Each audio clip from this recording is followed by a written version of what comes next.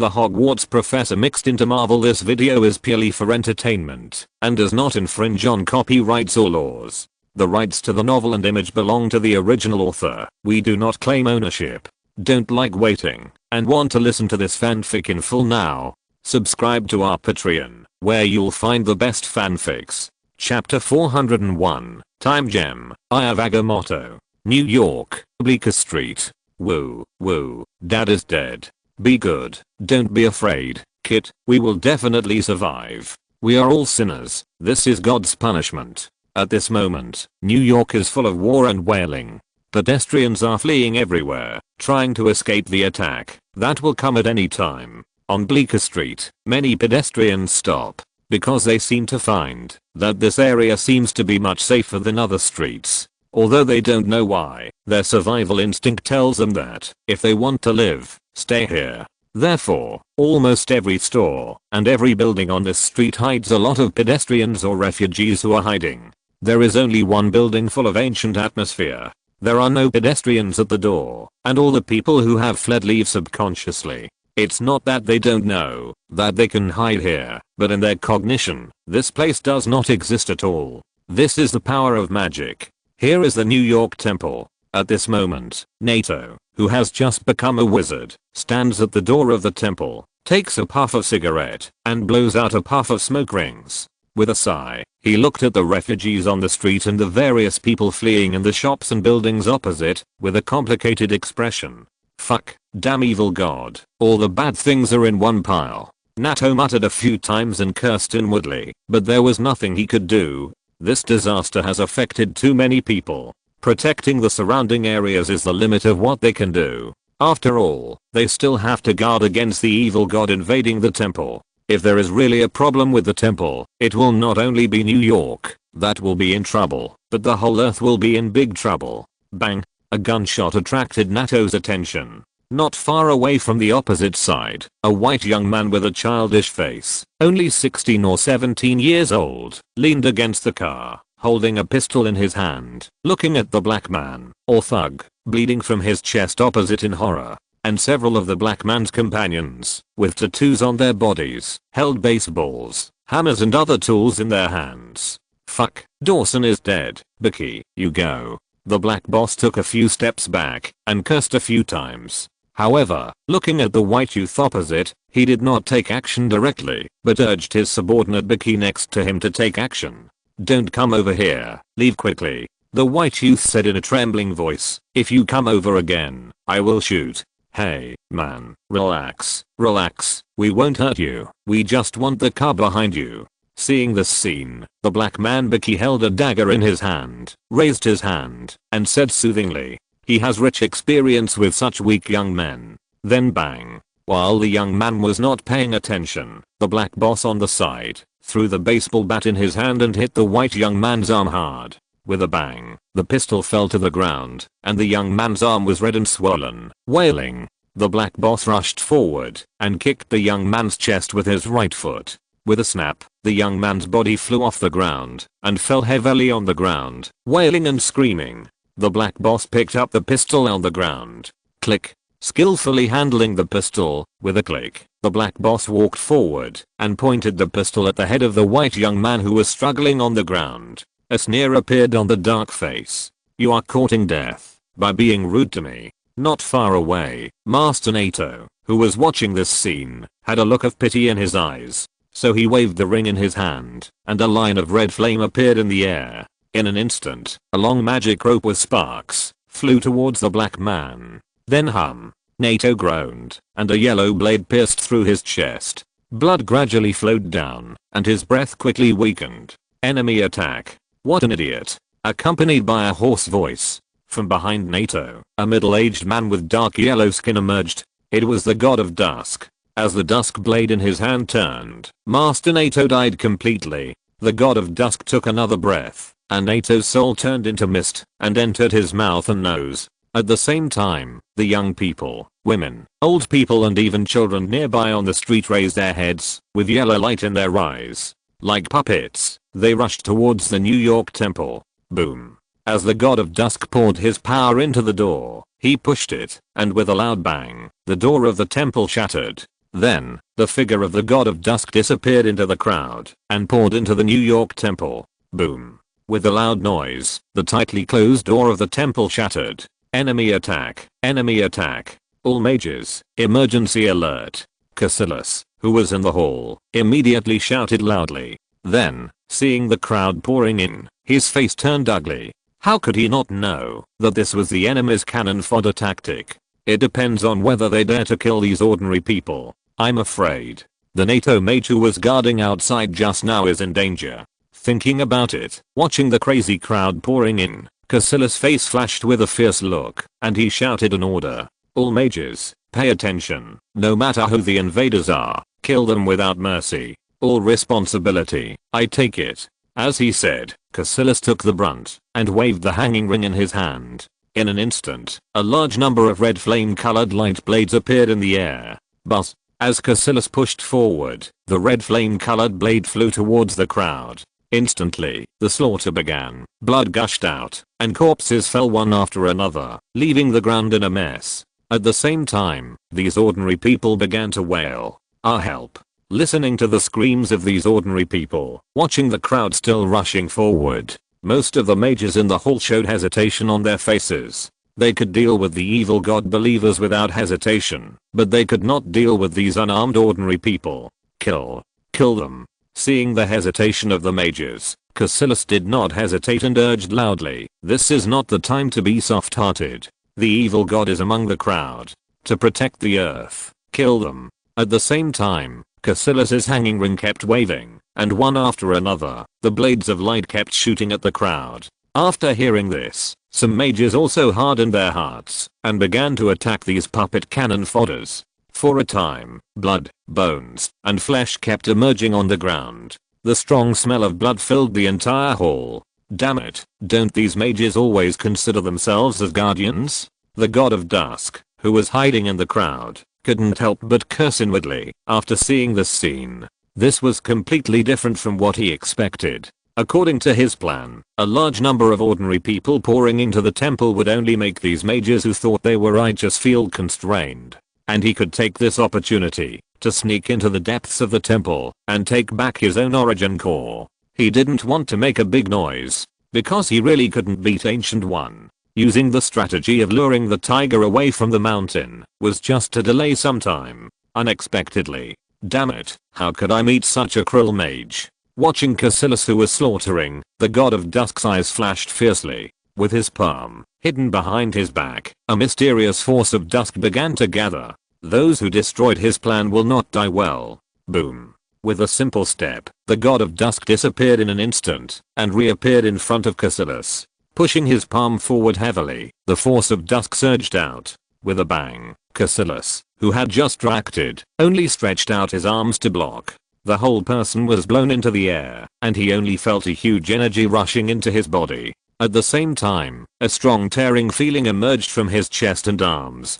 Puff. Blood mist spurted out of his mouth, and Cassilis collapsed on the ground, his arms drooping weakly, and his breath was weak. Looking at the half-dead Cassilis, the god of dusk sneered. The figure swayed and rushed to the depths of the temple. A guarding wizard died. If we don't hurry up, the Ancient One will come. The other wizard saw that Cassilis had problems and looked at the disappearing god of dusk. Their faces changed, and they quickly chased to the depths of the temple. At the same time, they shouted loudly, "Be careful, the enemy is rushing to the core of the magic circle.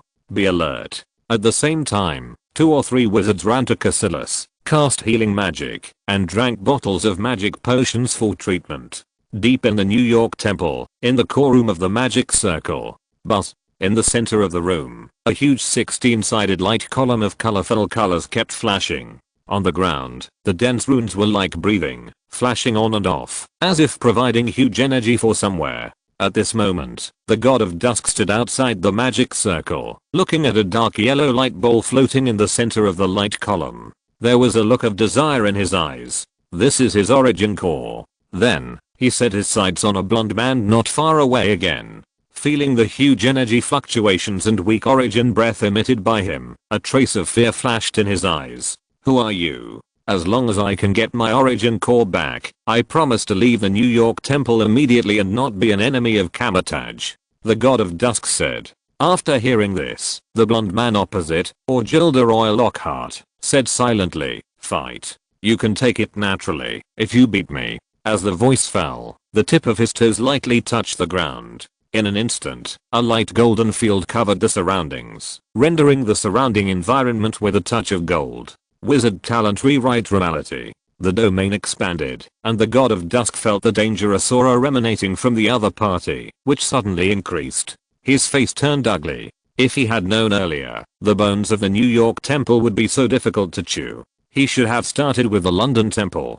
Gods cannot be greedy and cannot think that New York is easy to succeed just because New York is in chaos. Although he was thinking about it, the god of dusk's eyes gradually became cold and fierce. No matter who it was, whoever stopped him from taking back his origin core must die. But the god of dusk looked at the enemy in front of him who was blocking him, stepped forward, and a yellow light flashed, and his figure appeared in front of Lockhart in an instant.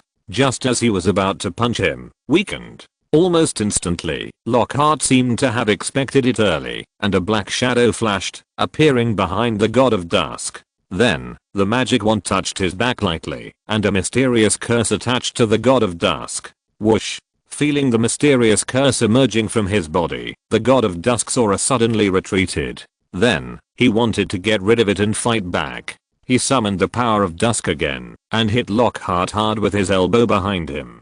But, blindness. Lockhart took a step to the right to avoid the elbow of the god of dusk. At the same time, he once again cast a curse on the god of dusk. He was afraid that he could not completely defeat the god of dusk in a one-on-one battle. He could only weaken him step by step. Darkness.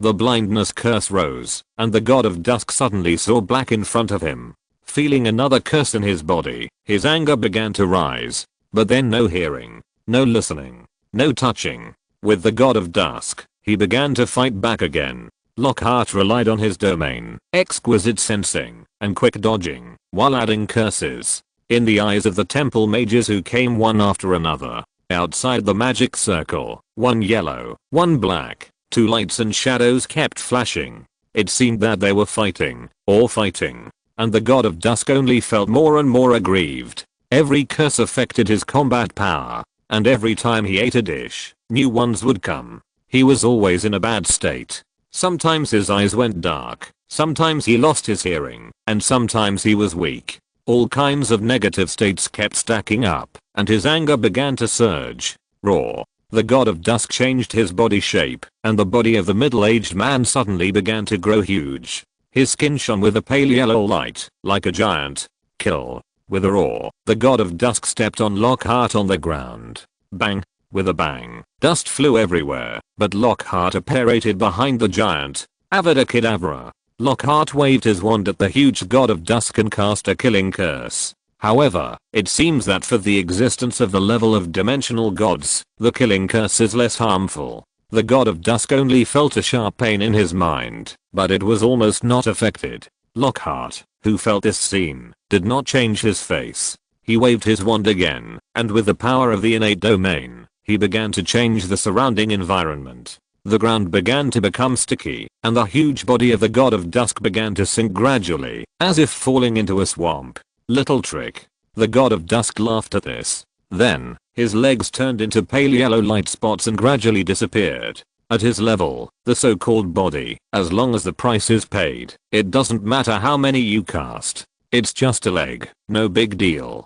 Then, he no longer cared about how Lockhart attacked him, but focused his eyes on the core light column of the magic circle, the pale yellow core of the origin. Bang. He punched hard and hit the defense on the surface of the magic circle. With a bang, the red flame-colored defense shield began to tremble. After Lockhart saw it, his expression became ugly. He was now far from these dimensional demons. Even if he was severely injured, it would be difficult for him to resist. But buzz. Lockhart held the hanging ring and crossed his hands in front of his chest. He made a strange gesture with his hands and slowly pulled them apart. In the eyes of everyone, a familiar necklace appeared on Lockhart's chest. Eye of Agamotto. At the same time, a green light began to flash. Time Stone. Time reverses. Chapter 402. Space-Time Cage. Battle between Thor and Loki. Deep inside the London Temple, the core of the magic circle, a huge 16-sided light column of colorful colors kept flashing, providing sufficient energy for the entire magic circle. Lockhart felt the majestic energy brought by the light column and secretly suppressed the shock in his heart. Like several other mages, he stood beside the Ancient One with a little respect. At this moment, the Ancient One looked at a dark yellow light ball floating in the center of the light column, and said in a flat tone, "Mephisto is currently spying outside. He has joined forces with Dormammu and other evil gods. So, I will temporarily stay in the London Temple, and keep an eye on Mephisto. Therefore, the New York Temple may be invaded by the evil god Ragnarok. So, now someone needs to support the New York Temple to prevent invasion." Hearing this, the other mages said, "Supreme Mage, let's rush to the New York Temple now."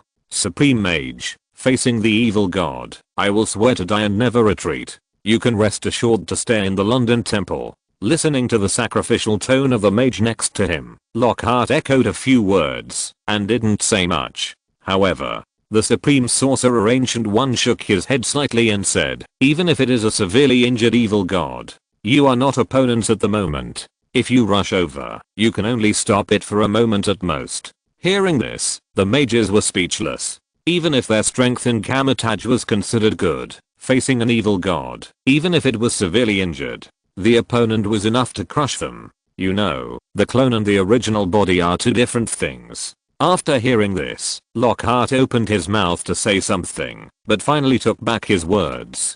The Supreme Sorcerer is the boss. No matter what the plan is, he just listens from the side. Although he feels that the reason given by the Ancient One has some loopholes. Then Lockhart, I have a task for you. The Ancient One crossed his hands, made a strange gesture, and then slowly pushed them away.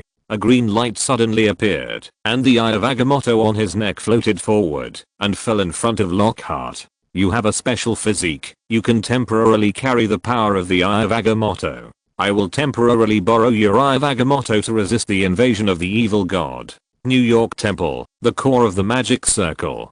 Damn it, how come you have the eye of Agamotto in your hand? The god of dusk cursed in horror. Lockhart looked at the god of dusk wrapped in green light, his face pale, because he used all his strength to push the eye of Agamotto. The wizard's talent was fully activated, and the magic power was consumed crazily. Space-time prison. No.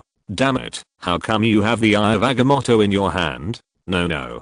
Damn it, how come you have the eye of Agamotto in your hand? As if time was constantly looping, the god of dusk began to struggle, but he hadn't struggled out yet. The state was restored to the short time when the man found the eye of Agamotto. An endless cycle began, memories were reset, and actions were restricted. It was like being trapped in a cage of time and space. The other wizards who rushed over were dumbfounded when they saw this scene, and walked forward, and asked in surprise, "Master Lockhart, how did you get the eye of Agamotto? Where is the Supreme Sorcerer?" Facing the many wizards who gathered around, Lockhart explained, "The Supreme Sorcerer is now in the London Temple, watching Mephisto and other evil gods, so it is not convenient for him to come. So let me bring the eye of Agamotto to support the New York Temple." Hearing this, the wizards opened their mouths to say something else. But Lockhart spoke again, "My mission has been completed. Now I need to bring the evil god in the eye of Agamotto to see the Supreme Sorcerer." As soon as the voice fell, Lockhart waved the wand in his hand, and opened the portal to the London Temple. Across the portal, was a Supreme Sorcerer Ancient One with a smile on his face. And Lockhart once again urged the eye of Agamotto to take the god of dusk into the portal.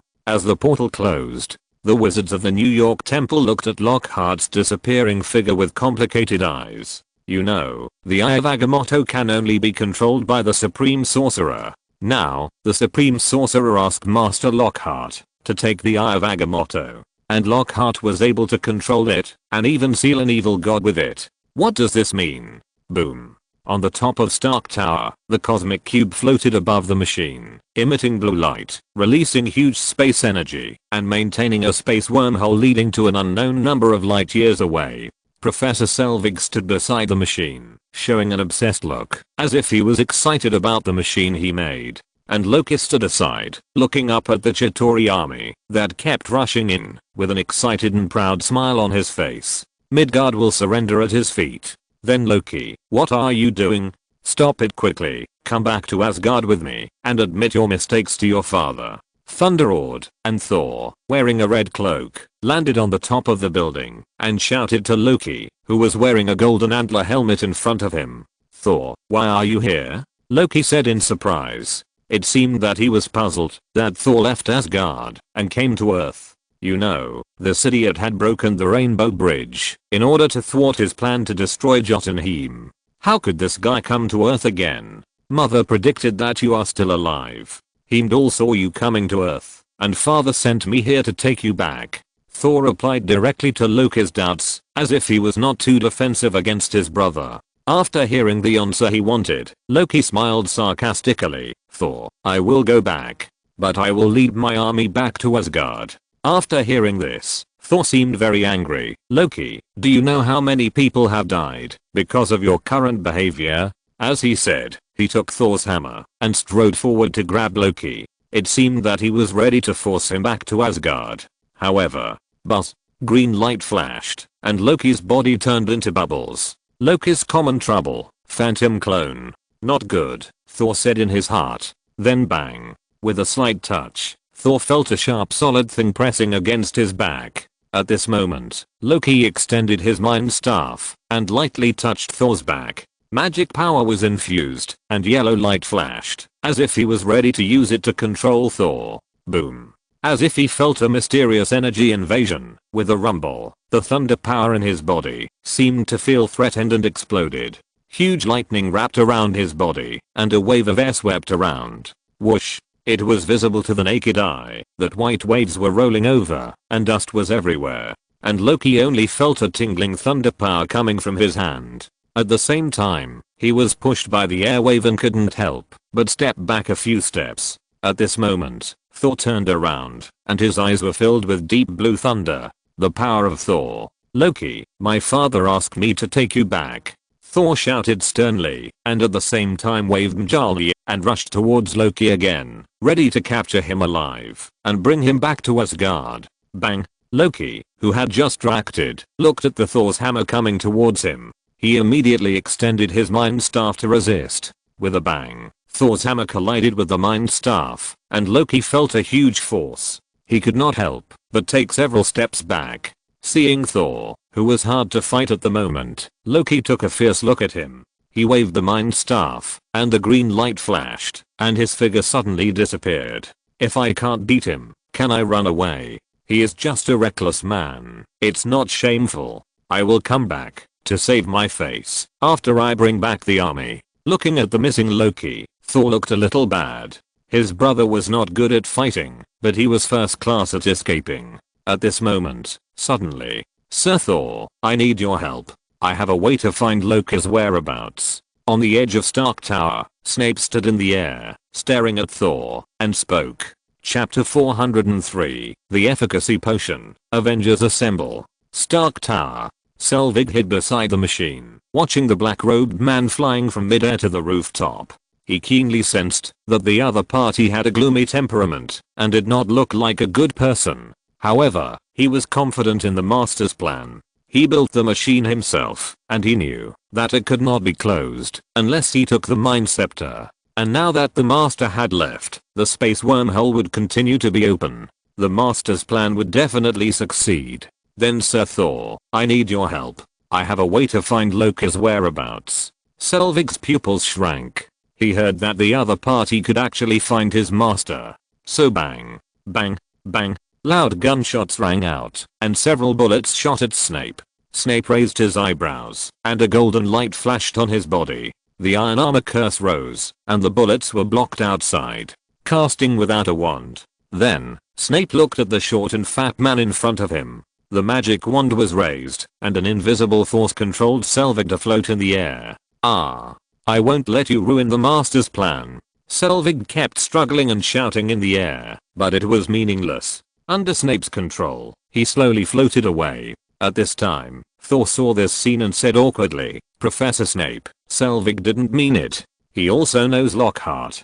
Selvig is still a good person, and has profound knowledge. Why did he do such a stupid thing today, and stay with Loki? After hearing this, Snape looked at Selvig, who was floating in front of him and struggling constantly, and said, I know, Lockhart told me. He is currently under mind control and needs to break the control. As soon as the voice fell, Snape stretched out his wand and lightly touched Selvig's eyebrows. Magic power surged and a white light flashed.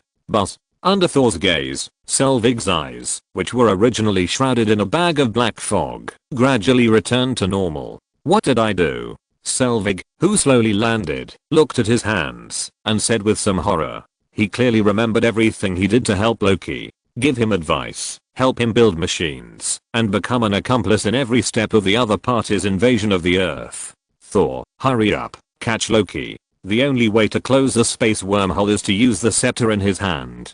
Selvig, who reacted, had no time to deeply regret and reflect on his behavior, and urged Thor beside him loudly. Any plan will retain certain countermeasures, which is his usual habit. After hearing this, Snape glanced at the cosmic cube next to him, and the machine below. Of course, there is also a protective shield with a blue glow. Wave the magic wand. The sharp edge is invisible. Boom. An invisible transparent blade hit the blue protective shield. With a thump, the protective shield was almost motionless. Feeling the energy intensity of the spell feedback, Snape fell into silence. The energy is so huge that it makes people feel powerless. Boom. Thor on the side did not completely believe Selvig's words. He waved Thor's hammer and replaced a large number of thunder machines with the protective shield. With a loud rumble, the thunder dissipated, but the shield remained the same. After a moment of silence, Thor said to Snape, Snape, you just said, if you can find Loki,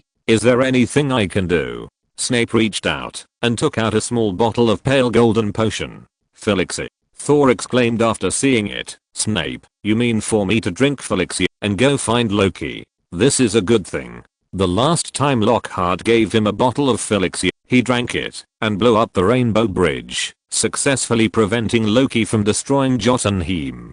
That feeling was amazing. After hearing what Thor said, Snape's face showed a trace of astonishment, and then a flash of realization flashed across his face. It must be Lockhart who gave the Thor in front of him the Felixie, otherwise it wouldn't be like this. However, he still nodded and said, you have a close relationship with Loki, and you know his living habits, and so on very well. Your drinking will be more effective than mine. He had just tried to track Loki, but found that many of his methods were easily blocked by the scepter in the other party's hand. In his opinion, the Felixie was most suitable for this purpose. As he spoke, the Felixie in his hand floated towards Thor under Snape's control. After Thor caught it, he drank it directly without hesitation. Whoosh! The cold liquid entered his throat, and a wonderful feeling surged into his heart. His various states felt extremely good. A smile from the heart, confident. I think we should go downstairs for a drink. Thor smiled and said confidently.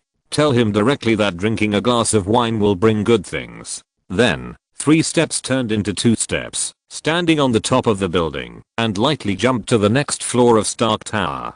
Snape saw it, raised his eyebrows, and said nothing. He still knew the effect of the Felixie. Following Thor, he flew down. Soon, we arrived at a balcony, and followed Thor in. The room was spacious, with a sofa and desk. Very exquisite. Not far away, there were a lot of red wines that looked very precious. White wines were placed on the wine cabinet, and there was even a small bar. It was Tony Stark's lounge. Thor walked to the bar with a brisk and confident step, took a bottle of white wine and a wine glass. He told him directly that many friends would come later. He poured a glass for Snape, and one for himself. Then he raised the glass to Snape, smiled, and drank slowly. At the same time, boom. Look, who ran into my lounge? Tony Stark flew in on the armor, and said to Thor, is my wine delicious? It tastes good. You have good taste. Thor smiled and praised. After hearing this, Tony looked at Snape on the side, and Thor, who exuded goodwill, hesitated for a moment, and said embarrassedly, of course, this wine has been treasured for at least 50 years. Then, he changed the subject and asked Snape, Snape, is there any way to close a space wormhole? I just went up and tried, but there was no way to destroy it. That Selvig said you have a way to find Loki and close the space wormhole. After hearing this, Snape pointed at Thor and said, catch Loki. Now it depends on him. Are you sure he has the leisure to drink at this time? Tony looked at Thor and said with disbelief, why do I feel so unreliable? At this moment, Thor was at the bar, took a bottle of Zo, poured another glass of wine, made an invitation gesture to Tony and Snape, and said, come on, have a drink, don't be in a hurry. My intuition tells me that we need to wait a little longer. Tony was surprised when he heard it, looked at Snape, and after seeing Snape nod, he hesitated for a moment and chose to believe it. So he walked to the bar, picked up the glass of Zo, and said, Thor, your name is Thor, right? How do you know I like to drink Zo? My intuition tells me. Thor smiled and said confidently, come on, let's have a drink. Bang. The glasses clinked together, and the two drank the wine in their glasses. Roar. Hulk. At the same time, a loud roar came from outside the window. Accompanied by a sound of climbing, the Hulk ran in from the balcony. Then, not long after, Natasha and Hawkeye flew in on a stolen mechanical flying car. Captain America Steve followed behind. Avengers, assemble. Chapter 404 Thor in control of everything. After drinking the Felixia, Thor felt that the world had become so wonderful. Everything was just right, as if he was in control of everything. Even when he looked at the Iron Man in front of him, and a green-skinned giant following behind him, he was not surprised at all. At this moment, Thor was calm and confident, mixed with appreciation and praise for everything in the world. His intuition told him that good things would happen if he stayed with these people. Hello, I'm Thor, the eldest prince of Asgard. This time I'm here to capture Loki and bring him back to Asgard to be punished. Thor introduced himself with a smile and kindness. Iron Man Tony, Hulk, Black Widow, and Captain America Steve looked at Thor, who was confident and masculine in front of them. They looked confused, as if they didn't quite understand what the other party was saying. But they could feel the kindness in the other party's words. Thor said again, now, we are comrades. Stopping Loki, closing the space wormhole, and protecting the Earth are our common goals. I believe that, as long as we work together, we will be able to capture Loki. Hearing this, Tony was about to sneer. However, Thor looked at Snape on the side and said, Lockhart and I are good friends, and Professor Snape also knows me. We have a way to find Loki's trace. Intuition told him that this was the most appropriate way to speak. When Tony heard this, he immediately took back the words he was about to sarcastically say, and then also set his eyes on Snape. Snape nodded lightly and said, Thor is right. He knows Lockhart, and he has the highest probability of finding Loki. Snape knew Thor's performance at this time. After drinking the Felixia, it was like hugging the thigh of the goddess of luck. People become confident and excited, and their behavior will also change significantly. But all the actions taken will definitely lead to the ultimate goal. Thor, I know you. The situation has deteriorated. We can't waste any time now. Tell us quickly how to capture Loki. Natasha, the Black Widow, couldn't help but urge. She had met Hawkeye before, fought with Hawkeye, and finally awakened Hawkeye through some methods. But she also learned about Loki's conquest plan from Hawkeye. Now, she only felt that time was getting tighter and tighter, and the Earth was in danger. Relax, relax. Thor said, to capture Loki, we need the cooperation of all of us. My intuition tells me that first of all, we need you, Iron Man. I need a map of all the floors of this building. Hearing this, Tony's face showed an unbelievable look, and he inexplicably felt that this man was a liar. At this time, Thor set his sights on Snape. His intuition told him that Snape would help him. Sure enough, Snape noticed the change in Thor and Tony's expressions and said, Tony, you can trust Thor. Now I believe he is the fastest way to find Loki. Hearing this, out of trust in Lockhart and Snape, Tony pondered for a moment and called Jarvis, unfold the floor structure diagram of Stark Tower. As soon as the voice fell, a gentle and heavy male voice appeared in everyone's ears. Okay, sir, it's opening. Buzz. A subtle buzzing sound flashed, and 4 Red Bulls flew out from the side of the lounge. They flew in front of everyone and then turned, flashing blue light. A projection entered the tiers. Looking at the miniature Stark Tower in front of him, and the projection layout of each floor, Tony said to Thor, this is what you need. Tell me, where is Loki? His expression was calm, but his heart was stained with a touch of anxiety. As time passed, Loki's behavior had an increasing impact on New York. Thor did not hesitate, pointing to the blue projection of the building in front of him, and said, "Just tell me, we need to divide the work and cooperate." As he spoke, his finger moved slightly on the projection, and Thor continued, "Now, we need to stay on the 8th, 9th, and 12th floors of the building. Mr. Iron Man, you'd better go to the 12th floor." Thor pointed at Tony and then said to Natasha and Hawkeye, "You two need to go to the 9th floor. Pay attention, it's best to stay together all the time, and never separate." Finally, he said gently to the Hulk, "Mr. Giant, it's perfect for you to go to the 8th floor. The balcony is a good place, you can stay for a while." After hearing this, the Hulk scratched his head. He could feel Thor's sincerity and kindness from the bottom of his heart. So, he didn't know how to refuse, and finally nodded to show that he understood. After hearing this, Tony on the side said in a dissatisfied tone, "First of all, my name is not Iron Man, I'm Tony Stark. You can also call me Iron Man. Secondly, let's not discuss the task you gave us first. Tell me why you did it. Give me a suitable reason, and I will believe you." Although Thor's tone and attitude were very good. But who is Tony Stark? He has always been the one who asked others to do things. Why is it someone else's turn to command him to do things today?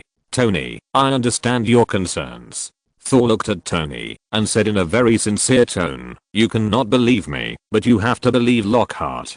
I can't explain the specific reasons, but this is magic. He told me that the plan I proposed will eventually bring good results." His intuition told him that he could quickly gain the trust of others by bringing up his good friend Lockhart. After hearing Lockhart, Tony's mouth twitched, and he wanted to say something, but in the end he swallowed it back. He still trusted Lockhart. Moreover, he was only in the initial stage of magic hunting. Maybe it was really so magical. After hearing this, Natasha, Hulk, Hawkeye, and Steve did not reject it at all. They still believed in Lockhart. After Thor's words, the gap and distrust between the people were reduced a lot. At this moment, Thor opened his mouth again and pleaded, "Everyone, please believe me, as long as we work together, we will definitely be able to capture Loki." In response, Tony nodded, indicating that he understood, and flew downstairs in the mecha.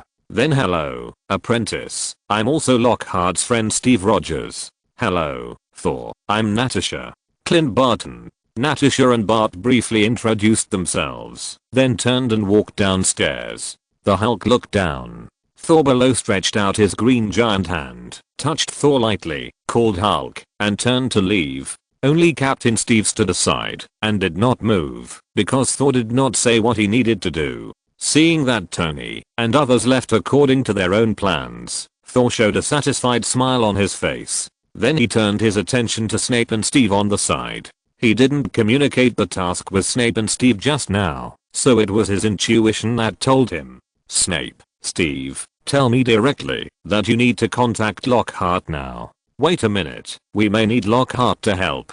If he doesn't come, something bad will happen." Snape carefully wrote down what Thor said and prepared to contact Lockhart to report the situation. After drinking the Felixia, no matter how unreasonable or unreliable the behavior is, you must trust it. Because this is the experience of the wizarding world for thousands of years.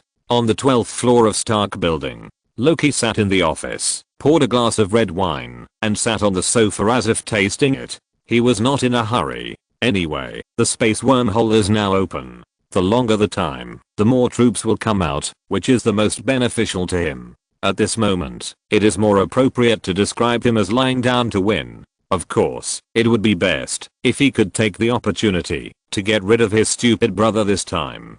The eldest prince is gone, so he, the second prince, is naturally the best candidate to inherit the position of God King. Not to mention that he has conquered Midgard. He will definitely be admired by all Asgardians. In his mind, he saw himself standing on a high platform, wearing a crown, and holding up the eternal spear Gungnir. Thinking of this, Loki couldn't help but curl his lips, and his whole body couldn't help but tremble. This feeling of a beautiful dream coming true is really the best. Then bang.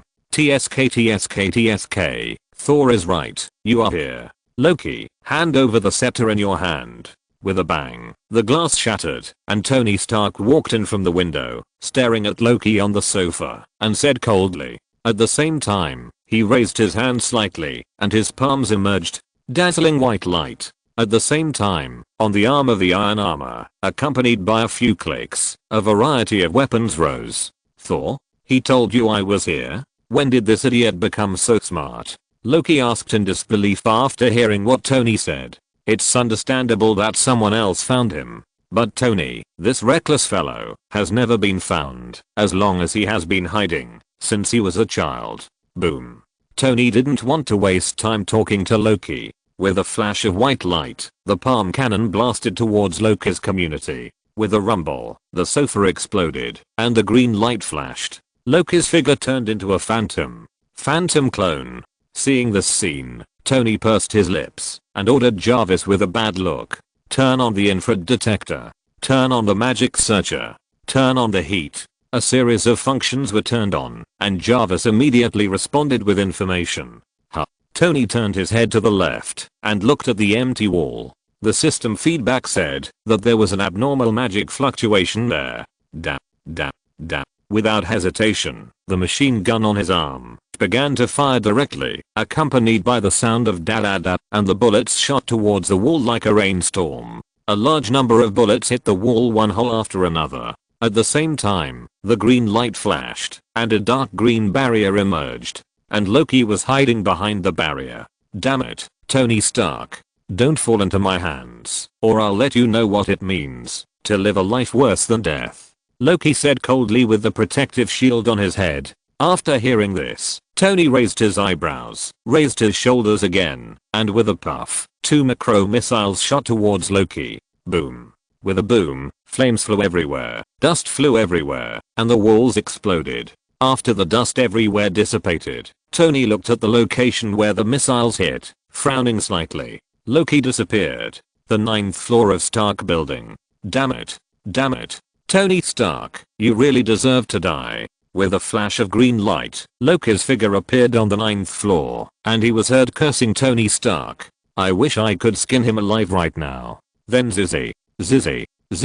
Loki, who had just been teleported, hadn't reacted yet, and saw 4 black arrows shooting around. Then, electric current flashed, energy increased sharply, and the space began to become chaotic. Random air arrows. As the name implies, it is equipped with a macrospace interference device, which can interfere with space transmission to a certain extent. It is a special version of Hawkeye. When Loki felt the chaos in space, his face became ugly. With the cosmic cube, he is naturally not afraid of this degree of chaos. But the cosmic cube is not at hand, and in the field of space magic, he can only be regarded as a half-full bottle. At this moment, Hawkeye and Natasha looked at each other, and were very excited about the sudden appearance of Loki. It was really a coincidence. Not long after they arrived at the 9th floor, Loki came out, and in person. I have to say that this Thor is too amazing. Could it be that this god of thunder and lightning also has a job like fortune telling? When Loki's teleportation ability was restricted, Hawkeye was not polite and directly drew his bow and started shooting. He was angry from the bottom of his heart for this enemy who controlled him. Boom. Several explosive arrows shot at Loki in succession. Loki waved the mind scepter in his hand, and a pale golden protective shield appeared in front of him in an instant. After seeing this, the Black Widow Natasha on the opposite side did not hesitate, and started shooting crazily with a gun. Natasha, be careful, don't touch the scepter in Loki's hand, it's very dangerous. Be careful, he will swing the scepter every time he casts a spell. Dap. Facing the hail of bullets again, and feeling the continuous loss of energy from the protective shield, Loki's expression became ugly. It was really unlucky. He encountered an enemy during the space teleportation. Moreover, one of the enemies was his former subordinate. The other party knew his methods very well. It was really unlucky. Thinking of this, Loki waved the scepter, thickened the protective shield again, and then slowly retreated backwards, preparing to push it to the balcony to escape further. The space here was chaotic, let him leave, and he could teleport nearby. Otherwise, if he didn't hurry up and leave, the Iron Man just now, and his stupid brother would come. Soon, Loki moved to the French window. With the protective shield, he waved the scepter at the glass. A red light flashed, and with a click, the glass shattered. Seeing this, Loki looked at Natasha and Barton, who were constantly shooting arrows at him. He once again threatened, "After I conquer the earth, I will make you two wish you were dead." As soon as he finished speaking, he jumped down. Then, snap. Loki was on the balcony on the 8th floor, and across from him was the curious Hulk. Hulk was startled when he saw Loki suddenly appear, but after reacting, he stretched out his hand and pinched Loki like a bug and held him in front of him, looking at the culprit in front of him curiously. "Damn it, let me go quickly. I'm the second prince of Asgard. You brainless giant, if you don't let me go, be careful that you will be tortured in the future." Feeling the world spinning, the whole person was lifted up like a small pet. Loki's face became extremely bad, and his anger soared. It was the first time he was insulted like this. "I'm a great god, giant, you should submit to me. Now I order you to let me go. Otherwise, you, your family, and your soul will be tortured endlessly after death." Hearing Loki's crazy words after being caught, Hulk's face turned bad, and even anger emerged. He couldn't stand threats the most. Then Loki was picked up by the legs by the Hulk and beaten repeatedly on the ground. Snap, snap, snap.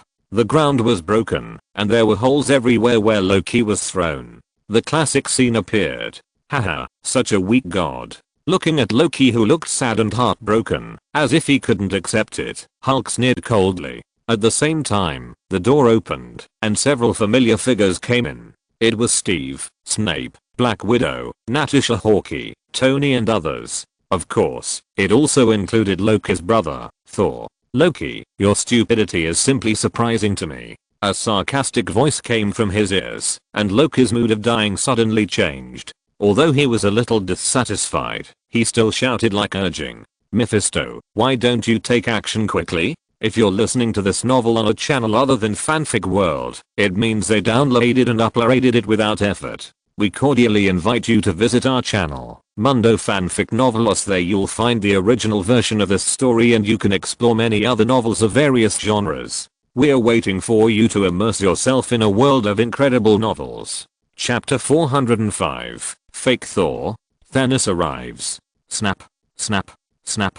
Are you sure this Loki is Odin's biological son? Mephisto was hiding on the side, watching Loki being dragged by the Hulk by the legs and thrown back and forth repeatedly, and the corners of his mouth twitched. He doubted whether he was in an illusion now. This Loki was the second prince of Asgard after all, and it was fine if he couldn't beat Thor. How could he not even beat a Hulk who only knew how to use strength? He was also going to use a Mind Scepter and the Cosmic Cube in Loki's hands to further tear apart the defenses outside the Earth. As a result, it seems that I have to bear everything. Mephisto sighed and set his eyes on the Mind Scepter in Loki's hand. Loki was not stupid in this regard. Cast magic to temporarily bind the scepter to himself, otherwise the scepter would be taken away directly by the Hulk. Unfortunately, if Thanos hadn't changed his mind, Mephisto and Loki would have communicated a few words. Then Mephisto, why don't you take action quickly? If you don't take action, don't blame me for telling them your location. And don't even think about using my Mind Scepter. Loki may not be good at other things, but he is very proficient in conspiracy and trickery. He immediately grasped the key point of Mephisto. What is this called? He is not good at anything, but he is the best at internal fighting. Mephisto couldn't help but complain. However, his hands did not slow down, and he waved his hands gently. A dark magic power surged out, and Loki lying on the ground was instantly sucked away. At the same time, Mephisto's figure emerged. At this time, Thor, Steve, Snape and others had just arrived. Thor saw this scene, and his expression was not surprised, or the effect of the Felixy had not disappeared. He whispered to Snape on the side, "Contact Lockhart and let him come out. We need him." Then, he threatened Mephisto, "Mephisto, this is our Asgard's business. I was ordered by my father to bring Loki back. If you get involved again, I, in the name of the future heir of Asgard, will declare war on your hell. I believe that the Asgard warriors will not miss this hearty battle. And your hell." Hearing what Thor said, Mephisto's face showed a hint of surprise. Look, is this what Thor said? Pulling the tiger's skin, pulling the big flag, threatening one after another. What happened today? Loki, who is good at conspiracy, has become so stupid. Thor, who is known for being a reckless man, has become so scheming. Loki, are you sure he is your brother? Mephisto whispered secretly, revealing a hint of doubt in his words. It's not someone else who has changed. He had seen Thor, the eldest prince of Asgard, before, and he was a little different from his impression. No, they are completely two different people. Loki, on the other hand, looked at Thor, who was full of confidence, with a look of doubt. Like Mephisto, this was the first time he heard these well-organized words from Thor. According to his impressions, Thor should have just come up with his hammer to fight. After carefully feeling and repeatedly confirming the familiar thunder aura emitted by the other party, he slowly nodded. Yes, it's Thor. Mephisto, I can't stop you from doing anything now, but you must not drag Loki with you. Otherwise, this is your provocation to Asgard. I, Thor, the god of thunder, Odin, the king of gods, and Frigga, the queen of heaven, will not let you go. You don't want to be targeted by all the gods in Asgard, do you? Hearing Thor's threatening words again, Mephisto was a little speechless. He was indeed afraid of Asgard, or Odin, the king of gods. But he didn't dare to take action. Of course, it would be best to find a reason. At this moment, buzz. A red flame-colored transmission light circle emerged, and Lockhart walked out of it. Lockhart, you're here. Mephisto, you'll take care of him. Loki, I'll take care of him. Thor said confidently after seeing Lockhart. Lockhart took a look, and observed Thor's changes in demeanor without saying much. Snape told him about Thor drinking the Felixir. The effect of the Felixir is indeed very good. However, there is a disadvantage, which is that it is easy to make people too conceited. Just like Thor now, he feels a little floating. Mephisto, the supreme sorcerer invites you. Lockhart said to Mephisto lightly. At the same time, the tip of the wand in his hand began to emit a faint pure white light, exuding a strong magical aura. It seemed to warn Mephisto. Loki seemed to feel that Lockhart was not easy to deal with, so he picked up his mind scepter. The magic power was infused, and the gem on the top of the scepter emitted a light golden light, and a mysterious aura quickly came. It seemed to be fighting against Lockhart at this moment. Loki knew very well that it was the best choice for him to join forces with Mephisto now. Loki, come back to Asgard with me, Thor said softly, as if he was worried about Loki's rejection. The Queen Mother misses you. Hearing this, Loki's breath stagnated. Whether Odin was good to him or not was another matter, but the Queen Mother Frigga was really very attentive to him. The Queen Mother will be very sad when she sees this. Thor continued. It seemed that he knew Loki's weakness. She also wants to be proud of you. The Queen Mother did it specifically for you. Don't say it. Loki interrupted angrily. Who are you? You are definitely not Thor. Thor now seemed to have seen through the devil in his heart. Every word hit his pain point. Thor couldn't do it, or rather, the other party was a fake, but it was just perfect. Once the idea emerged, it was deeply rooted. So he waved the spiritual scepter in his hand, and a light golden blade of light shot out from Thor. Snap. After seeing it, Thor threw the blade of light out of Thor's hammer without hesitation. In an instant, the surface of Thor's hammer was dark blue with thunder. With a snap, the blade of light was smashed, and then returned again. Loki's behavior seemed to have triggered the fuse of the trembling. The next moment, Lockhart aimed at Mephisto and waved his magic wand. The sharp blade shot towards Mephisto. Mephisto raised his palm slightly, and a black mist appeared in front of him. In an instant, with a puff, the black mist engulfed the invisible blade. The next moment, click, click, click, Lockhart waved his magic wand, and the majestic magic power quickly spread around. At the same time, there was a snapping sound like a mirror space. Suddenly, Tony, the Hulk, Steve and others who had just reacted, found that the surroundings were suddenly quiet. The sound of gunfire outside, to resist the invasion war, suddenly disappeared, as if entering a new world of silence and no one. At the same time, Lockhart waved his magic wand, to control the changes in the entire mirror space. Click, click, click. Each floor of the Stark building began to change layer by layer. The upper floors seemed to be split apart, automatically split into two halves, and then twisted outward. In the eyes of everyone, a huge circular platform emerged. Mephisto looked at the changes in the space with interest, without moving, as if he didn't care. But Lockhart was not soft-hearted. He waved his wand continuously, and in a blink of an eye, various spell beams shot at Mephisto. Bang, bang, bang. The black mist in front of Mephisto began to rotate continuously with his thoughts, presenting a vortex shape, like a black tornado. Swallowed up all the large amount of spells that came towards him. Whoosh. The wind was howling, and the black tornado was getting bigger and bigger. Lockhart felt that a huge suction force was constantly coming from the front. Roar. Hulk. It seemed that he was provoked by the black tornado, or that he was ignored by Mephisto. The Hulk roared, then waved his fist, and rushed forward against the black tornado. At the same time, Lockhart and Snape on the side also waved their wands one after another and attacked Mephisto. Tony and others cooperated with Thor to besiege Loki. Bang, bang, bang. Several macro missiles rose from Tony's shoulders, accompanied by a wave of white air, and fell to the chicken coop. After Loki saw it, his face changed slightly. He knew the power of these missiles last time. Then bang. Loki dropped his scepter heavily to the ground, accompanied by a bang. Layers of golden shield suddenly appeared in front of him, covering the surroundings. Boom. The missiles collided with the shields, and exploded with a bang. A wave of air and flames suddenly spread around. The besiegers had to retreat a few steps later. As the dust around them gradually fell, a slightly dim golden shield still stood upright in front of Loki, protecting his safety. This made Tony dumbfounded. Being hit by a missile, he was still unscathed. This magic is amazing. When Thor saw this, he did not hesitate, raised Thor's hammer, and called for violent and powerful lightning. He hit the golden shield floating in front of Loki. Crack, crack, crack.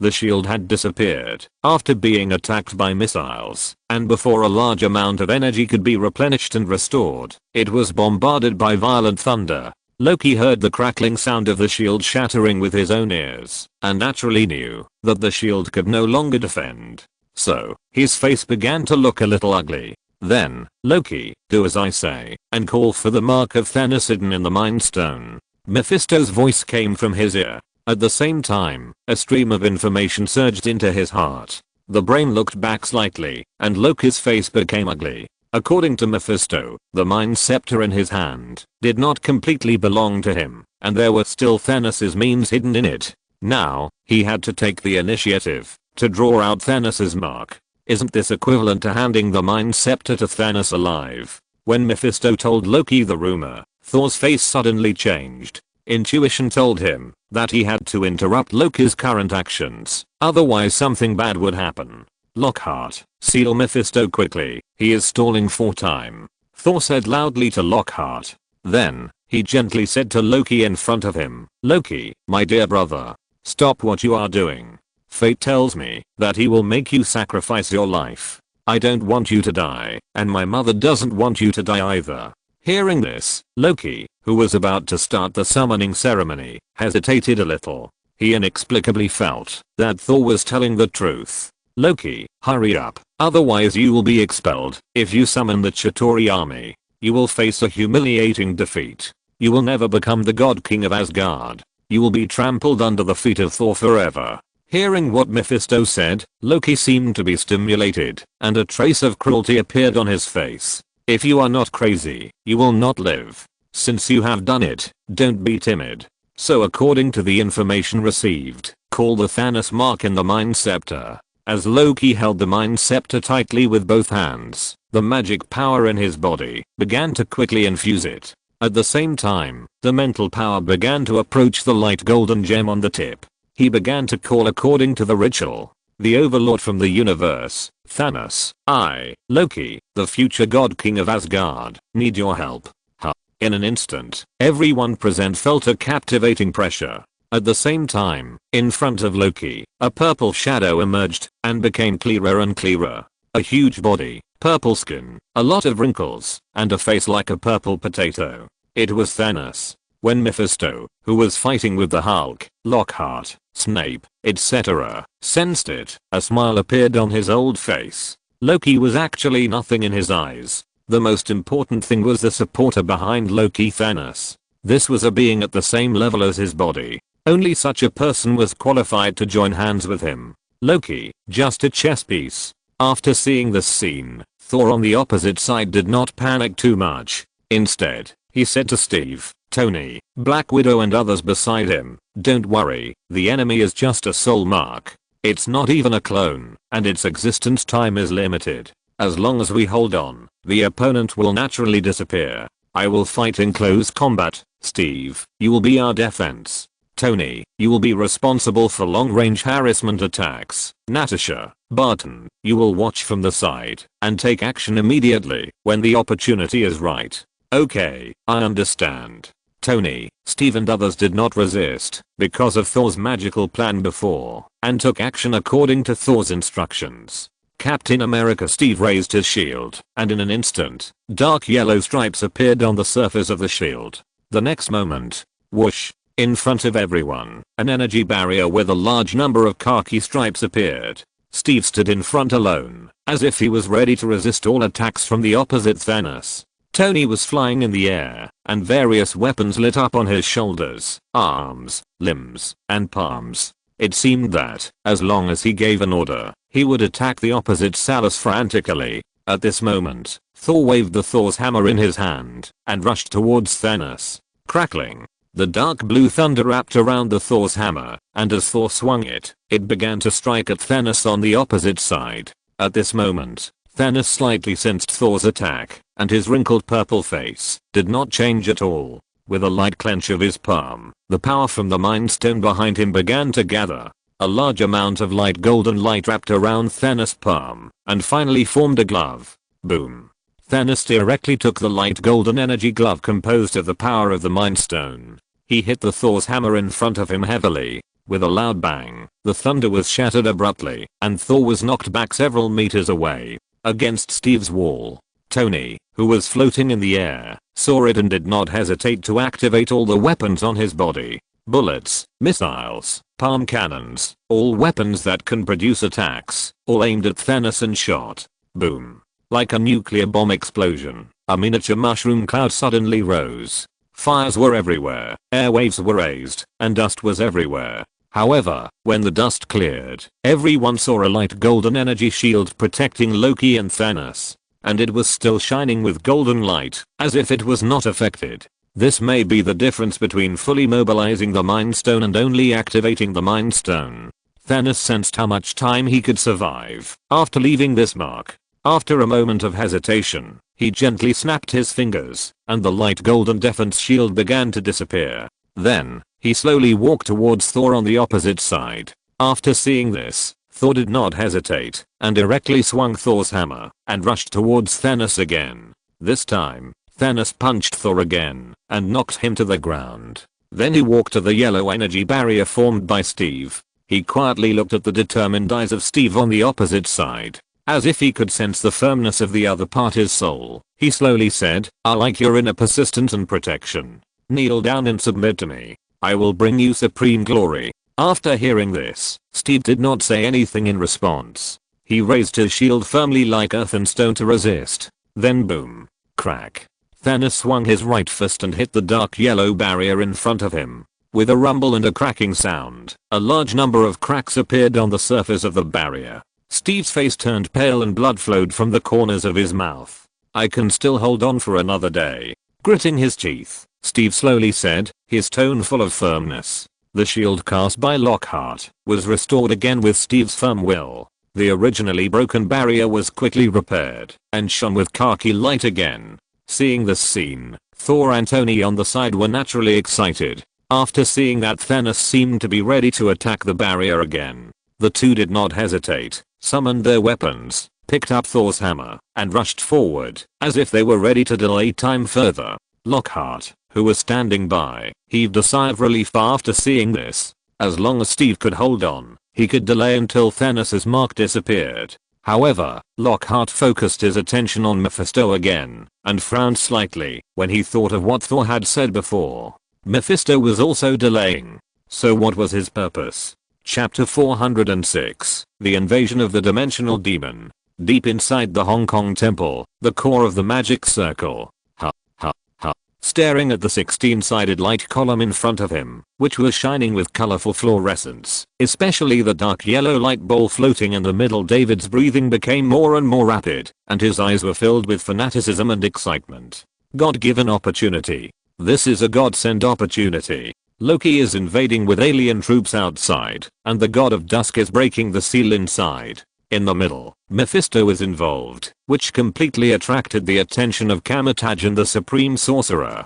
And I, relying on my identity as a Kamar-Taj wizard, have hardly encountered too many obstacles and successfully occupied the Hong Kong temple. And it has hardly aroused any suspicion. After all, their current contract with Vishanti has not disappeared, and there are almost no flaws in all aspects. With thoughts flashing, David took several deep breaths in a row to calm himself down. Staring at the dark yellow ball of light floating in the center of the light column, he turned around and looked at more than 10 companions who were also excited and shouted loudly, "Disperse, set up the formation, and absorb the core of the origin. Success or failure depends on this game." As soon as the voice fell, more than a dozen mages quickly moved around and stood at the core points of the magic circle on the ground. Then, everyone reached out and took out a bronze long stick with extremely complex carvings. Dang, dang, dang. With the sound of dang dang, more than 10 magic sticks fell heavily on the core points of the magic circle. The next moment, magic power poured in crazily. The long sticks kept flashing green and yellow light, and it became brighter and brighter. The energy fluctuations became stronger and stronger, exuding a mysterious atmosphere of destruction and depletion. At the same time, the magic circle on the ground suddenly lit up with red light, as if resisting something. The faces of the more than 10 mages who cast spells began to become serious, and vaguely, sweat broke out on their foreheads, as if it was difficult to hold on. At this moment, the red light and the green yellow light were entangled with each other, neither of them giving in. At the same time, David stretched out the hanging ring in his hand and aimed it at the increasingly dim 16-sided light column in front of him. To be precise, it was the dark yellow light ball floating in the middle, the origin core of the god of dusk. Whoosh! As David swung the hanging ring, one after another red flame-colored ripples sank into the light column. Then he infused magic power and absorbed it madly. The dark yellow origin core began to tremble slightly. At the same time, more than 10 mages around increased their magic power infusion and suppressed the magic circle. It was visible to the naked eye that the dark yellow origin core began to move slowly towards David. Whoosh, whoosh. The wind was blowing, the energy was frantic, and all the mages present tried their best and gritted their teeth to hold on. Finally, buzz. As if struggling for the last time, a huge energy ripple suddenly erupted with the light column as a core. It made David and other mages tremble and almost couldn't hold on. But in a flash, the origin core broke away from the light column. The fluorescence dimmed, and the originally powerful energy fluctuations of the magic circle disappeared. In the eyes of everyone, a deep yellow ball of light floated in David's hand. "David, we succeeded. Success. Finally succeeded." Seeing this scene, the mage behind him was filled with ecstasy and shouted excitedly. And David, obsessed with looking at the origin core in front of him, nodded slowly and couldn't suppress his excitement in his words. "Yes, we succeeded." Then, he quickly took out a special purple patterned wooden box and put the deep yellow origin core into it. Turning around, he said, "Let's go." We retreat to the safe house. Next, let's enjoy the upcoming chaos. After hearing this, everyone nodded in unison, and they waved the hanging ring in their hands very tacitly, outlining a portal and entering it. But, as the last red flame portal disappeared, the space suddenly became dark. Only a residual voice of David was left echoing. "Next time, I will come back as a supreme mage." Outside the earth, the nearby latitude void.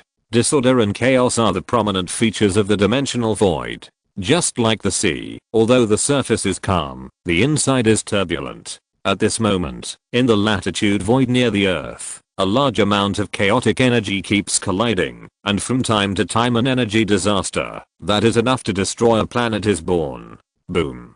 The colorful energy collided again, accompanied by a loud bang, and the colorful energy vortex suddenly rose, and then collapsed quickly, stirring up a huge energy turbulence. Although it collapsed quickly, the impact of the disaster did not decrease but increased. This energy turbulence spread to thousands of miles in radius and continued to spread outward. However, when this huge energy turbulence touched a certain light blue bubble, a golden light flashed, and then a large number of light golden stripes appeared on the surface of the bubble, forming a slightly larger light golden light ball on the periphery, covering the bubble, as if adding a layer of armor to the bubble. This layer of light golden light ball remained motionless in the vast energy turbulence, and it flickered, as if it was absorbing the energy from the energy turbulence and replenishing it. Mephisto, how is the progress now? Looking at the huge magic defense array covering the entire earth in front of him, the incarnation of Dormammu, dressed in a black robe, asked Mephisto calmly. At the same time, the evil gods of chaos, killing, hell and other dimensions beside him also set their sights on Mephisto, waiting for the other party's answer. After all, this time, it was Mephisto who took the lead in establishing the Invasion Alliance. Don't worry, everyone, the plan is going well, wait patiently. Feeling the news from the clone, Mephisto said with a smile. Hearing this, the evil gods nodded slightly. They don't want to return empty-handed. After all, it is said that the possibility of success this time is very high. Most of them have descended in their original bodies to establish an advantage. Everyone, don't think I'm being long-winded. I emphasize again that, if we don't solve the Ancient One, we will only return empty-handed. So, let's work together to solve the Ancient One first, and then talk about the distribution of benefits later. Mephisto emphasized again. Of course, Mephisto, you are right, I support you. Yes, if we don't get rid of the Ancient One, how can we divide the earth with peace of mind? Dormammu, Chaos and other evil gods expressed their affirmation and support. After hearing this, Mephisto nodded in agreement and did not continue. Instead, he stared at the pale golden top defense magic circle covering the earth in front of him. Suddenly, in the eyes of Mephisto and others, the defense shield that originally shone with pale golden light suddenly darkened on the west side, and a black spot suddenly appeared, and then spread rapidly, as if it had suffered a major loss. But soon it began to shrink again, as if there was energy replenishing and repairing around it. However, at the moment, when the black spot appeared, a group of dimensional evil gods did not even say a word, and they attacked together in tacit understanding. I saw that a huge attack of destruction, chaos, and killing attacked the location of the black spot. Then, click, faintly, a cracking sound came. Mephisto and his evil gods showed ecstasy on their faces and rushed towards the shattered place at the same time. Only a faint residual sound was left at the place. Go, plunder the earth, and kill Ancient One. London Temple, the core of the magic circle. Ancient One sat cross-legged in front of the colorful fluorescent light column, without any movement, just closed his eyes and meditated. However, the moment David took out the core of the origin, as if sensing something, Ancient One opened his eyes, sighed, and murmured to himself, finally here. Then, his tone changed, with a hint of coldness. Since you are here, don't leave. Chapter 407, Ghost Rider blocking the door. Mirror space, Stark Tower. Thanos retracted his fist through the dark yellow energy barrier in front of him, staring at Steve, whose face was pale and blood was flowing from all 7 orifices, and said slowly, "Your name is Steve Rogers. Very good. I remember your name. I hope to see a stronger you next time we meet." Then, he turned to Loki behind him and said coldly, "Loki, when it comes to disappointment, you really never disappoint people." After the voice fell, he glanced coldly at Iron Man Tony, who was attacking again, and ignored him directly. Then, the purple right hand stretched forward. Suddenly, the Mind Scepter in Loki's hand flew into Thanos' hand. Then, Thanos threw it to Mephisto again, and said lightly, "Mephisto, I promised you, I have done it. Don't forget what I want." The voice fell, and then, but, the huge purple body turned into a phantom and disappeared. At the moment, when the Mind Scepter flew from midair to Mephisto, bang, I saw a Thor's hammer wrapped with a lot of thunder rushing towards the Mind Scepter.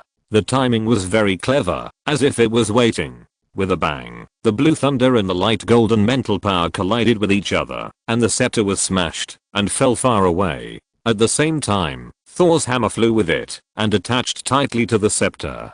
Finally, with a bang, Thor's hammer pressed the Mind Scepter heavily to the ground. Although the blue light and the golden light collided with each other next, it was obvious that the blue light was better than the golden light. Thor's hammer had the upper hand and firmly suppressed the Mind Scepter underneath. Mephisto saw this scene and his face suddenly became ugly. He was also prepared to use the Cosmic Cube to destroy the magic circle of Kamar-Taj after getting the Mind Scepter, facilitate the invasion of the dimension. As a result, Thor saw this scene and showed a confident smile on his face. The reason why he didn't attack Thanos with Tony just now was that his intuition told him to wait. Then he waited for the Mind Scepter, and he swung the hammer down with his heart, suppressing it with a bang. Lockhart saw this scene, swung a crushing spell, and sneered at Mephisto. "Mephisto, what do you have now? If not, let us send you off for the last time." At the same time, Thor, Hulk, Tony and others surrounded Mephisto. Well, Loki was guarded by Steve. This unlucky child, after losing the scepter, still wanted to escape invisibly. But Steve, who was familiar with this kind of magic, had already seen through it and caught him directly. After all, he and Snape had fought a lot in the past, and he was quite familiar with magic. At this moment, Mephisto looked at the people who had surrounded him, and his face became more and more ugly. Fighting with Lockhart, Snape, and Hulk was already very stressful. Adding Thor and others, I'm afraid he would be suppressed alive. Suddenly, Mephisto's ugly face suddenly disappeared, as if he had received some kind of news, and a smile appeared on his face, and his words revealed a hint of sarcasm, meaning to watch the show. Lockhart, next, there will be a chance for us to play together. By the way, Dormammu asked me to tell you something. He is looking forward to meeting you. As soon as the voice fell, without waiting for the others to attack, Mephisto turned around and turned into a black mist and dissipated. Seeing this scene, Lockhart's face became serious, and he had a vague premonition that he was not in good health. However, now in the mirror space, the perception of the outside world is very weak. Thinking about it, Lockhart waved his wand and outlined a larger portal. Opposite the portal is the Cosmic Cube on the top of the Star Building. At the same time, everyone heard the familiar sound of bullets shooting, the rumbling sound of bombs exploding, and the loud noise of the building collapsing. Everyone, let's remove the space wormhole first, and talk about the rest later. As soon as the voice fell, he hurriedly walked towards the portal, and everyone followed closely. New York, space wormhole. Boom. From the sky above, there was a roar. At this time, looking at the location of the space wormhole from a distance, you can see a huge fireball-like existence surrounding the space wormhole. If you zoom in, you will find that it is not a fireball, but an aircraft carrier with flames all over its body. It is the Hellcarrier. As a large number of Zatori soldiers and mechanical flying fish warships pour out of the space wormhole, Johnny Blaze drives the Hellcarrier and launches a series of hellfireballs towards the wormhole. Boom. With continuous roars, one mechanical flying fish warship after another is hit by the hellfireball, and then the hellfire spreads all over its body. Even if the opponent uses all his tricks, such as fire extinguishing spray, freezing rays, etc., they cannot be eliminated. In the end, they can only watch the hellfire entangle the warships, and a large number of Zatori soldiers are burned to death. At this time, it is equivalent to the Hellcarrier blocking the entrance of the space wormhole, bombarding the invading enemies all the time. Most of the invading enemies were eliminated, and only a few Zatori soldiers were lucky enough to avoid the invasion of the Hellfire, and landed in the underground New York City. Even though some flying fish warships tried to fight back, and fired rounds of energy shells at the Hellcarrier, the Hellfire suddenly swept through, detonated directly, and engulfed it. The damage caused was minimal. At this moment, New York also benefited from the Hellcarrier's action of blocking the door. It was attacked, and I don't know how much it was reduced. In my name, burn this in. Johnny Blaze inside the aircraft carrier shouted.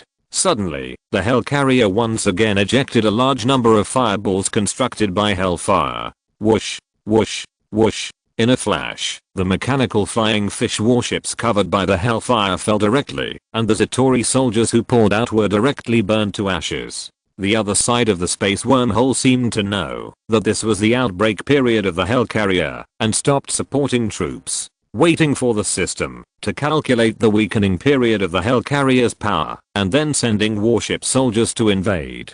Suddenly, buzz, the Hellcarrier trembled slightly, and the Ghost Rider Johnny Blaze inside seemed to have received some information. After hesitating for a moment, the aircraft carrier began to move slowly backwards. At this moment, the other side of the wormhole seemed to have noticed something. From the space wormhole, a large number of Zatori soldiers and warships poured out again. However, in less than 10 seconds, buzz, the originally dazzling blue light column and the black wormhole suddenly disappeared. The next moment, New York City was destroying the invading Zatori soldiers and warships everywhere. As if they had lost their energy supply, they fell to the ground. They were motionless, like dead. At the same time, on the top of Stark Building, Lockhart took back the Mind Scepter that had just touched the cosmic cube. Looking at the space wormhole that had just closed, a trace of relief appeared on his face. In fact, he had expected this war a long time ago. If he wanted to stop it, he could actually do it. But the reputation of the Vincian world, the vast number of alien warships, weapons, the cosmic cube, the mind gem, and the prestige of Kamar-Taj. All I can say is that the benefits are too great, and I can't help it. So, the people of New York will bear some of it. With thoughts flashing, Lockhart gathered his thoughts. Turning around, looking at Thor, Snape, Steve and others, he said in a deep voice, "Everyone, I just received the news. Although the battlefield in New York is over, Kamar-Taj is facing an invasion by evil gods. The crisis is greater than here, involving the level of gods. So, I need to rush to the new battlefield." Hearing this, everyone opened their mouths to say something, but Lockhart stretched out his hand to interrupt directly. "I know you are boring, but I don't recommend you to participate." As he said, Lockhart stretched out his wand and drew it slightly in the air. A red flame portal emerged. Everyone could see that on the other side of the portal, dark clouds were everywhere, strong winds were howling, and thunder was rising. A repressive atmosphere came to their faces. At the same time, a large number of wizards wearing yellow wizard uniforms waved their rings together, and red flame patterns flew all over the sky.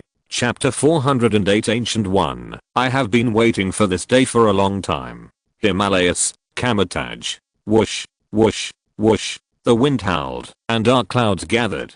The originally bright and clear sky had already darkened. The mages of Kamar-Taj looked up, and could see a huge dark vortex appearing above the sky. The dark vortex was slowly rotating, and a mysterious, terrifying, and dark atmosphere was blowing in their faces. In the square of Kamar-Taj, a large number of mages wearing yellow mage uniforms gathered. At the same time, a red flame-colored halo would light up from time to time on the square, and a figure would walk out of it and join in.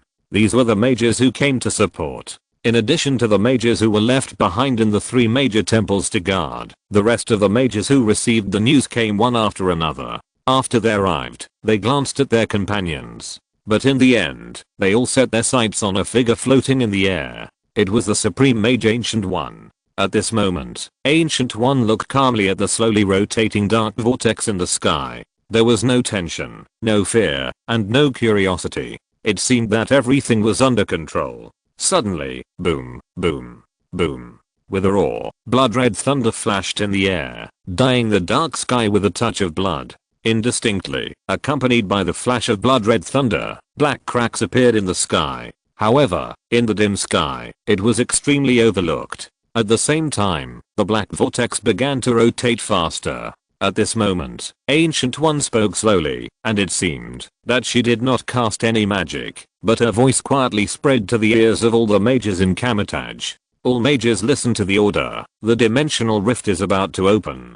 Form a formation and kill the enemy. Yes, Supreme Mage. After Ancient One's voice fell, many mages responded in unison, and the sound was deafening. The leading mages turned around and shouted loudly, "Form a formation and kill the enemy." In an instant, as if they had been rehearsed before, a large number of mages formed a strange and complex formation in the square. Then they aimed at the sky, raised the hanging rings in their hands in unison, summoned magic power, and outlined runes. Not long after, a majestic magic power emerged in the air, resonating, combining, and outlining. Finally, in the air, a huge, slowly rotating red flame wheel floated, and on the wheel, there were outlines of miniature wheels. And in the center of these miniature wheels, there were very delicate and complex runes. Vishanti's Wheel of Destruction. Kamar-Taj's top attack magic. At least hundreds of mages can be combined to show the complete form. It is extremely powerful, especially in group attacks. It will have a miraculous effect. After the formation of the Wheel of Destruction, it gradually exudes a vast, destructive, and extinct breath. After seeing it, Guyi nodded slightly. Not living up to the usual training, I'm afraid that I can resist one or two against the dimensional demon. Then, looking at the black vortex in front of him, an inexplicable meaning flashed across his calm face. Boom. The blood-red thunder flashed again, and the roar sounded one after another. Near the black vortex, space cracks appeared again, and a lot of darkness, killing, and death auras gushed out from them, and there were more and more of them, as if something wanted to rush out, but was blocked. Soon, there were more, and more space cracks, and the black vortex turned faster and faster, and the auras of killing, darkness, despair, etc. became more and more intense. Crack, crack, crack. The dark sky seemed to be overwhelmed, and it made a crackling sound like a mirror breaking. Correspondingly, a large number of space cracks emerged, then connected and combined. The roaring sound of thunder sounded again, as if reminding the mages of Kamar-Taj that the crisis was coming.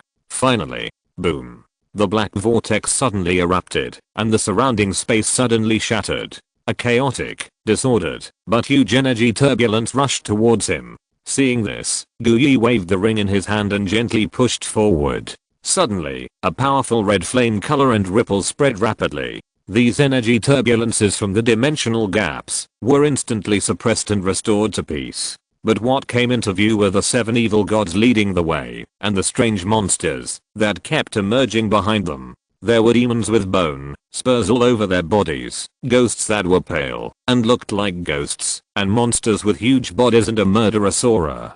These were all subordinates of the invading dimensional demons. Dormammu, Mephisto, Mitchell. The Ancient One looked at the 7 demons from various dimensions and said calmly, "Really, it's been a long time." Mitchell, the god of killing, immediately opened his mouth and said, revealing a hint of pleasure in his words, "Ancient One, I finally really entered your lair. This time, I will let you know what reciprocity means." At the end of the speech, the god of killing felt a little gnashing his teeth. He clearly remembered that the Ancient One broke into his dimension directly and took away the origin of killing from him with the strange eye of Agamotto. Then, Mephisto also said with a smile, "Supreme Sorcerer, we have prepared this gift very carefully. I have been looking forward to it for a long time." After the voice fell, several evil gods around also smiled. However, the dark god Dormammu secretly looked at Kamar-Taj while talking and laughing, as if looking for someone. At this moment, Lockhart had already walked out of the portal and joined the group of mages. However, he did not participate in the casting of the Wheel of Destruction. After all, he had not received special training, and joining without authorization would have a negative impact. At the same time that Dormammu lowered his sight, Lockhart also felt a kind of peeping. Dormammu. Looking into the distance along the peeping, he found that it was his old enemy Dormammu, and his heart was instantly trembling. At this moment, the Ancient One seemed to have noticed something. He showed a half smile to Dormammu.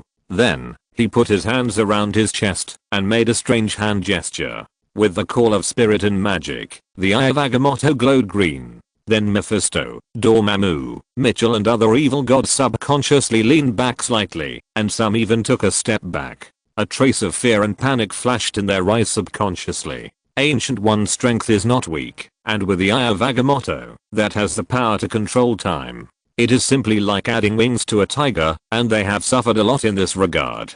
Seeing this, Ancient One also showed a faint smile on his face.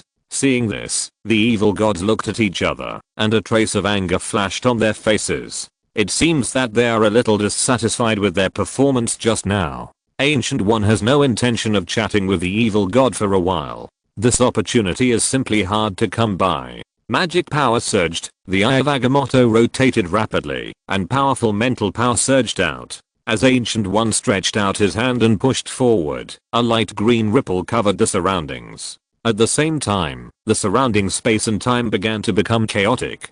The next moment, buzz. Suddenly, the figures of Ancient One and the leading dimensional demon disappeared. Mirror space. Divide the battlefield. As the Supreme Sorcerer disappeared, the Kamar-Taj mages below seemed to have received a signal. They began to swing the hanging ring, controlling the floating wheel of destruction in the air, to attack the invading monsters. Rumble. The red flame-colored wheel of destruction slowly rotated, and the floating miniature round wheel on it began to release rounds of attacks. Thunder, flames, sharp blades, ice. Like a turret, a large number of attacks overwhelmed the invading monsters in the sky.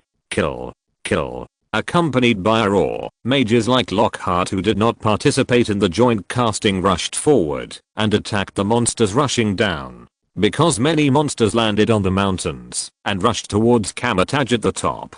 God's sharpness. Thunderbolt explosion. Shattered to pieces. One after another, powerful spells were cast as Lockhart waved his wand. I saw red spell beams hitting the demons, ghosts, monsters, etc. in the front. As the flesh and blood burst, the breath was lost, and they died one by one. However, Lockhart felt that the damage he caused was a drop in the bucket. After all, despite the continuous attack of the Wheel of Destruction, that was like a turret.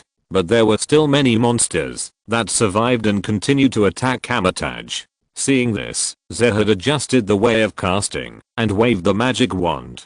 In an instant, wisps of blue flames flowed into the ground like liquid as the magic wand waved. Whoosh. After touching the ground, as if it had merged into a catalyst, with a whoosh, the blue fierce fire swept downwards, forming a blue sea of fire. In just 10 seconds, the fierce fire had already touched the killing monster in the front. Roar. The monster from the killing dimension seemed to sense the danger of the fierce fire and roared loudly. The skin was covered with a layer of blood-colored membrane, as if to block the burning of the fierce fire. Then it continued to rush forward. Of course, there were some weak beings that could not stop the fierce fire, and they did not last long before they were slightly thrown back. At this time, Lockhart looked at the monsters, demons, etc. who continued to run wildly under the raging fire. The magic wand flicked lightly, and a dark red flame with the breath of hell fell into the blue fierce fire. Hellfire. This was a part of the hellfire taken from the Ghost Rider, which had a miraculous effect on souls and evil enemies.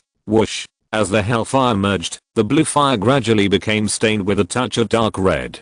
At the same time, in this sea of fire, the fierce fire and the hellfire began to merge, and monsters made of flames began to emerge from the sea of fire one by one. There were giant birds of fire flapping their wings, dragons covered with flaming spikes, and rhinos made of flames. Roar, roar, roar. With a roar, these flame creatures made of fierce fire and hellfire collided with the enemy. After seeing this, some killing monsters did not hesitate and pounced directly, as if they wanted to fight these flame creatures to death. There were also some demons and ghosts with higher intelligence, who directly cast magic, or used their own unique means to try to avoid it. Of course, more of them could not resist the burning of fierce fire and hellfire, and turned into ashes. Facing the attacks of the fierce fire, hellfire, and fire creatures, these were stared at by other Kamar-Taj mages. As they moved the hanging ring, powerful attack magic was released one after another. Deep blue thunder, cyan windblade vortex, violent energy shells. The remaining monsters that had been screamed out were killed one by the Kamar-Taj mages. Seeing this scene, Lockhart exhaled a breath of turbid air. The source of the Wheel of Destruction was consumed by the turret-like turbidity. His own sea of fire was killed in groups, and the mages killed them. The situation was temporarily under control. However, Lockhart knew that the final victory of this war did not lie in them, but in the battle between the Supreme Mage and the Dimensional Demon God. Mirror space. The Ancient One looked at the 7 evil gods in front of him, and his mouth curled up slightly. Why don't you all come in your original form? Hearing the disappointed tone of the Ancient One, the 4 evil gods who came in their original form suddenly felt cold in their hearts. Ancient One, don't exaggerate. Seeing this, Mephisto took a step forward and said coldly, I know your Agamotto is very powerful. We don't expect to kill you all at once.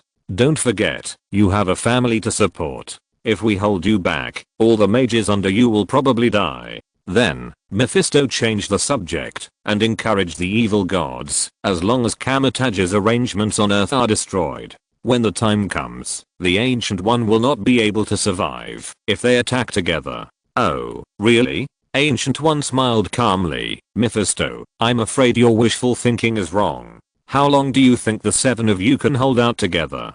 At the end of the speech, the eye of Agamotto on Ancient One's chest slowly rotated, and the green light shone again. Unite and kill the enemy, Dormammu said sternly. He took the lead, turned his body, and turned into a black mist, flying towards Ancient One. However, as Ancient One stepped lightly with his right foot, a green light flashed, and in the blink of an eye, Ancient One teleported to another position. Dormammu missed.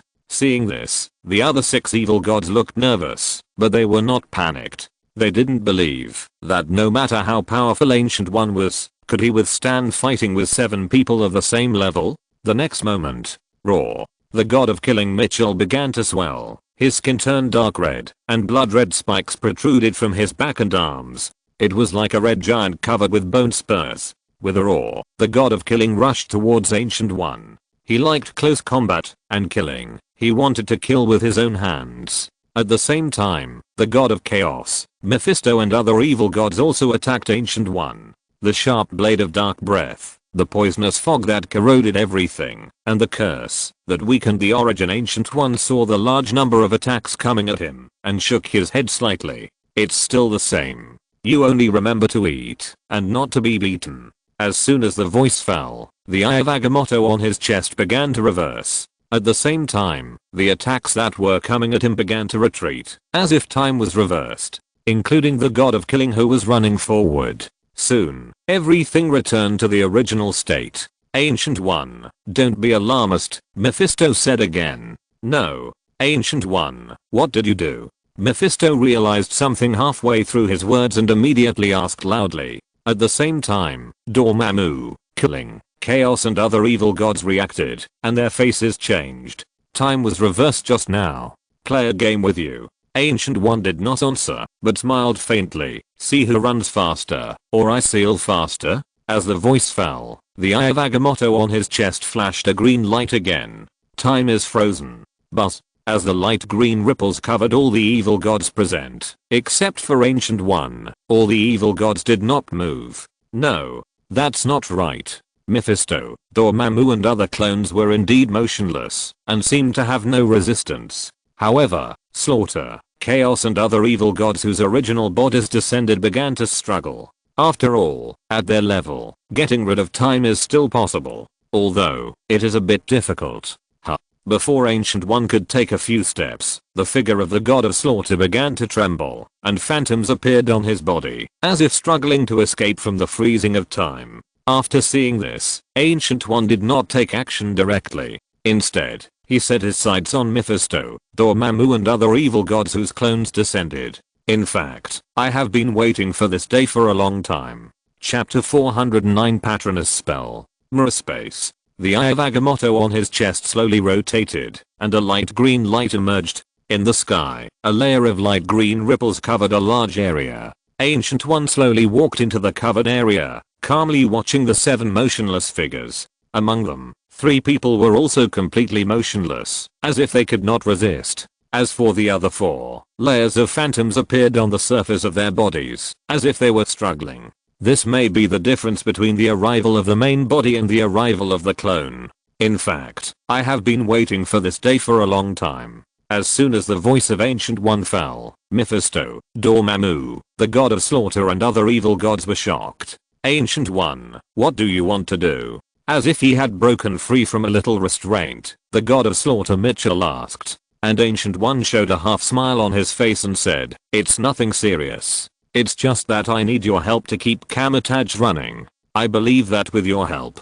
Kamar-Taj can support hundreds of years without any problem." As soon as the voice fell, the faces of the evil gods completely sank. The top of the Himalayas, Kamar-Taj. Above the sky, a giant red flame wheel slowly rotates. Releases various offensive magic. Flames, thunder, ice, poisonous fog, etc. Kill monsters from other dimensions one by one. On the edge of Kamar-Taj or the top of the Himalayas, Lockhart and a group of wizards cast various magic to deal with the monsters invading from the ground. As Lockhart's wand was slightly raised, a blue sea of fire rose up. A huge dragon-shaped flame monster was formed, rushing towards the demons and monsters on the opposite side. Other wizards also cast their own magic to kill the monsters at the front. Overall, the situation is relatively stable. At this moment, Lockhart felt the majestic, but disordered energy around him, and the dark color became more cautious. Roar. A loud roar came. Lockhart looked closely, and saw a black-robed man with a dark aura and a hideous face riding a giant beast flying towards him. Feeling the familiar breath coming from it, he couldn't help but raise his eyebrows. From Dormammu's dark dimension. Great dark god, please grant me the power to kill the enemy. A low prayer, the dark aura emitted by the black-robed man became stronger. Lockhart stretched out his wand and gently raised it, and the blue fiery flame covered the surroundings. However, the other party's body flashed with black light, and he seemed to be unharmed as he passed through the sea of fiery flame. Then, Lockhart's thoughts turned, and the blue flames gradually changed into dark red hellfire. This time, roar. The giant beast under the black-robed man roared, as if the hellfire had caused some damage to his soul. But looking at its vigorous steps, it seemed that the damage was not great, but angered him. Avada Kedavra. Aiming at the black-skinned giant beast, Lockhart casually cast a death bolt. The green magic spell beam shot at the black-robed man. However, it seemed that the other party also felt the danger of the killing curse, and moved slightly sideways, and then dodged successfully. Break into pieces. Thunderbolt explosion. Avada Kedavra. As Lockhart waved his wand, beams of spells of different colors shot towards the black-robed man. The surrounding Kamar-Taj wizards looked at him sideways. Lockhart's spellcasting was obviously different from Th's. They used hanging rings, while Lockhart used a wand, and they needed to draw runes, which Lockhart didn't seem to have. In general, Lockhart's spellcasting method was more sensitive. However, they only thought about it for a moment, before turning their attention to the invading enemy again. At this time, Lockhart killed the black-robed man with his skilled spellcasting skills. Seeing the other party turn into a black mist after death, Lockhart fell into deep thought. Then a large number of monsters from Dormammu's dimension turned into black mist after death, and began to gather. A huge dark, murderous breath came to his face. Sensing the threat brought by the other party, Lockhart's face was stern. Space. Dormammu, I don't know whether to say you are smart or not. If you are smart, you didn't descend to your original form. But if you are not smart, you actually split most of your essence into two. One stayed on the battlefield, and the other came with me. Don't you know that cultivation is about being refined and pure, not about being numerous and complicated? The Ancient One stood not far away, and said to the bound Dormammu with interest. Dormammu did not move at all, just standing there motionless, as if avoiding answering. He and the Ancient One have been entangled for many years. He knew that the Ancient One was difficult to deal with, so he was not too sure about completely suppressing the Ancient One this time. Therefore, he chose to descend in a clone. Of course, the most important point is that he is very curious about Lockhart, who devoured his soul last time. He sensed that there was a breath in the depths of Lockhart's soul that made him feel afraid. I'm afraid that even the Ancient One doesn't know this. If he can obtain it, the Ancient One will definitely not be his opponent. This is his real purpose. The black mist was condensing, and in the eyes of many Kamar-Taj mages, an evil, dark breath surged out. Everyone waved their wands and rings in tacit agreement, and one after another, the magic black fog attacked. Whoosh! As the black fog spread, a large number of spells were swallowed up and then disappeared. However, the black fog flying towards Lockhart was very stable. Lockhart looked at the black fog getting closer and closer, and his face became ugly. The continuous attacks just now did not seem to have much effect on the opponent.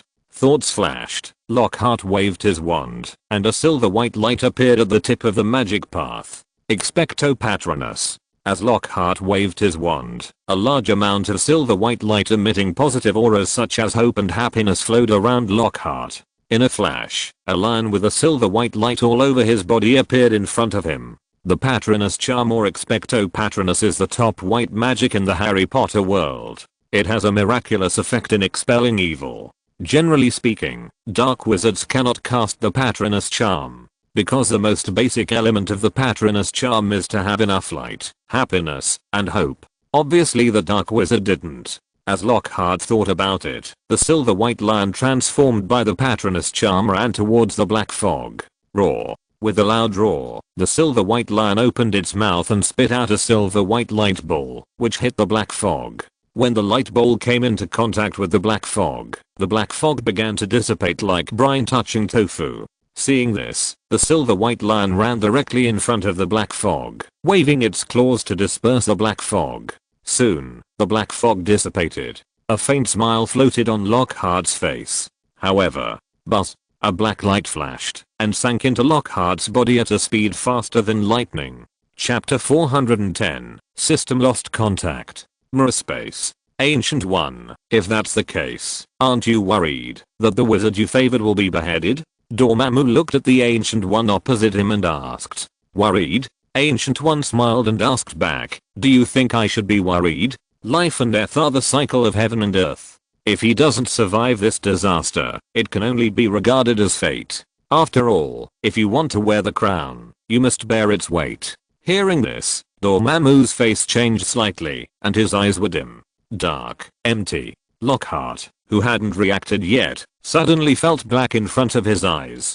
The whole person or soul fell into this dark space. Here, he couldn't feel the magic power, and even couldn't touch his body. It was just that his consciousness sank into the darkness. Dormammu, what do you want to do? Lockhart questioned in the dark space. He knew very well the root of all this. It was nothing more than the means of Dormammu, the god of darkness. This guy has troubled him more than once.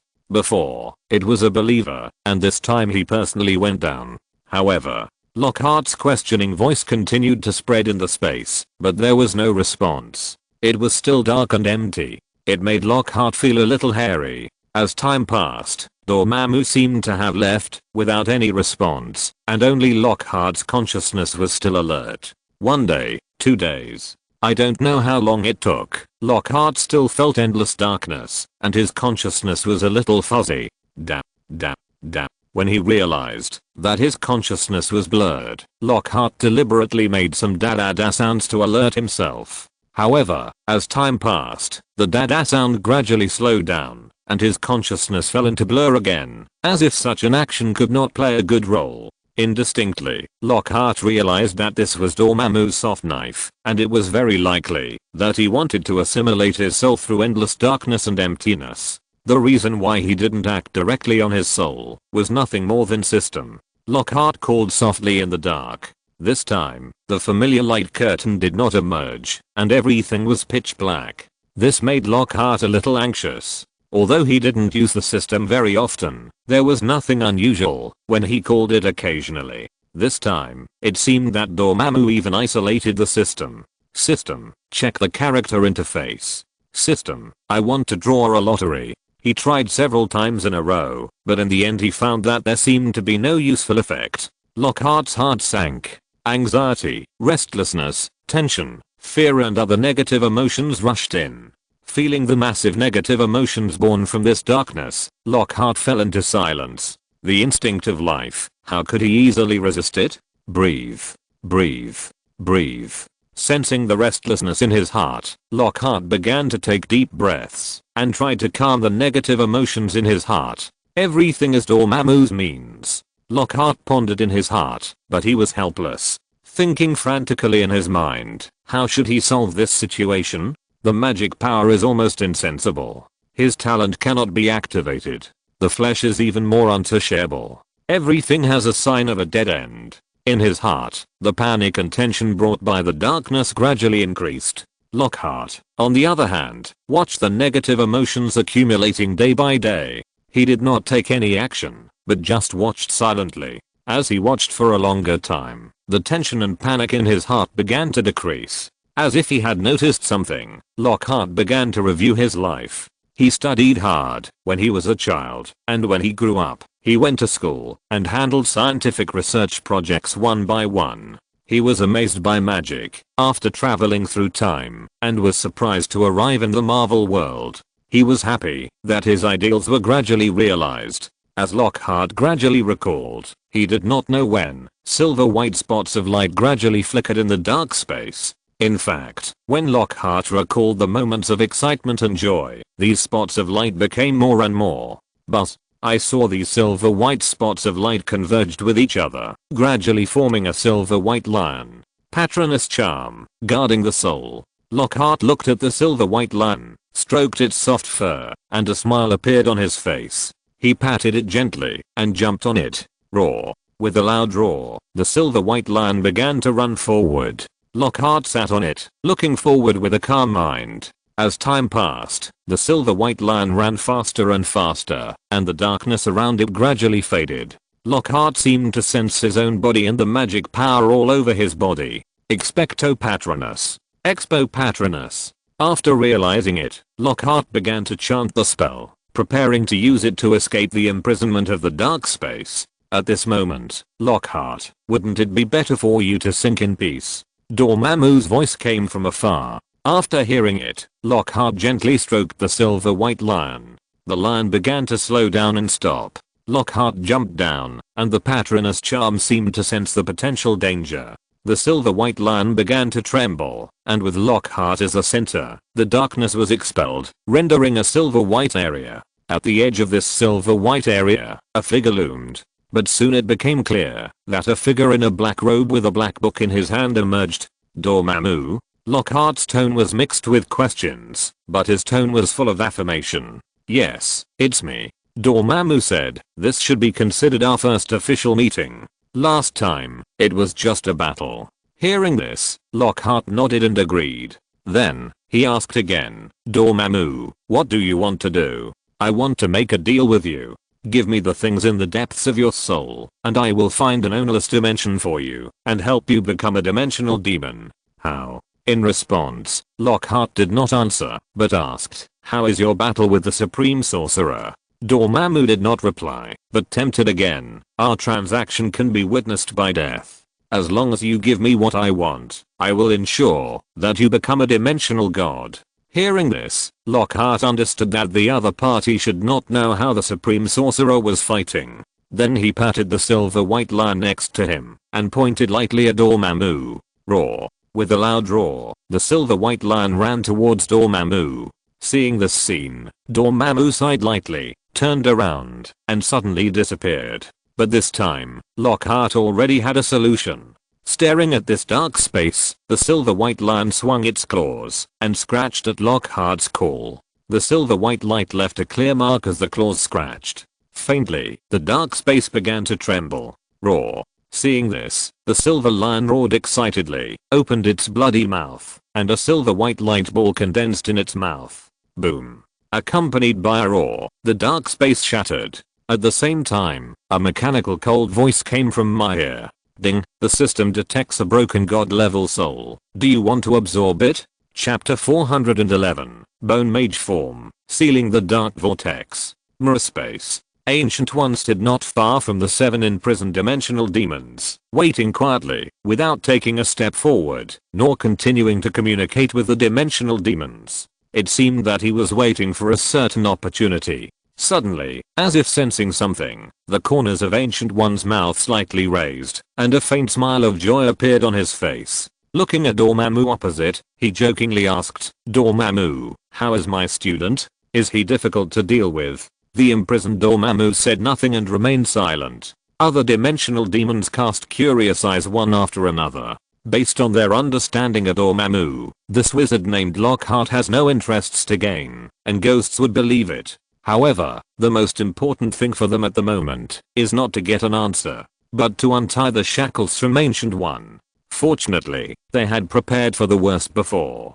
Ding, the system detects a broken god level soul. Do you want to absorb it? Lockhart sensed the information emerging from the depths of his heart, and did not reply. Instead, he focused his eyes on the battlefield. It seemed that not much time had passed. The wheel of destruction floating in the air released a massive attack to eliminate the invaders. The Kamar-Taj mages around him killed the invaders who survived the Sea of Fire one by one.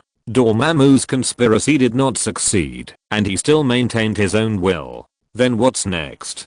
God's sharpness. tear into pieces. Lockhart skillfully cast spells to kill the nearby monsters and demons one by one. The dark green and smelly blood flowed on the sea of fire as the sharp blade passed, sizzling with hot air. The hideous monster's head was blown to pieces by the exploding spell, and then burned by the fierce fire, turning into ashes. As time passed, a large number of demons and monsters were eliminated, but it seemed that the number of invaders did not decrease. In other words, the invaders' troops continued to increase. Even if a group of mages cast powerful group attack magic, they only gained a temporary advantage. Lockhart stared at the black vortex floating in the air and thought silently. The other party mobilized hands from multiple dimensions to attack. Even if the mages of Kamar-Taj were not weak, they could not withstand it. As Lockhart was thinking, a voice came to his ears. Master Lockhart, hello, I'm Byron Maximum, the elder of the Kamar-Taj law enforcer.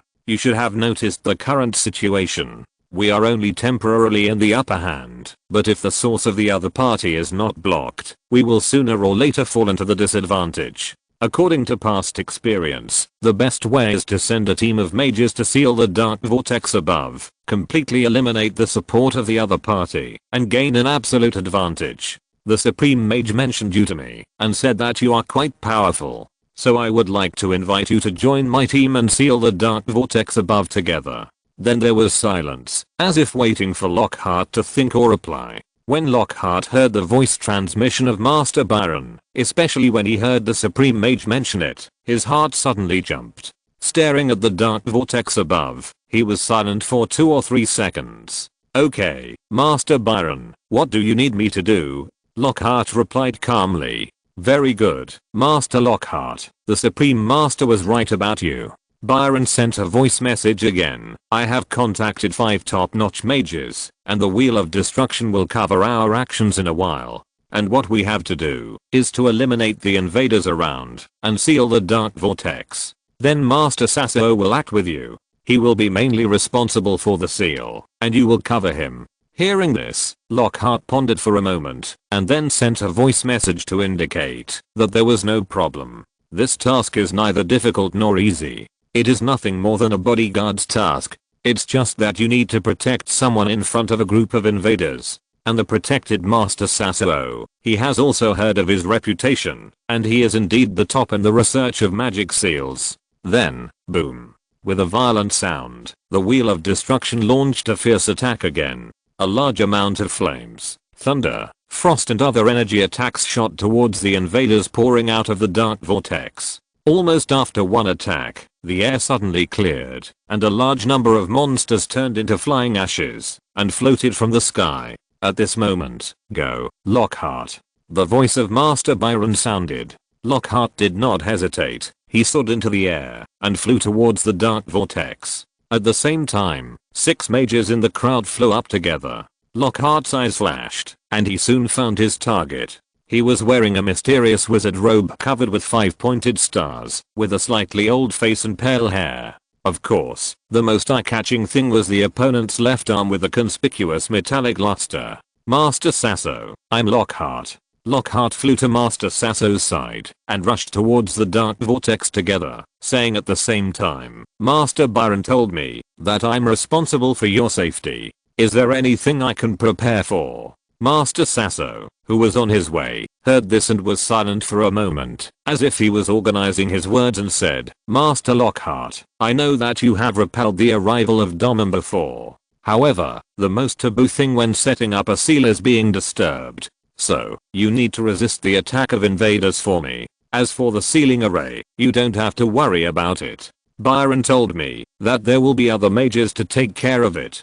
Hearing this, Lockhart nodded to show that he understood. At this moment, these 7 mages, who might be called the Death Squad, had already flown to the Dark Effect. Although the Wheel of Destruction had just carried out a big sweep along the way.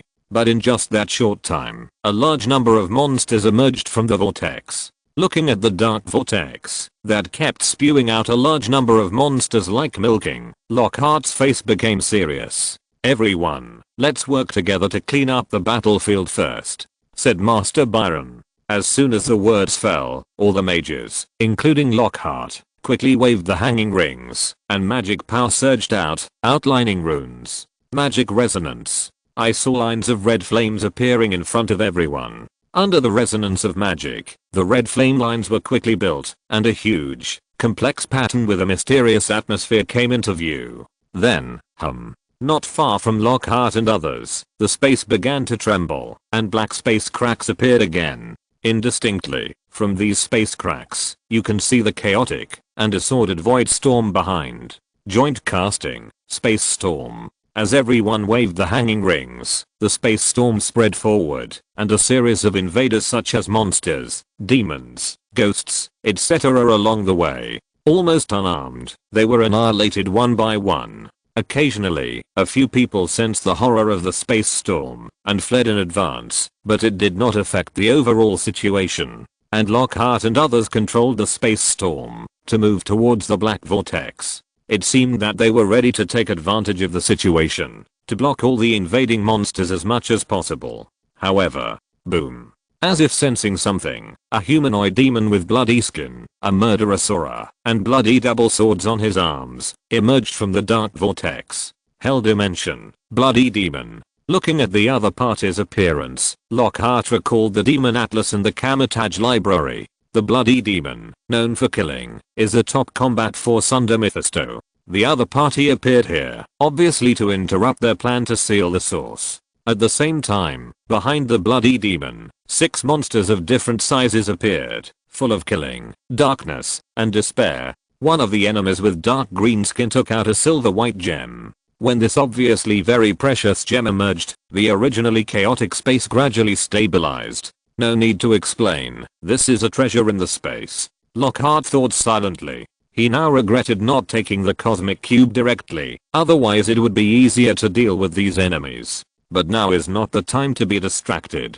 The 7 Kamar-Taj wizards dispersed in tacit understanding and went after the enemy. But Lockhart went straight to the nearest bloody demon. Avada Kedavra. Without hesitation, Lockhart cast a killing curse on the bloody demon. Buzz. A dark green beam of light emitting the breath of death shot towards the bloody demon, and the other party seemed to have sensed the danger of the killing curse. The bloody demon quickly dodged and took the opportunity to run towards Lockhart. Apparition.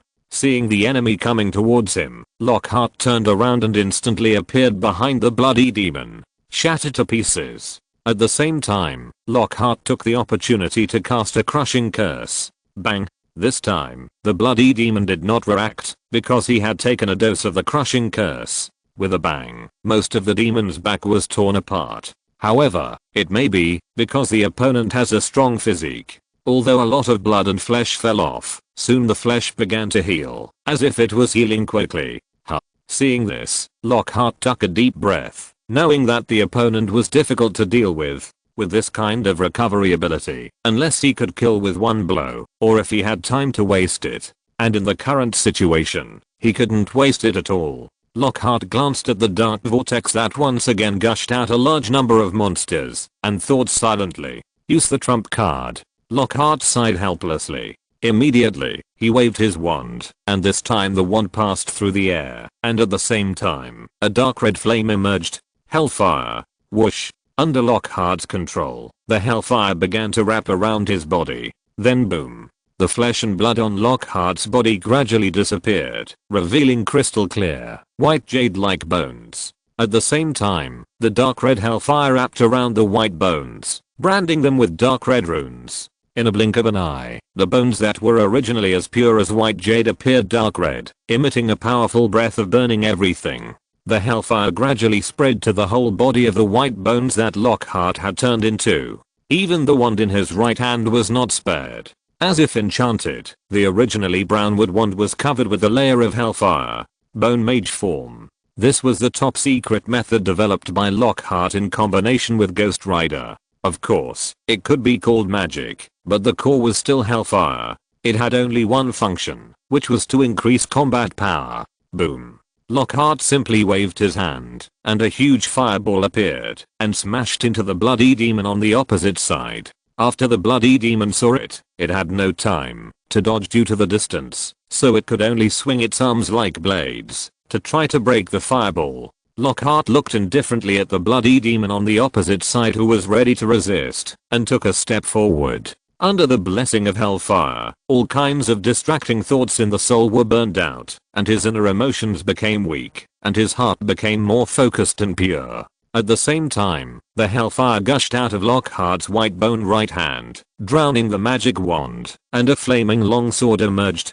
Boom. With a roar, the blade arm cut through the fireball. At the same time, in front of the bloody demon, a bloody light flashed, as if resisting. However, buzz. A flaming longsword made of hellfire pierced through the defense from below and pierced into the flesh of the bloody demon. As Lockhart's magic power surged, the dark red hellfire suddenly rose and enveloped the entire demon. Roar. Then, only huge wails were heard from the bloody demon, as if struggling. But soon, the sound became smaller and smaller, and finally turned into a pile of flying ashes, drifting away with the wind. Then, Lockhart turned his attention to the other invaders. The emotionless and cold sight made all the invaders, including the mages of Kamar-Taj, feel cold all over. Mage Byron was even more chilled. Then Mage Byron, I will solve these obstacles. You go and seal it. Although the voice was hoarse, it made Byron feel relieved. The Supreme Mage recommended it right.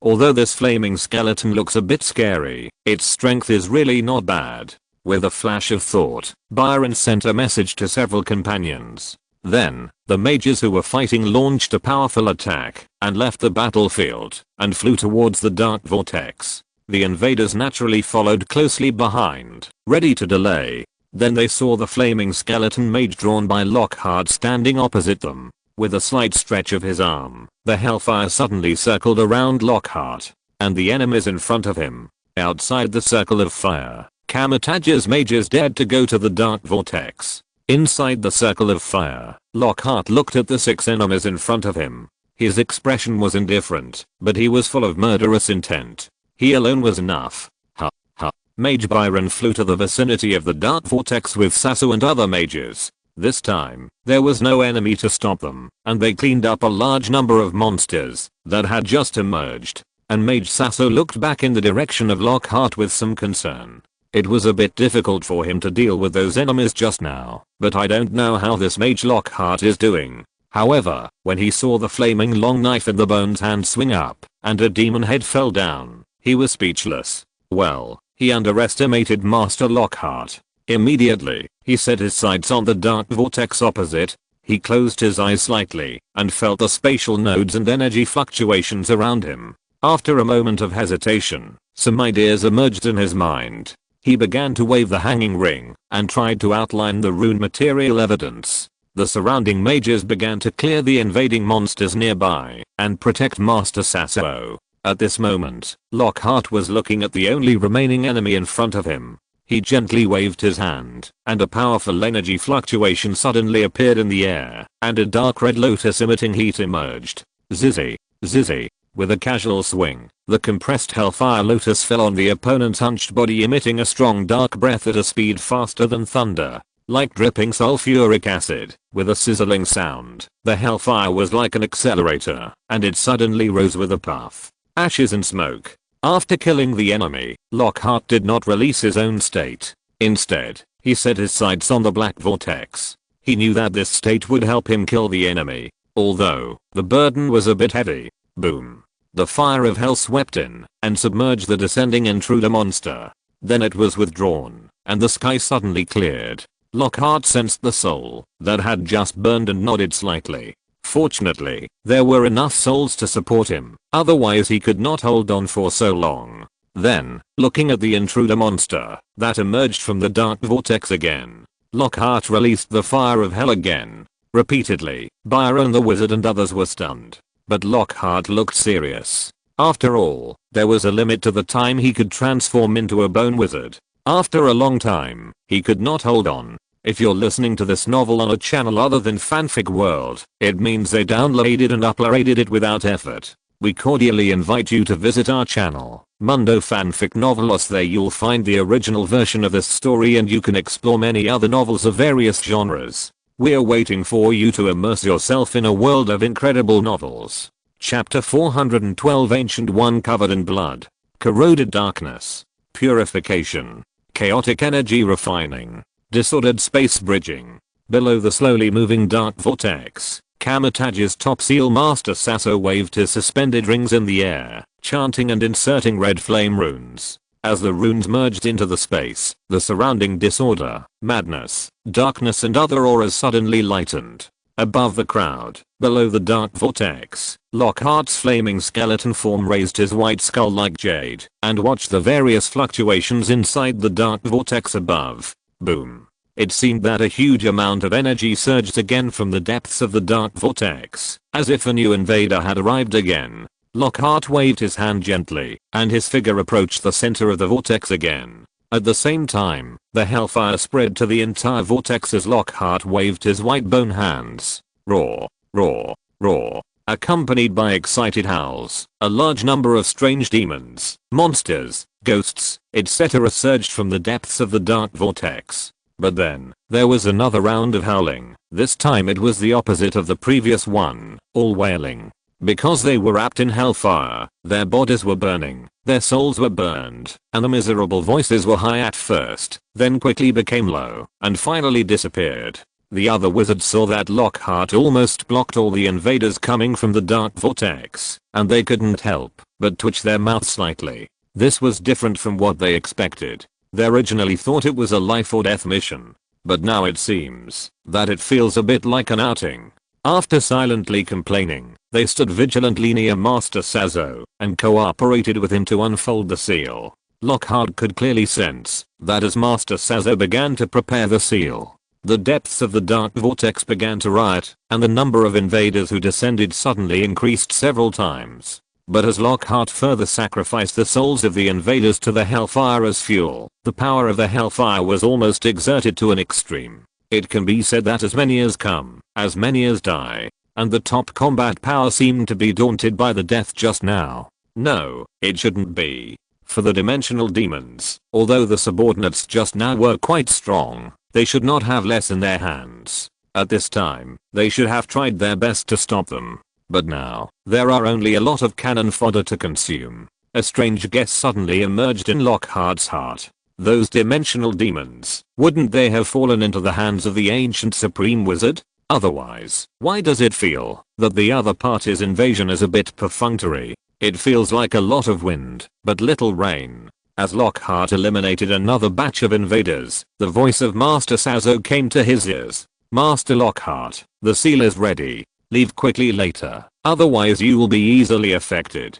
Hearing this, Lockhart's expression moved, and finally looked at the slowly rotating dark vortex again. Waved again, condensing a huge dark red fireball. Whoosh! This dark red fireball condensed by the hellfire flew towards the dark vortex. At the same time, buzz! Then the hellfire on Lockhart's body suddenly rose like a torch. Then, the fire flashed, and the figure disappeared. Seeing this, Master Sasso immediately began to wave the hanging ring in his hand, and several mages beside him also waved the hanging ring, and began to cooperate. The next moment, boom! The dark red fireball exploded, and the invading monster, that had just been defeated, was killed again in an instant. At the same time, a hot air wave spread all around, and this air wave stopped abruptly not far from Master Sasso. Because a huge light golden lotus barrier with a large number of strange and complex runes appeared, shaped like a blooming lotus. Looking around, a huge light golden lotus enveloped the entire dark vortex, emitting a bright, evil-breaking aura. Then, as everyone waved the hanging ring, the lotus began to slowly rotate and shrink. The light golden petals of the lotus gradually closed, and the dazzling golden light covered the entire black vortex. The surrounding dark clouds were dispelled, and the sky was clear again. The remaining dark evil aura also disappeared. As the lotus completely closed, the black vortex was swallowed up, and the faintly visible space cracks nearby were covered by light golden light spots. Healing, mending, and finally returning to normal. The dimensional invasion ended.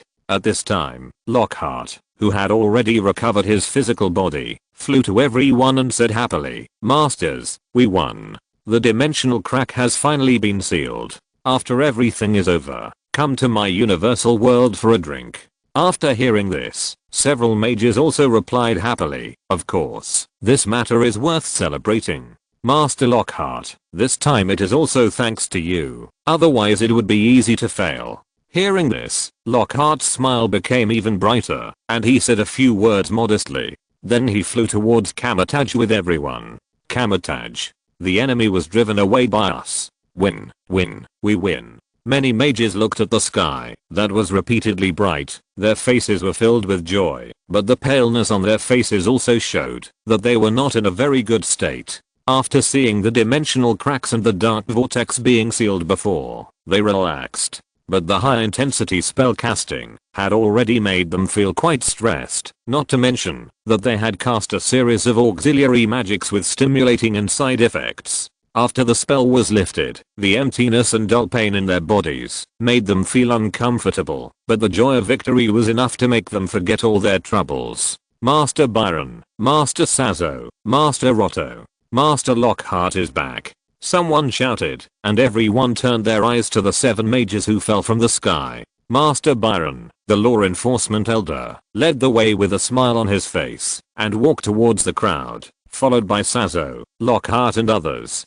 Masters, we have won. As Master Byron shouted loudly, the whole square was silent for a moment, and then it exploded, and excited shouts were everywhere. At this moment, Lockhart also smiled and looked at the people around him. Suddenly, his face froze, but he returned to normal. Then, in the crowd of excited people, he walked to a relatively less crowded place, waved his magic wand, and drew a lot of light green lines in the air. But, the light green lines formed a complex pattern, and then suddenly disappeared. At the same time, a large number of light green light spots appeared in the sky, as well as a majestic breath of life. The light spots fell like raindrops and merged into the bodies of every wizard present. All wizards could feel a stream of heat emerging in their bodies, and the emptiness and pain in their bodies disappeared, and their condition began to recover slowly. All wizards present set their sights on Lockhart. Seeing the friendly smile on Lockhart's face, coupled with the previous help, they couldn't help but feel a glimmer of goodwill. However, at this moment, a red flame-colored halo appeared. The pale-faced and blood-stained Supreme Wizard Ancient One walked out of it. Chapter 413 Lockhart, why are you everywhere? Supreme Mage, what's wrong with you? Supreme Mage, how's the evil god? Be alert, all mages be alert. Seeing the Supreme Mage Ancient One covered in blood, the mages who were originally excited and happy began to become a little overwhelmed. The Supreme Mage has always been their spiritual pillar. As long as the Supreme Mage is there, no matter how powerful the enemy is, it will be solved by this mage. This is the reputation that Ancient One has earned over and over again for thousands of years. Therefore, they are not too worried about the Supreme Mage. As long as they don't have any problems, victory is in sight. However, this time, the Supreme Mage they saw was covered in blood, and his breath was a little unstable, as if he had suffered a lot of injuries. This made them think more. At this moment, Ancient One, facing the mage who quickly came to help him, smiled indifferently and stretched out his hand to refuse. Then, he waved his hand gently, and the blood on his body disappeared, and the yellow French robe was clean and empty, as if it was new. At the same time, he said calmly, don't worry, everyone. Although there are a lot of evil gods this time, I have dealt with them all. Next, let's celebrate. Celebrate that Kamar-Taj has once again defeated the dimensional demons and once again protected the earth. After the voice fell, the Ancient One waved his hand again, and everyone involuntarily dispersed from the middle, leaving a passage leading to the hall. Seeing the Supreme Sorcerer as usual, walking towards the palace, most of the mages hesitated for a moment, and didn't think much about it. After all, it's normal to get injured when fighting with 7 evil gods, isn't it? Immediately, the mages began to pull their friends together and began to celebrate. Lockhart and some high-level mages of Kamar-Taj disappeared quietly. Kamar-Taj, Bronze Hall. The Ancient One, wearing a white uniform, sat on a seat above the hall. With a calm face, he looked at the mages sitting in 2 rows below, and at the end of the row of mages on the left, Lockhart sat silently, without speaking, just watching the expressions of the mages around him. Some frowned, some had calm faces, and some had stern faces. Masters, let's start reporting the losses this war has caused to Kamar-Taj. After the Ancient One finished speaking, the whole audience was silent, as if no one wanted to speak. Let's talk about the 3 major temples first. Seeing that everyone was silent, the Ancient One began to guide. Cassilis, how is your New York temple? Hearing the Supreme Sorcerer calling his name, Cassilis stood up, saluted the Supreme Sorcerer respectfully, and then stood up and said, Supreme Sorcerer, the overall situation of the New York temple is good. It's just that due to the invasion of the God of Dusk, the guarding wizard NATO was sacrificed. In addition, a large number of ordinary people became puppets and broke into the New York temple. But these have been resolved. Master Lockhart has cultivated a magical creature that can cleanse the memory of the group.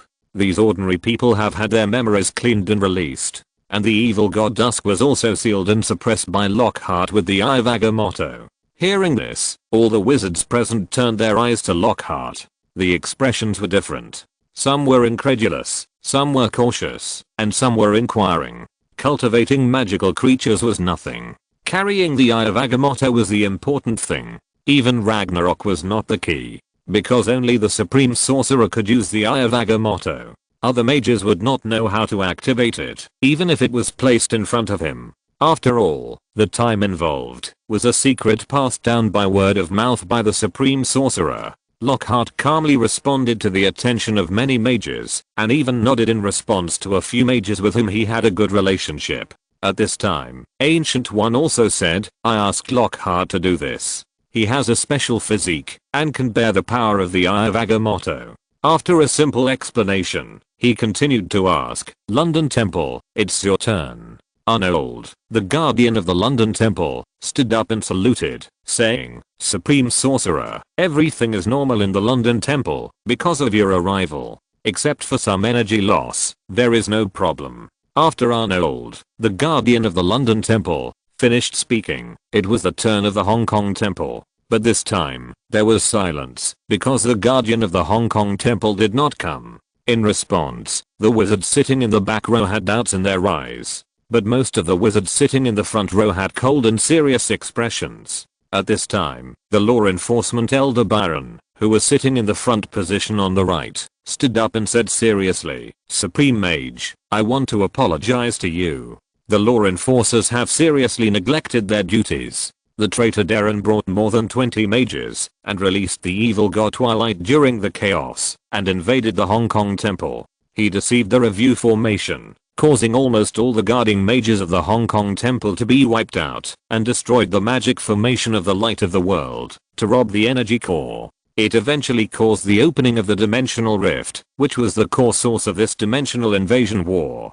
As the voice fell, the entire hall suddenly became silent, and everyone could feel a huge pressure coming, which seemed to make people a little breathless. Dap, dap, dap. This is the sound of fingertips tapping the armrest of the chair. Guyi sat on the chair, leaning his head with one hand, and tapping the armrest of the chair with the other hand, as if thinking about something. At this moment, Mage Byron felt more and more pressure as time passed, and even his originally straight body was slightly bent down. Supreme Sorcerer, it is the law enforcers' negligence that they did not catch the traitor Darren. It is a serious negligence that Darren caused such a great loss. As the law enforcer elder, I'm willing to accept any punishment. After the words fell, Byron bent down deeply again. After hearing this, Ancient One looked at Byron, who was almost bent at a right angle and was terrified.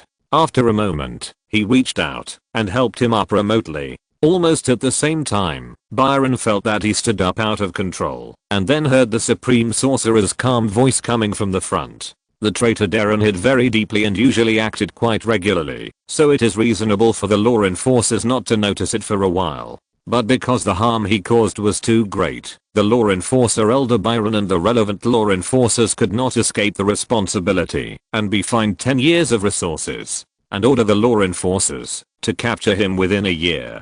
Those who successfully capture him can succeed to the position of law enforcer elder. Before that, Byron, you continue to take over temporarily. After the words fell, Byron exhaled a breath of turbid air, and his originally tense mood began to slowly relax. Although the Supreme Sorcerer's words were very harsh, he actually gave him a chance to make amends. If he could catch him within a year, he would be considered to have made amends. he would still be in his original position. As for resources, it would not have much impact on a mage like him. Of course, if he was not caught within a year. With a flash of thought, Byron secretly made up his mind. Then, Master Byron, you can contact Master Lockhart about hunting down the traitor Darren. He previously took over the identity of a temporary law enforcer and reported to me, in which he mentioned relevant clues about Darren. Hearing this, Byron was stunned. Lockhart is everywhere. Then he nodded immediately,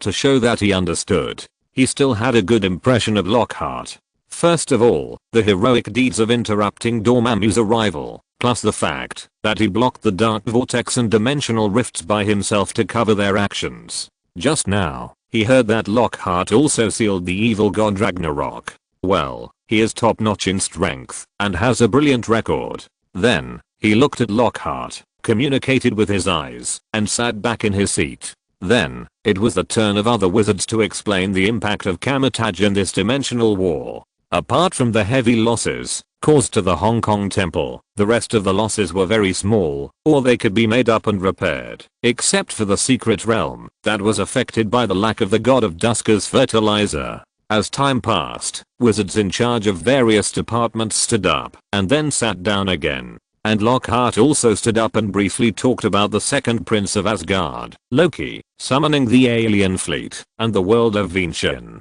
Of course, there was also the result of him being responsible for erasing the memories of ordinary people. Everything went smoothly, and after a brief explanation, he sat back. When the time was approaching sunset, all the wizards had described what they should describe, and the Ancient One also explained the rewards and punishments clearly. It was time for everyone to leave. Lockhart, like everyone else, stood up from the hall and prepared to return to the world of Vincian to see how much damage there was. However, the voice of the Ancient One came from a distance, attracting the attention of other wizards. Lockhart, you stay, I have something to tell you. Chapter 414 Ancient One, Lockhart, do you want to be the Sorcerer Supreme? Kamar-Taj, Bronze Hall. Kamar-Taj's high-level wizards walked out of the hall one after another. After the dimensional invasion war ended, they held a meeting with the Supreme Master to report the various impacts of the war and the general arrangements. Warnings were given, rewards were given, and punishments were given. Fortunately, although the invasion war seemed to be huge, the actual losses were mostly limited to the Hong Kong temple and did not affect the entire Kamar-Taj. This was a blessing in disguise. At this moment, Lockhart walked to the front of the hall, not far from the Supreme Master Ancient One. He quietly waited for the Supreme Master Ancient One to speak. Perhaps, this time, Ancient One's summons could resolve many of his doubts. Lockhart thought secretly in his heart. Soon, almost all the wizards left, and as the Supreme Master sitting on it gently held the handrail, the door of the bronze hall slammed shut. Only Lockhart and the Supreme Master Ancient One were left in the entire hall. Ancient One did not ask, and Lockhart did not speak either. The whole hall was silent, and the atmosphere became more and more oppressive. After sensing it, Ancient One looked at Lockhart, who was slightly bowing his head, with a half smile on his face. Lockhart seemed to know that, if he didn't speak, the atmosphere would only become more and more oppressive, so he took the initiative to speak. Sorcerer Supreme, is there anything I can do? Lockhart, there's really nothing for you to do right now. Ancient One smiled softly, if I really need you, I'll naturally speak up. But I want to know, what do you think of this dimensional invasion? After hearing this, Lockhart thought about the purpose of Ancient One's question, then pondered for a moment and said, Sorcerer Supreme, I didn't personally participate in the dimensional invasion that Kamar-Taj experienced before, so I don't have a complete understanding. But as for this dimensional invasion, I personally feel that it's a bit anticlimactic. Oh, how anticlimactic? Ancient One asked with interest. Sorcerer Supreme, this invasion looks very huge, and almost mobilized all the people in Kamar-Taj who can fight. Lockhart analyzed calmly. However, there is a phenomenon, I wonder if you have noticed it. That is, in this war, except for those who were killed by the fallen wizards, almost no other wizards died, and there were not even serious injuries, at most a minor injury. Well, Lockhart, your angle is very novel. Ancient One said thoughtfully, go on. After hearing this, Lockhart thought for a while and continued, Sorcerer Supreme, the actual damage caused by a war that affects the entire Kamar-Taj can be said to be negligible. This is obviously a problem, Lockhart said in an affirmative tone. Then, Lockhart said in a tentative tone, I think about it, and can reach such a result. There are two possibilities. Either, the strength of Kamar-Taj is far superior to that of the dimensional demons. Or, this is a conspiracy of the dimensional demons. Hearing this, the Ancient One showed a faint smile on his face and asked back, which possibility do you think it is? Lockhart did not answer, but asked the Ancient One again, Supreme Sorcerer, I want to ask you something. What is the real situation of your battle with the 7-dimensional demons? Is it an easy crush? Or a difficult victory? Oh, how do you say that? The Ancient One calmed down and said calmly. And Lockhart, without hesitation, said directly, if you crushed it easily, then the dimensional demons would not dare to invade with all their strength, and there must be a reason. And if it is a difficult victory, I think the other party will let it go, and then there will only be a bigger conspiracy. Hearing this, the Ancient One's face floated with a faint smile again, and she naturally understood the implication of Lockhart's words. Lockhart, do you know what is the hard standard for inheriting the Supreme Sorcerer? Lockhart's heart suddenly jumped at the question of the Ancient One, and then he shook his head slightly to indicate that he did not understand.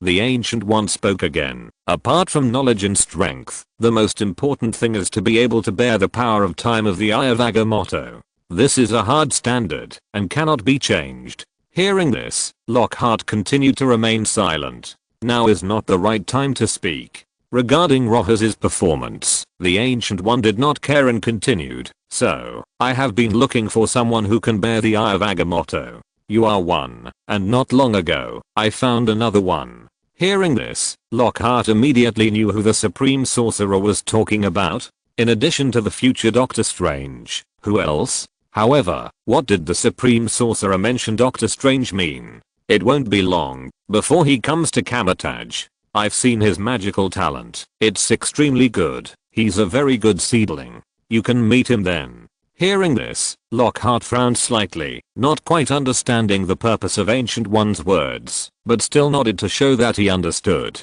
Then there was silence. The Supreme Sorcerer did not speak again, and the atmosphere was depressing again. Dap. At some point, the sound of Ancient One's fingers tapping the armrest of the chair came from the front. Soon, it slowly converged with the amplitude of Lockhart's heartbeat, and every tap seemed to tap on Lockhart's heart. And this made the atmosphere more and more depressing, and made him feel quite stressed. Suddenly Lockhart, do you have any idea about the position of Supreme Sorcerer? At night, the Venetian world. The New York War had just ended, and the Dimension Invasion War had just ended. The entire Venetian world was quiet. However, in a restaurant in the entertainment district, it was very lively. Come on, Captain, let's drink. Professor Snape, I have to say that your magic was so cool. I have to say that Johnny's contribution this time is really great. That hell aircraft carrier blocked most of the alien army. Yes, I think it's no exaggeration to let Johnny get the World Peace Prize this time. Thanks to everyone for helping us catch Loki this time. If you need me, Thor, in the future, just ask. Haha, Lockhart, thanks to you this time. On the dining table, various bottles of wine were piled up wantonly. Captain Steve, Thor, Iron Man Tony, Hulk Banner, etc. all picked up their glasses, drank one after another, and joked from time to time, making the scene very lively. Maybe this is also to vent the mental pressure brought to everyone by the New York War. However, although Snape, who was sitting on the side, was holding a glass of sake, he seemed a little uncomfortable with such a situation, and could only respond instinctively. He was a little uncomfortable with this bold way of celebration. Well, for nobles, that kind of ceremonial activity is acceptable. Lockhart, who was not far away, saw this, picked up his wine glass, walked to Snape, and gently touched it. How is it, Snape? Seeing Lockhart talking to him, Snape seemed to see a savior, and said with some complaints, Lockhart, these people drink too much. This is not butterbeer. Well, for wizards, except for those drunkards, high purity alcohol is really rarely consumed. The most they drink is still butterbeer. After all, reason is indispensable for a wizard.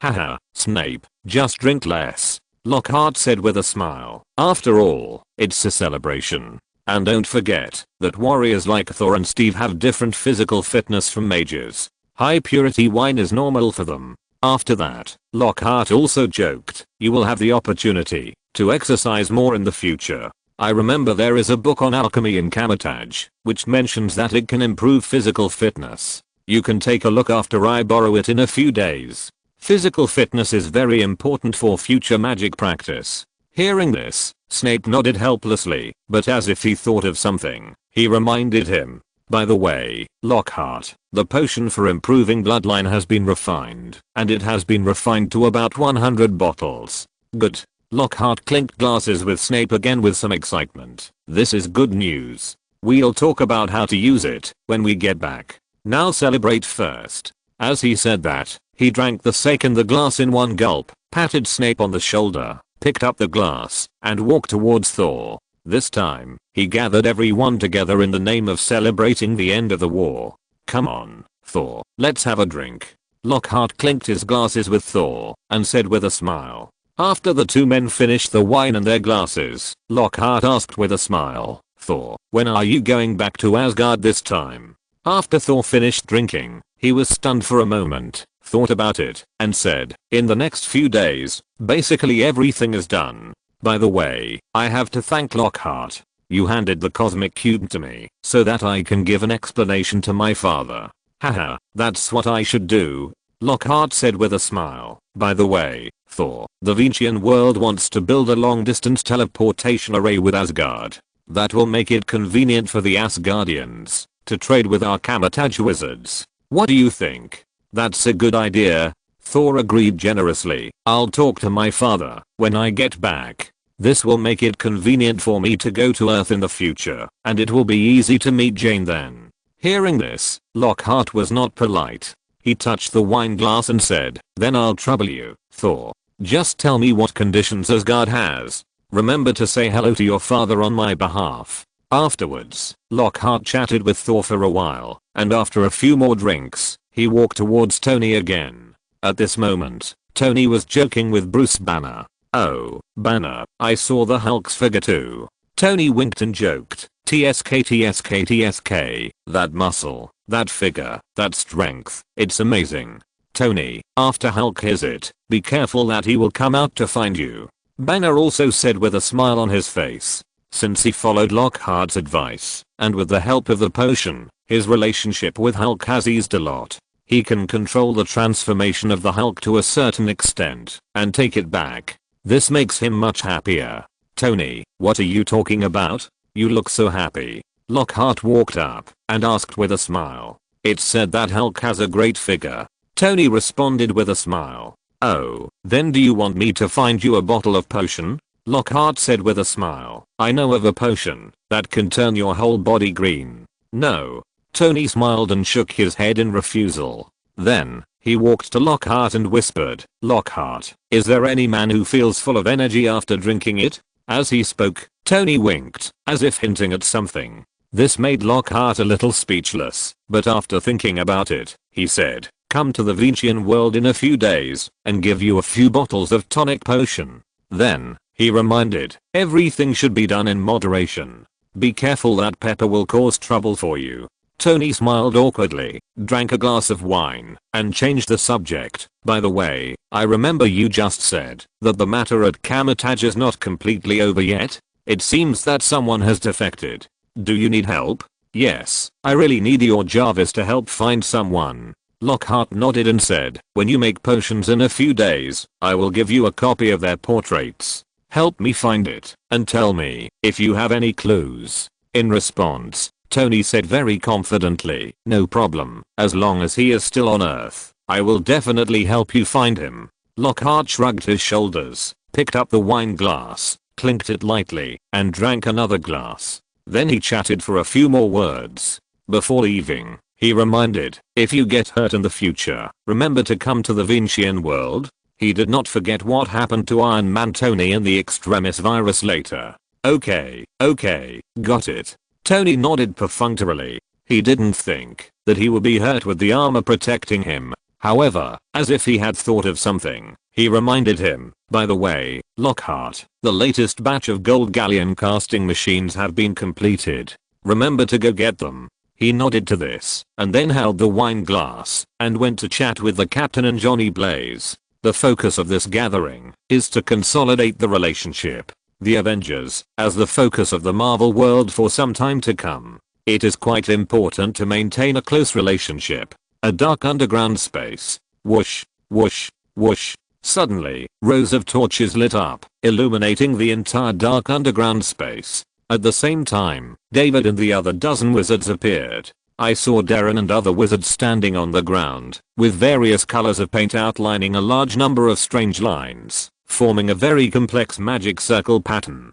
David stood in the center, holding a light ball with a deep yellow glow in his hand, exuding a mysterious and strange atmosphere. Opposite him, more than a dozen wizards knelt on one knee on the ground. Masters, although the plan to seize the secret realm has temporarily failed, but I have received news that the Supreme Mage has been severely injured and is now recuperating. Darren said in an excited tone, now is the weakest moment of Kamar-Taj. This is also our best chance. At this point, Darren has already begun to cast a spell secretly to mobilize everyone's emotions. So, we should take back the secret realm, kill the Supreme Mage, and return to Kamar-Taj. As Darren shouted, all the mages' eyes slightly flashed with blood, and they shouted excitedly, take back the secret realm, kill the Supreme Mage, and return to Kamar-Taj. Take back the secret realm, kill the Supreme Mage, and return to Kamar-Taj. After a moment, when everyone had vented their fear, panic, and excitement, Darren raised the deep yellow origin core in his hand high and said solemnly, to make everyone stronger. Now, let us break the contract with Vishanti and study chaos magic together. Chapter 415, on the eve of returning to the wizarding world. At night, the headquarters of SHIELD, the Trident building. Everyone in the Avengers has been invited to the party by Lockhart. Nick Fury, wearing a black windbreaker, stood in front of the glass, looking at the brightly lit city in the distance. Yes, Director.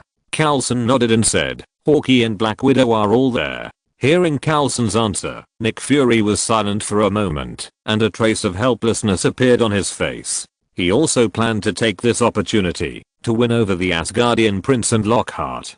By the way, he was going to find out the news about Kamar-Taj. He heard that this time, not only New York had an invasion war, but Kamar-Taj was also facing an invasion by the evil god. Result Coulson, what do you think? Since the cosmic cube has been taken away by Thor, do we have a chance to get the scepter in Loki's hand? Nick Fury said in a negotiating tone. After that, he chuckled to himself, as if he was mocking himself. And Coulson did not speak. It seemed that he also knew what the answer was. Sure enough, Nick Fury changed the subject and said solemnly, Coulson, we must hurry up to sort out the equipment of the alien army. Pay attention to the right collection of high-powered weapons, and then imitate them. Also see if we can get some information about the invaders from them. At this point, as if he thought of something, he said again, by the way, discuss it with Thor. See if we can get a chance to interrogate Loki alone. We must be prepared for the other party to invade again. We need more information. Hearing this, Coulson nodded to show that he understood. Then, Coulson hesitated for a moment and asked, what should we do about the wizard professor? As always, maintain a good relationship. After a moment of silence, Nick Fury said helplessly, let Natasha learn magic as much as possible. As for Lockhart and Kamar-Taj, he had to admit that he was powerless now. He could only wait for the opportunity. Now he hoped that, if Kamar-Taj was seriously damaged in the war, perhaps it would be an opportunity for S.H.I.E.L.D. Besides, is Kamar-Taj really the only one on the entire Earth who masters magic? The thought flashed through Nick Fury's mind, and he suppressed it in his heart. The next morning, in Lockhart's bedroom, the golden sun shone through the window onto Lockhart, who was in deep sleep. The sunlight brought a warm feeling, which seemed to further promote Lockhart's awakening. Lockhart's eyebrows trembled slightly, and not long after, Lockhart opened his eyes, rubbed his temples with his left hand drooping on his forehead. He drank a lot of wine last night. Until now, he still felt a little hungover. After casting a magic spell, he felt better, and then Lockhart got up and sat on the bed.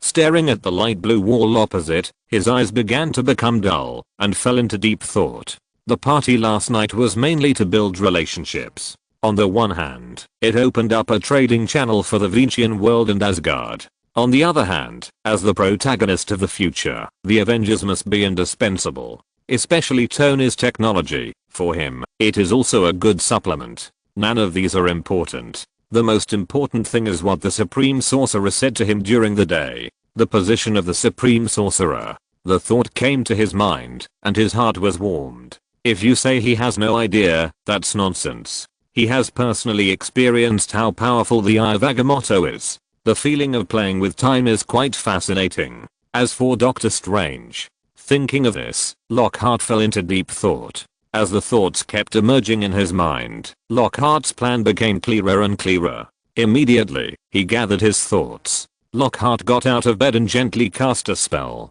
The quilt was suddenly flattened, and the bedroom door opened directly. As Lockhart walked out, the cleaning spell flashed, and the whole person was refreshed. At the same time, the dark green wizard clothes he always had slowly flew over. As Lockhart stretched out his arms, the clothes slowly put on. Almost not long after, a vigorous Lockhart came into view. As Lockhart stretched out his wand and slightly outlined, a red flame portal opened. Opposite was the magic training room inside the suitcase. At this time, a large number of students were in the training room in groups of 3 or 4. Some were communicating, while others were fighting and training with each other. The atmosphere was quite good.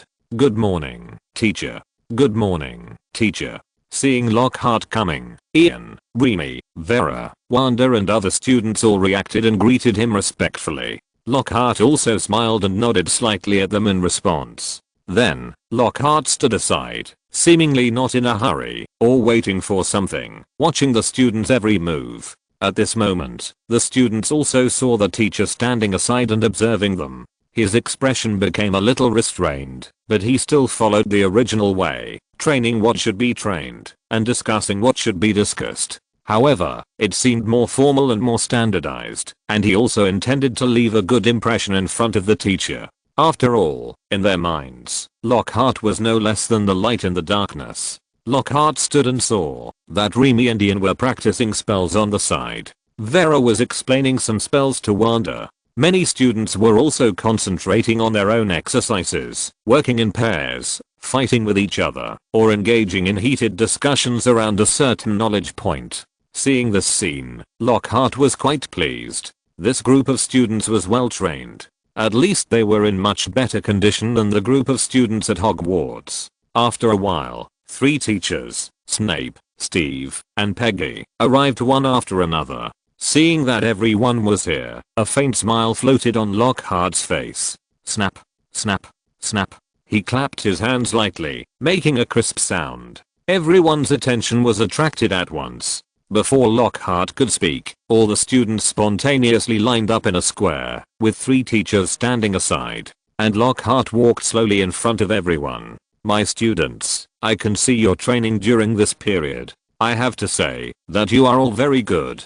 To be frank, your current level has reached the level of Hogwarts graduates. I'm proud of you, and proud of you. As soon as the voice fell, Lockhart began to applaud directly, and Snape and the other 3 teachers also applauded. All the students heard the loud applause of the teachers, and they couldn't help but smile brightly on their faces. I also began to clap my hands vigorously. After a while, the atmosphere gradually eased. Lockhart stretched out his hand and pressed it down, and the scene remained calm. I have very high expectations for you. You will be the fuel of the new wizards, and be responsible for igniting the flames of the rise of new wizards. Do you have confidence? Confident. Confident. Almost instantly, all the wizard students shouted excitedly, and Lockhart nodded slightly, waited for a while, and continued to speak. Now, we are going back to the wizarding world. You should know that I will open a new wizarding school. You are the first batch of students in the school.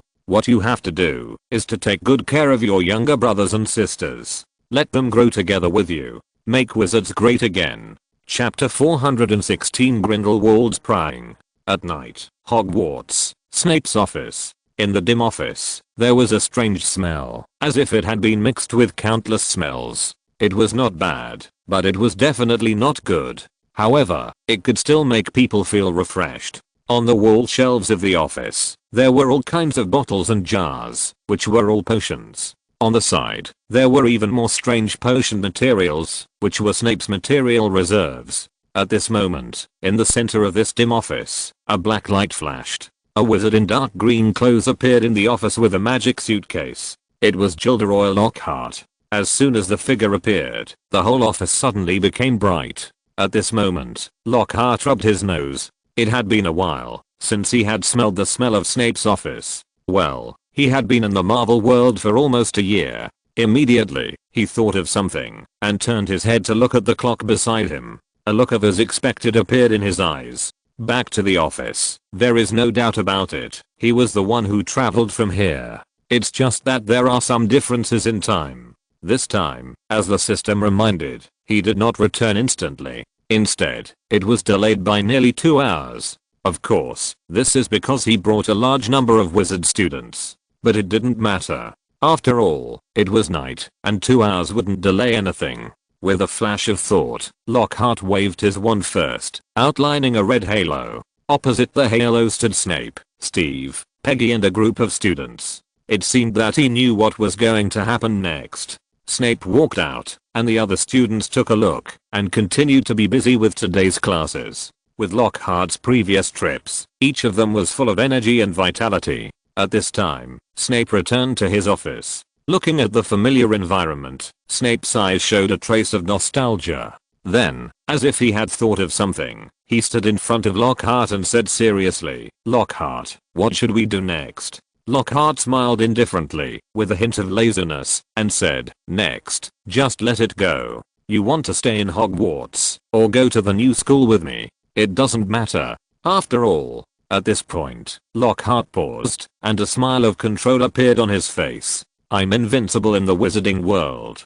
Snape fell silent when he heard this. After entering the new world, he can say without hesitation that his strength has improved a lot. What about Lockhart? Facing Dumbledore, Grindelwald, and even the former Dark Lord, now Lockhart is really invincible. Nermingard, Grindelwald's study. The spacious study is decorated with various exquisite decorations, and the floor is also covered with exquisite wool carpets. At this moment, Saint Philo Shafik knelt on one knee on the ground, and said in a pious and fanatical voice, "Sir, most of the tasks you assigned have been completed. There are already quite a few of our people in the American Ministry of Magic, and he will not be an obstacle to us." However, as soon as he said this, Philo's voice began to hesitate, as if he was hesitant about whether to continue. Grindelwald on the opposite side continued to look at the magic book in his hand with interest. He did not seem to notice Philo's hesitation. Such a move put a lot of pressure on Philo. Philo gritted his teeth and said, "However, there are still some small episodes. Sir, rest assured, the Saint will definitely complete the task you assigned to us." After saying that, he bowed his head respectfully, as if waiting for the call of the Lord in front of him. At this moment, Grindelwald put down the book in his hand, and looked at the men in front of him. Dap, dap, dap. The fingertips tapped lightly on the desk, and the crisp sound joined Philo's ears. Every time it sounded, it brought a lot of pressure to Philo. After an unknown amount of time, Grindelwald said indifferently, "Philo, you don't have to worry about Hungary." Hearing this, Philoric was sweating profusely. The saints in Hungary had forgotten the glory of Lord Grindelwald, and chose to betray him. He didn't dare to speak out about this matter, for fear of betraying the trust of the Lord. He was going to solve it privately, and then report it. Unexpectedly, the Lord already knew about it. However, his previous hesitation was not because of this reason. "You just take care of the Ministry of Magic. I will deal with Kamar-Taj of Alvermorny." Well, Kamar-Taj, the magic principal of Alvermorny, is the problem they encountered. This old guy, whether it is reputation, status, or strength in the United States, is not weak. If you want to deal with him, the Saints may have to pay a heavy price. This is a reason why Philo hesitated whether to speak up. If he doesn't speak up, he will pay a heavy price. If he speaks up, It seems that they have not tried their best. Okay, Lord Grindelwald. Philo replied respectfully. In that case, go and do your work. Grindelwald waved his hand gently, as if to drive him away. Then he picked up the magic book on the table, and began to read. Philo took a look, bowed respectfully, then turned around and left. After Philo left, Grindelwald sighed softly. Sure enough, it's been a long time, which can easily cause some people's beliefs to have problems. It's time to go back to the furnace and recast it. Thinking of this, Grindelwald's eyes became cold and fierce. Then, he seemed to sense something. Grindelwald looked up at the sky, and the black pupil of his right eye turned silver white again. Wizard talent, Eye of Destiny. Ha ha ha. The heavy breathing seemed to show the huge pressure Grindelwald was carrying for this move. However, his eyes became more and more excited. He even murmured to himself. New world, the clue to the new world you mentioned, I found it. If you look carefully, you will find that the silver white pupil of Grindelwald's right eye reflects the image of a woman in red. If Lockhart can identify it, you will find that this is his student, Wanda. The next day, Hogwarts, Christmas party. Bang! In the lobby of Hogwarts, colorful fireworks flashed. The little wizards below were wearing red Christmas hats, running back and forth, shouting excitedly. At this moment, Harry was also looking around excitedly, and seemed to be ready to join in. Hi, Harry. Hermione stood next to Harry and patted his shoulder. Hermione, are you going to join too? Harry turned his head, and saw that it was Hermione. Following her gaze, he saw his companions celebrating everywhere again. After hearing this, Hermione hesitated for a moment and shook her head slightly. No, I'll just sit here. She didn't know why he seemed to have very few companions at Hogwarts. There were only Harry, Ron and others. By the way, Harry, do you know? Hermione asked in a low voice. It is said that Professor Lockhart will leave after Christmas. He will no longer continue to be the Professor of Defense Against the Dark Arts at Hogwarts. We will have a new teacher. Chapter 417 Snape's Hesitation. Christmas Party. Hogwarts Lobby. Christmas Eve Party. Christmas trees can be seen everywhere. The sky is filled with colorful lights and candles, and the excited shouts of the little wizards make the atmosphere of the party even more lively. Yeah, tomorrow is a holiday. I want to go out and play with my family. I want the latest toys. It would be great if someone gave me a firebolt as a Christmas gift. The little wizards excitedly exchanged their Christmas wishes with each other, and also looked forward to their gifts. For them at this age, they don't have to study, and the holiday itself is a kind of happiness. Looking at the excited and lively little wizards, Professor McGonagall glanced at Harry, Hermione and the little lions of Gryffindor, and a faint smile appeared on her face. Sprout, Cedric from your college, has performed very well recently, McGonagall said with a smile. He has earned a lot of college points. McGonagall, don't talk about me. Sprout's mouth twitched slightly. Everyone knows that Hermione from Gryffindor has been very active in class recently and has earned a lot of student points. It's said to praise Cedric, but it's actually showing off Gryffindor. She couldn't help but perfunctorily say, Harry's recent performance is also very good. He is worthy of being the son of Lily and James. Then, without waiting for McGonagall to speak, Sprout changed the subject. By the way, McGonagall, I heard that Lockhart is leaving. Didn't you try to keep him? I think Lockhart's teaching level has always been excellent. Hearing this, McGonagall's face froze, and her good mood slipped away. She said helplessly, there is no way. Lockhart left this time for a bigger space. Besides, the position of the principal of Magic School must be more attractive than the position of the Professor of Defense Against the Dark Arts. What did the principal say? Sprout asked curiously. If Dumbledore spoke out to keep him, I feel that Lockhart still has a great chance of staying. Hearing this, McGonagall shook her head slightly and didn't continue. It seemed that she didn't want to continue the conversation around this topic. She talked directly about Sprout's most proud planting room. When she talked about Sprout's proud work, her attention was diverted.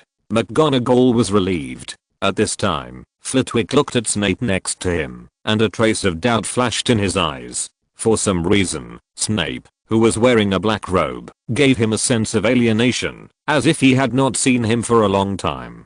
Damn it, didn't they just meet yesterday? Snape's aura has changed a lot. In fact, he can clearly sense the strong and dangerous aura emanating from Snape. As a duelist, he still trusts his own judgment very much. Could it be that there is any rapid progress in magic? Snape, how are you recently? Flitwick asked tentatively. At this moment, Snape was a little absent-minded. Although his eyes were fixed on the opposite side, he was absent-minded, as if thinking about something. Flitwick spoke 2 or 3 times in a row before he reacted. General.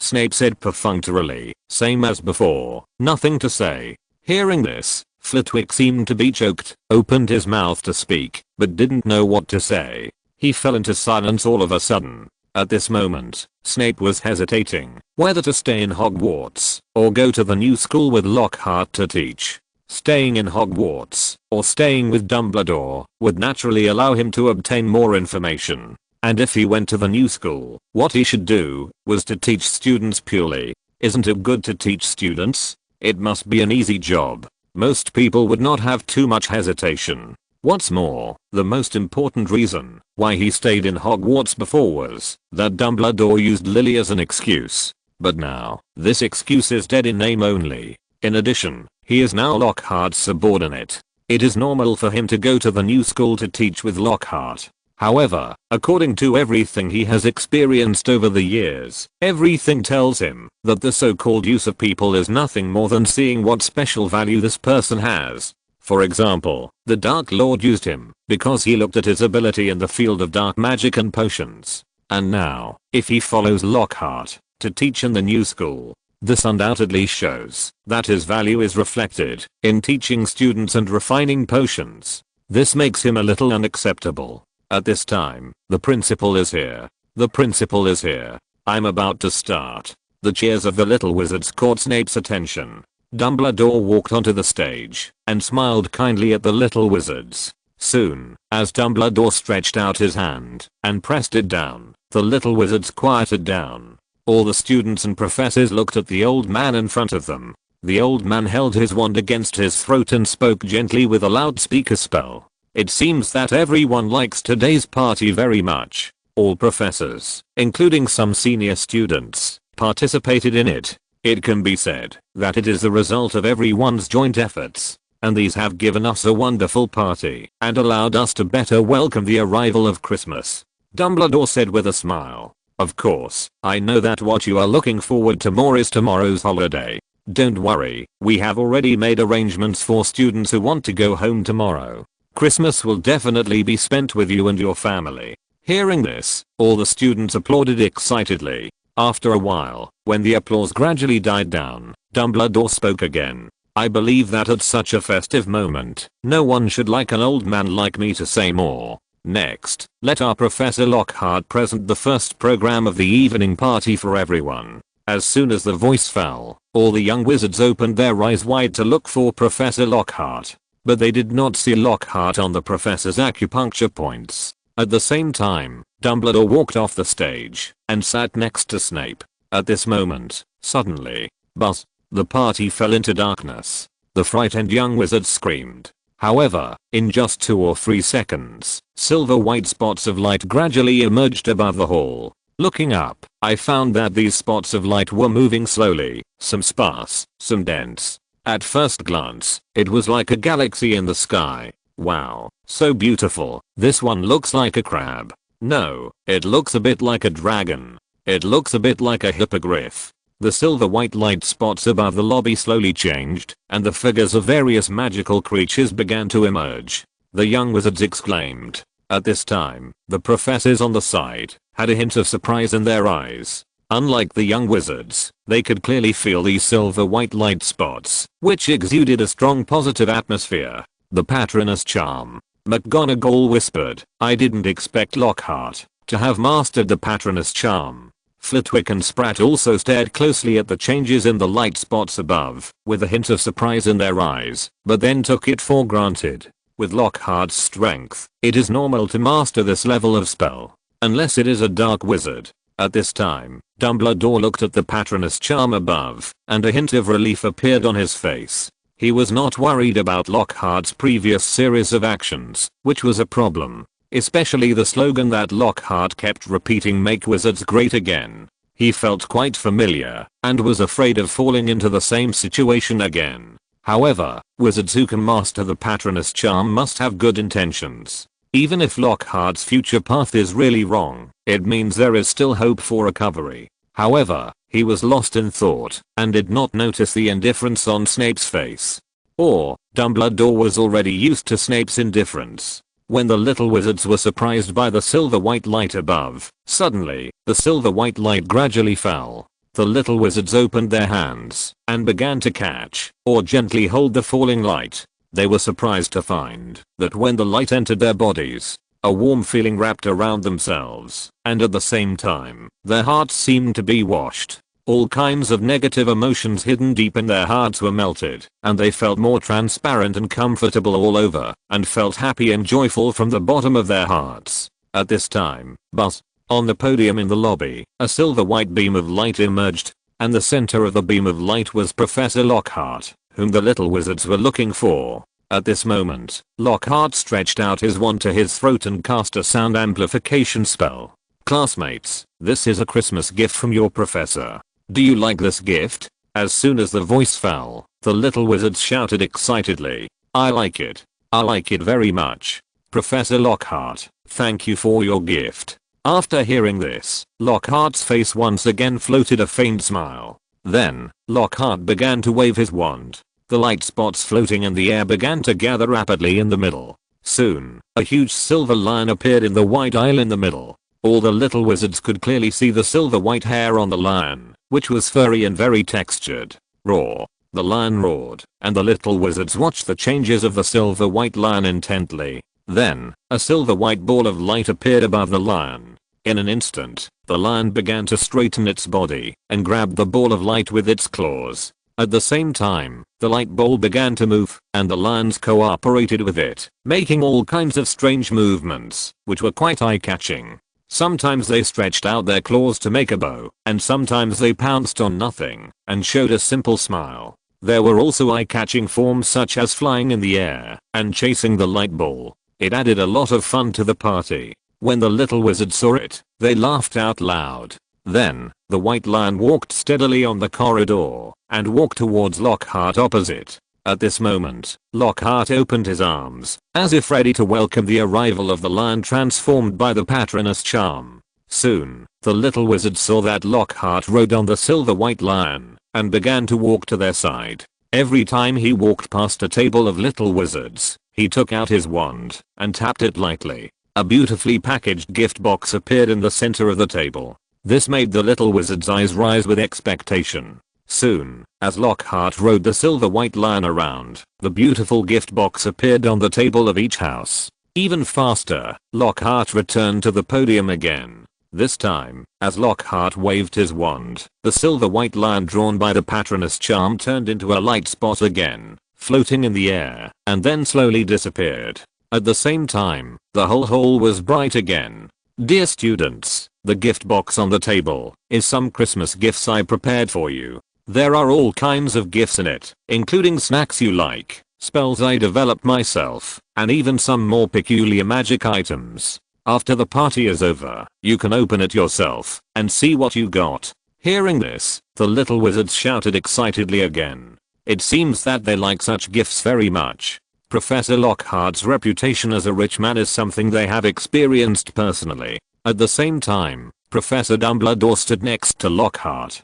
Dumbledore said in a gentle voice, Dear students, here is a piece of news to share with you. After Christmas, Professor Lockhart will resign as the Professor of Defense Against the Dark Arts. The next teaching will be Professor Snape in charge of the Defense Against the Dark Arts class. Hearing this, the little wizards showed disappointment on their faces. Although I will not be your professor soon. Do you have any doubts about the Defense Against the Dark Arts? You can write to me directly, and I will share my thoughts in the letter. Of course, if you want to know more, the meditation method I developed is also possible. Hearing this, many young wizards began to look better. Professor Mellahad, it's not impossible. At least I don't have to do so many test papers in the future. Senior students thought of it one after another. At the same time, Lockhart had walked off the stage and sat down in his seat, and Dumbledore stood on the stage and carried out the next project. the most popular goblin band in the British wizard world came on stage to perform. As the goblin band played light music, the atmosphere of the whole party began to become more intense. At this moment, Dumbledore sat next to Lockhart and communicated in a low voice. "Lockhart, have you decided on the location of your school?" In response to Dumbledore's question, Lockhart smiled mysteriously and said, "It has been chosen, Headmaster. I will definitely surprise you when the time comes." "Oh, so mysterious," Dumbledore said with a smile. "Then I must go and see it in person when the time comes. I will definitely invite you. If you don't go to my school's opening ceremony, that would be a real loss." Lockhart laughed softly. Then, Lockhart and Dumbledore started chatting with a smile. Snape, who was standing aside, was a little surprised. At this moment, suddenly, buzz, there was an owl outside the window, flying towards the professor's position. Then it landed in front of Dumbledore. Looking at the owl and the name on the envelope under his feet, Dumbledore's expression froze. Then, he stretched out his hand to open the envelope and read the contents. At the same time, his face became more and more solemn. Lockhart, who was standing aside, was a little confused when he saw it. Soon, Dumbledore put down the envelope in his hand and said in a deep voice to Lockhart, who was standing aside, "Lockhart, the situation is not good. Gellert seems to have taken over Alvermorny School in the United States." Chapter 418, The present era is the best era. Alvermorny School, on the top of Greylock Mountain, USA. The mountain is surrounded by clouds and mist. At first glance, the mountain is looming in the clouds and mist, and there is no one living there, showing desolation. But if you zoom in, you will find a black carriage flying in the clouds and mist. And tied in front of the carriage are 3 powerful magical creatures, the strong rune horses, which are rank 5x, flapping their wings. Whoosh, whoosh, whoosh. The strong wings are constantly flapping, and the huge bodies of the rune horses, stepping on their strong hooves, sweeping through the clouds in the air, and constantly running towards the top of the mountain. Soon, the rune horses are close to the top of the mountain, and the mountain wind is howling. But when it passes through a hidden barrier, it suddenly becomes clear, and a scene of wind and sunshine, warm as spring, appears. At the same time, a huge building similar to a school comes into view. And at the main entrance, there are 2 marble statues. They are the founders of Alvermorny School, Isolde Cyril and James Stewart. Wow. Wee. With the neighing of the divine horses, the black carriage landed at the main entrance. At the same time, 2 middle-aged wizards in black robes got off the carriage. One of them walked to the statue at the entrance, waved his wand, put it against his throat, and said loudly, "Hello, Andreas Black, Professor of Defense against the Dark Arts at Durmstrang, is here to visit." Soon, with the click of the door opening, several figures walked out. The leader was a lady with a slightly old face. She was seen looking at the wizard next to the carriage, who was from the pure-blooded black family of Germany, and exuded a refined and aristocratic aura. "Master Andreas, I received your letter." Sylvana Riven, the vice president of Alvermorny, said slowly, "I didn't expect you to come to Alvermorny so soon." At the same time, the wizard Andreas Black walked forward with an elegant step, then bowed slightly. "Sorry, I'm in a hurry, because of something urgent, Principal Camus."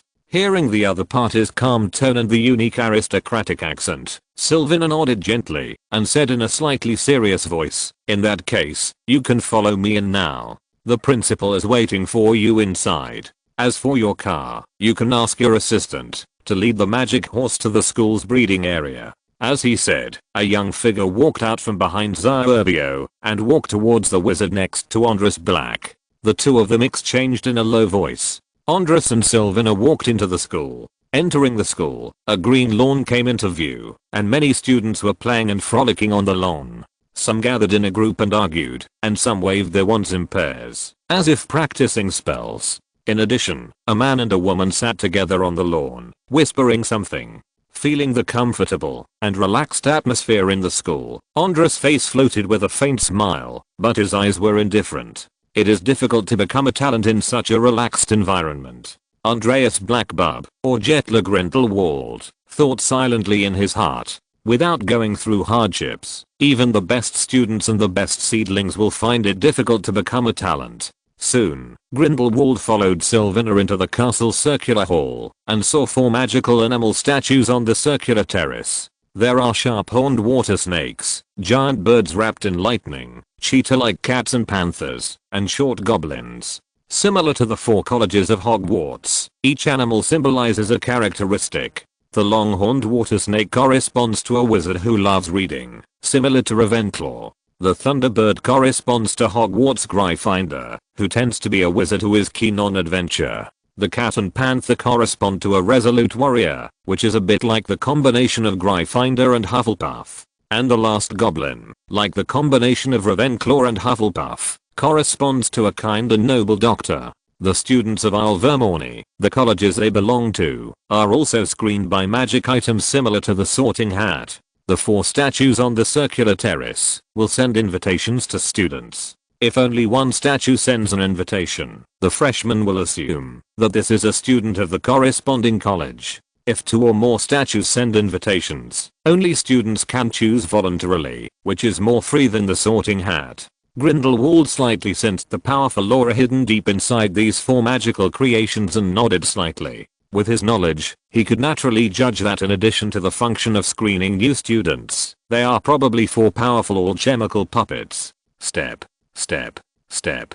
With the sound of crisp footsteps, Vice Principal Sylvina walked up the stairs and took Grindelwald into the principal's office. At this moment, Grindelwald, disguised as a member of the Blank family, looked at the old man sitting in the principal's office chair. With a faint smile on his face, he bowed slightly and said gently, "Principal Camus, the Black family sends you greetings." Of course, Principal Karkaroff of Durmstrang also asked me to send you greetings on his behalf. At this moment, Principal Camus Hard, who was sitting on a chair, also stood up and greeted him, saying at the same time, "Haha, Andreas, say hello to Karkaroff on my behalf when you go back." Then, the 2 sides shook hands very tacitly. At this moment, Vice Principal Sylvina also walked out of the office quietly. At the same time, Principal Camus pointed to the desk and said in a deep voice, "Andreas, sit down and talk. I saw the letter you wrote to me. What would you like to drink?"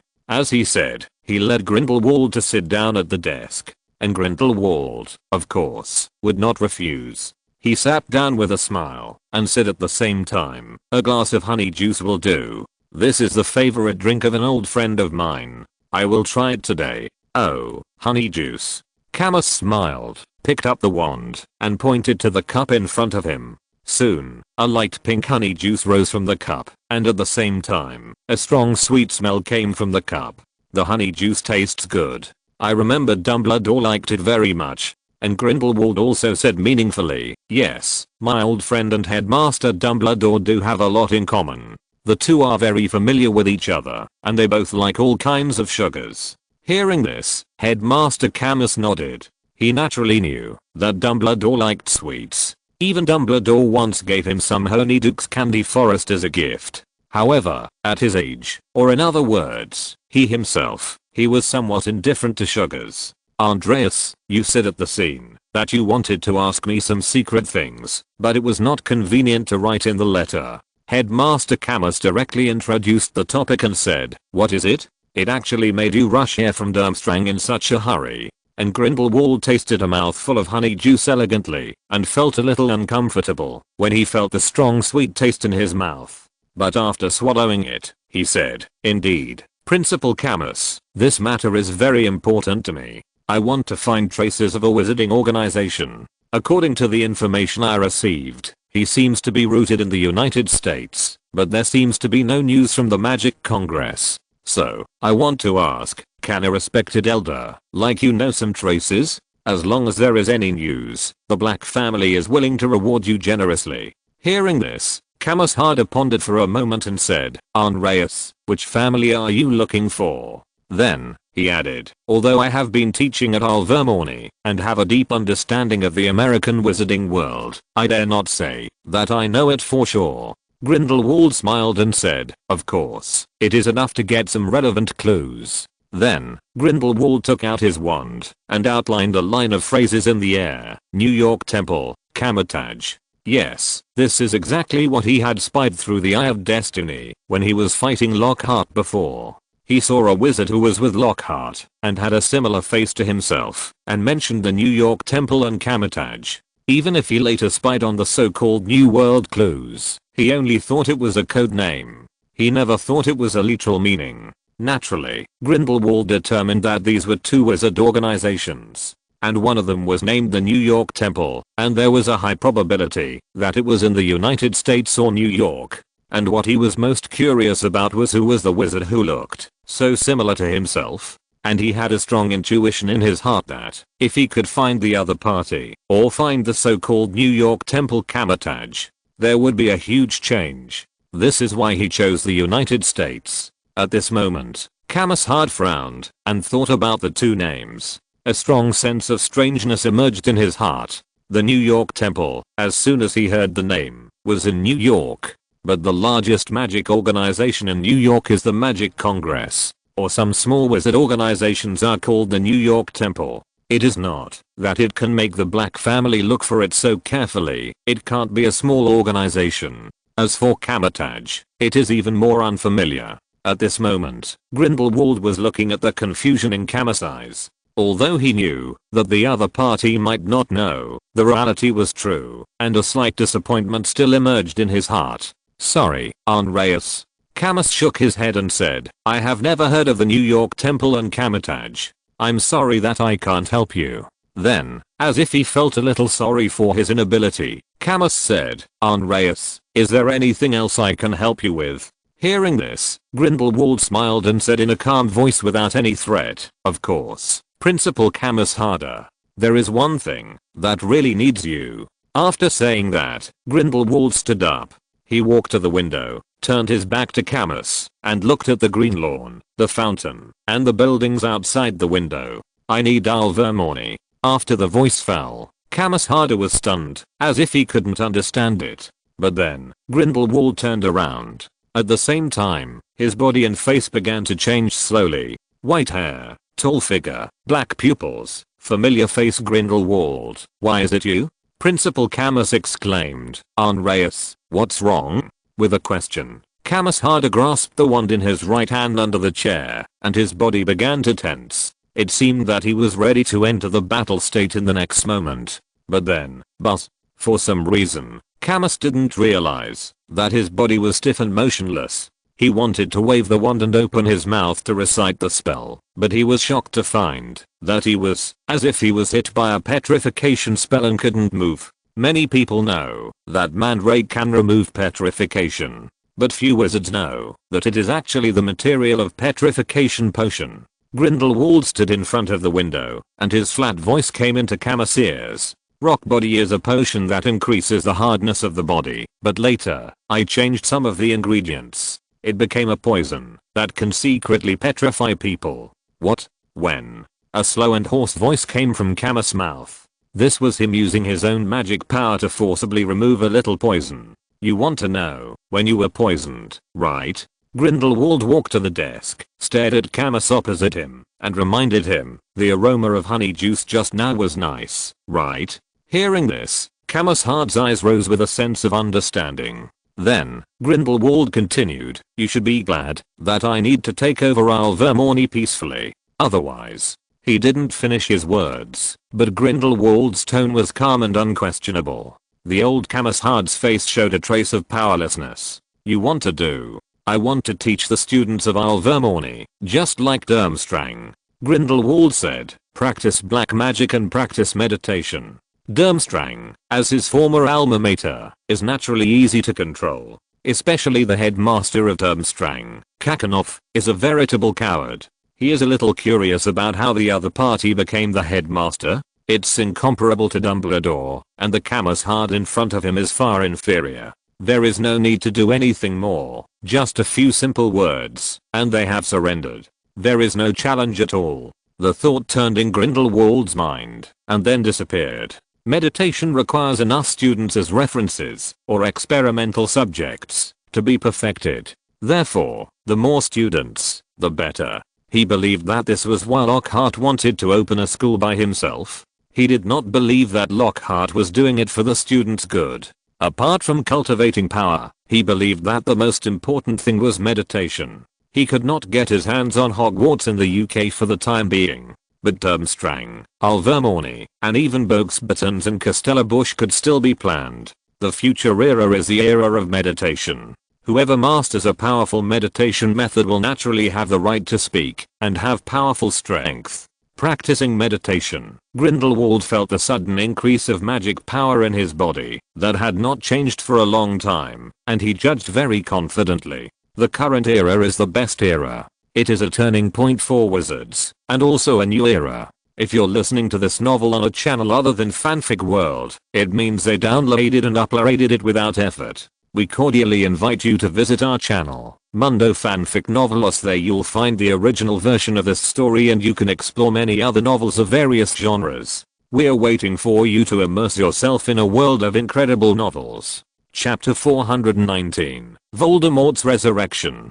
British Ministry of Magic Minister's Office. How is it possible? What is the Magic Congress doing? How could Grindelwald occupy Alvermorny? Minister of Magic Cornelius Fudge paced back and forth in his office anxiously. Although he tried to keep his tone as calm as possible, he kept wiping the cold sweat from his forehead, revealing his fear that could not be concealed.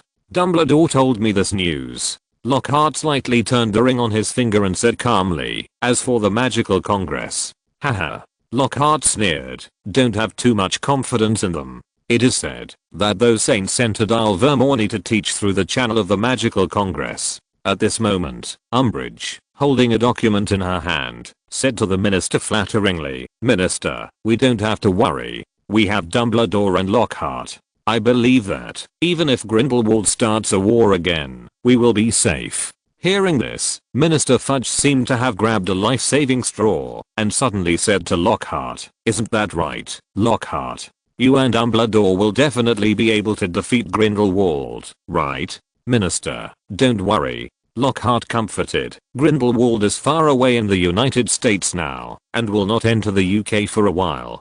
Dumbledore and I will also go to Alvermorny in the near future, and then we will learn more about the relevant information." Hearing this, Fudge's expression softened a little. At the same time, Lockhart walked to Fudge's side and said in a voice that only the two of them could hear, "Fudge, don't worry, even if another round of war breaks out, we have the confidence to keep you in the position of minister." After saying this, he walked out of the office. At this moment, Fudge's eyes flashed with surprise after hearing this, and then his face began to become uncertain.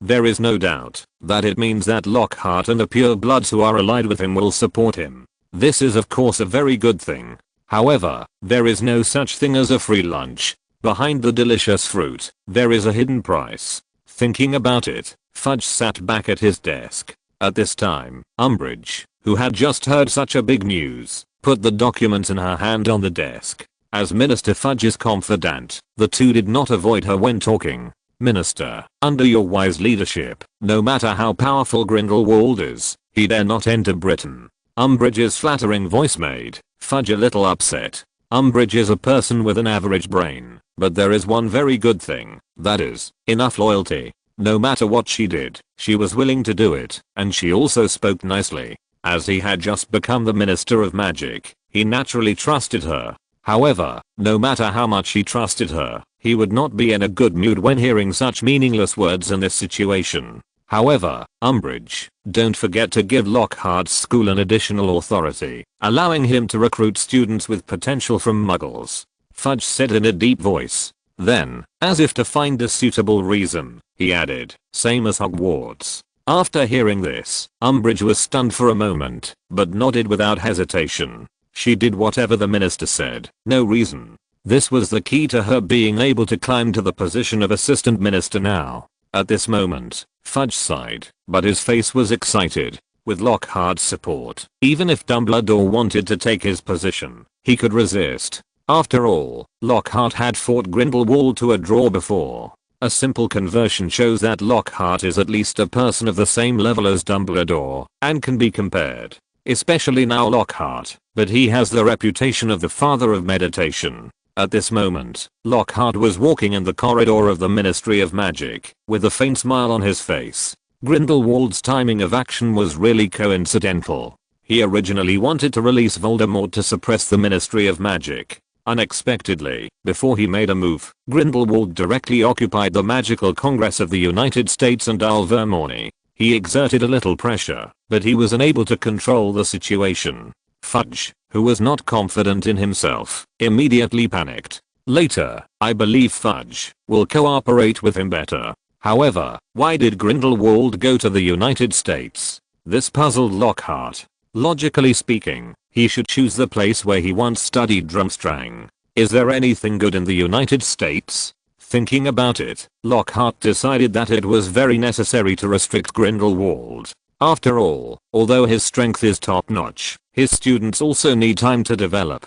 How to do it specifically? In addition to Dumbledore, the only one who can restrict this first-generation Dark Lord is Dumbledore. The second-generation Dark Lord will not disappoint him. It just so happens that Karkaroff was Voldemort's former subordinate, wasn't he? He shouldn't be in the mood to take it to heart after his home was stolen. Hogwarts, underground palace. Above the palace, a soft and extremely bright ball of light radiates its own light. It illuminates the palace covered with marble and the giant pillars engraved with complex stripes. On one side of the palace, the huge basilisk, with its huge yellow pupils, did not pay attention to the complex magic circle on the ground. Instead, it stared closely at its master, Lockhart, who was in the center of the magic circle. Of course, from time to time, he also looked at the familiar black magic notebook in front of his master.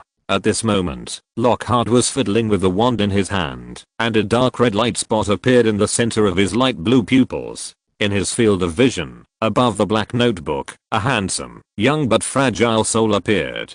Tom, I know your talent very well. Lockhart said indifferently, I believe you can complete the task I have assigned to you. Don't you think so? Tom Riddle cursed in his heart at this moment. He has no memory of becoming the Dark Lord in the future. In his memory, Grindelwald was a top figure who could call the wind and rain and cover the sky with one hand. Although he heard Lockhart talk about his future self becoming the second generation Dark Lord, he still didn't have much confidence. However, now is definitely not the time to refuse. It's not easy to get a chance to resurrect. How could he give up?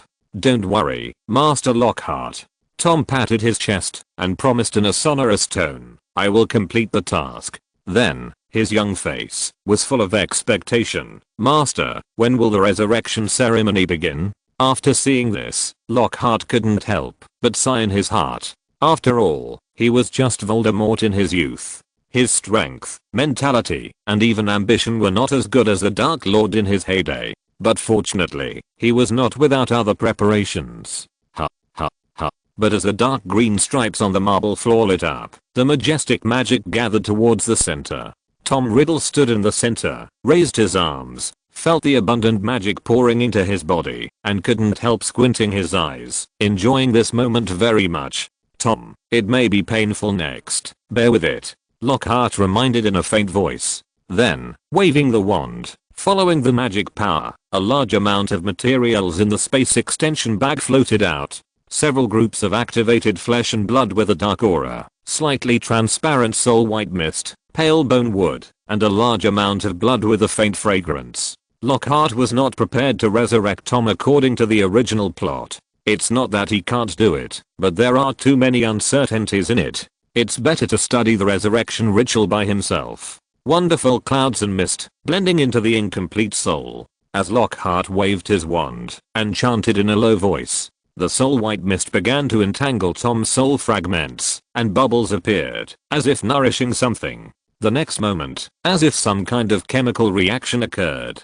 Tom's soul form began to emerge, or it could be seen by the naked eye, and interfere with reality. Even as he waved his hands, the soul white mist began to stir up waves. With one breath, the soul Beidou merged into his soul fragments. Tom's current form is a fragment of soul affected by the Horcrux, and it cannot be called a complete soul. Therefore, it needs to be supplemented, strengthened, and even cut. Independent will allows you to gain the freedom you yearn for. Lockhart chanted again, and a ball of purple gas emerged, merged into the white mist, and then entered Tom's soul. The bones that contain life are the fulcrum of life. The intoxicating and sweet blood, the flesh and blood full of magic. Ah, soul, the living body needs you. As Lockhart waved his wand, the bass voice gradually increased, full of mystery, and even revealed a trace of evil. Dark green light spots filled with the breath of darkness and death floated from all around. Whoosh, whoosh. A cold and dark wind appeared out of thin air, and indistinctly, several transparent ghost-like figures flew towards Lockhart and Tom. This seems to be a side effect of the resurrection ceremony, or the backlash brought by the heaven and earth to the resurrection of living beings. But, as Lockhart waved his scepter, it seemed as if he had expected it. Suddenly, a dark green barrier emerged from the hall, covering Lockhart and the entire magic circle. The cold wind of the dark breath blew, causing the basilisk beside to shake its head slightly, as if it felt uncomfortable. But it did not penetrate the dark green barrier at all. Snap, snap. Faintly, there was a flapping sound outside the dark green barrier. At the same time, the dark green barrier seemed to be absorbed, and had a slight fluctuation. Lockhart glanced and saw that a large number of transparent ghosts seemed to be blocked outside by the barrier. This was not unexpected. His resurrection ceremony, to put it bluntly, was actually to recreate the body. In other words, whoever enters this body can be resurrected. This is not as obvious as the original plot. Therefore, the attraction to those ownerless ghosts is extremely strong. However, soul expulsion.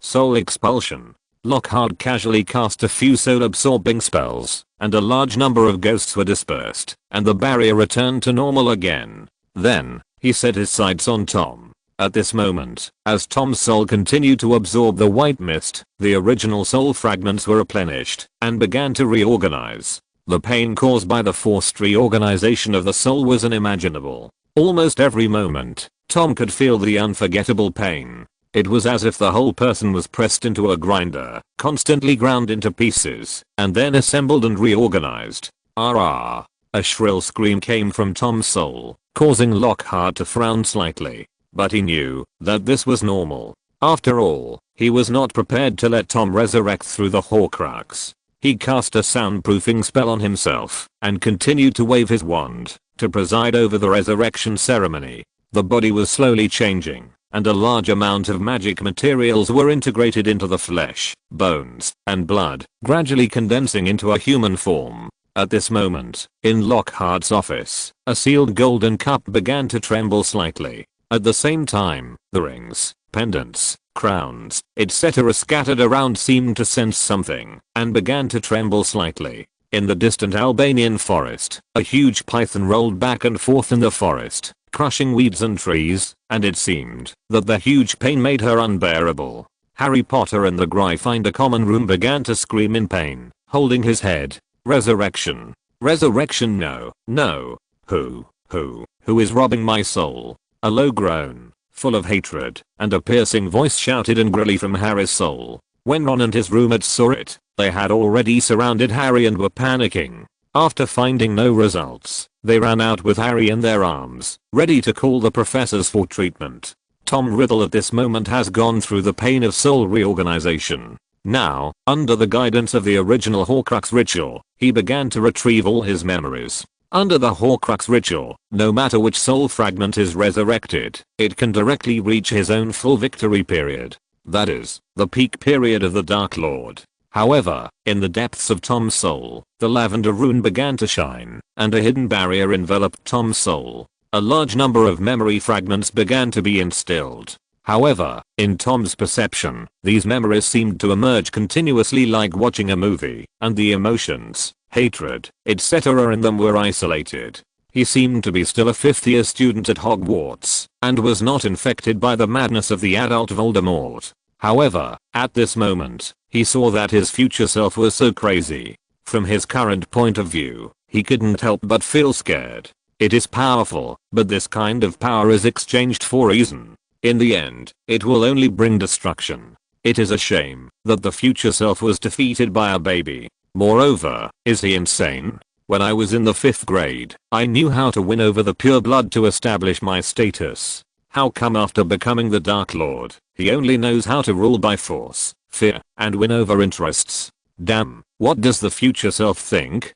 Fortunately, Tom couldn't help but feel fortunate. He still retains his sanity and his ability to think independently. He is confident that with the knowledge he mastered at his peak, coupled with his clear mind now, he will definitely be able to return to the peak and become stronger. At present, the only obstacle is Lockhart. As for the magic contract, don't underestimate a peak dark wizard. But the soul merged into the body, and Tom opened his eyes. Feeling the magic power filling his body and the strong breath of life, Tom couldn't help but smile. Just as he turned around and prepared to look at his enemy. However, whoosh, he saw that Lockhart's whole body was suddenly covered with a ball of dark red flames. Hellfire. Then, the flesh and blood began to disappear, and the crystal white bones began to appear. A huge pressure came from the bones. Skeleton wizard form.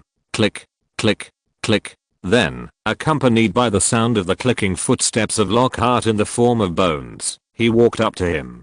Then look into my eyes. Let me judge your sins. Chapter 420 Slytherin. I want you to work for me for 50 years. Hogwarts, the school infirmary. Harry, how do you feel now? Madame Pomfrey held an empty bottle of tranquilizer in her hand and asked Harry, who was lying on the bed, with concern. Much better now. Harry looked peaceful, but his voice was weak. My head doesn't hurt that much. Harry, you were really scary just now. Yes, just now you were on the bed, covering your head and rolling around, and the sound was very painful. Ron and several other little wizards in the same dormitory saw that Harry was much better, so they chattered. There was a feeling of lingering fear. Quiet, quiet, Madame Pomfrey whispered. The patient needs to rest. You go back to the dormitory to rest. I'll take care of Harry here. He needs a quiet rest now. Hearing Madame Pomfrey's urging, the chattering little wizards immediately stopped talking, then nodded helplessly and walked outside. At this moment, Madame Pomfrey, the school doctor of Hogwarts, said to Harry in a gentle voice, Harry, just now I detected that your soul seems to have been affected to a certain extent. But it is stable now, you can rest assured. Have a good sleep. Tomorrow. Madame Pomfrey hadn't finished her words when Harry heard a burst of hurried footsteps. Trample.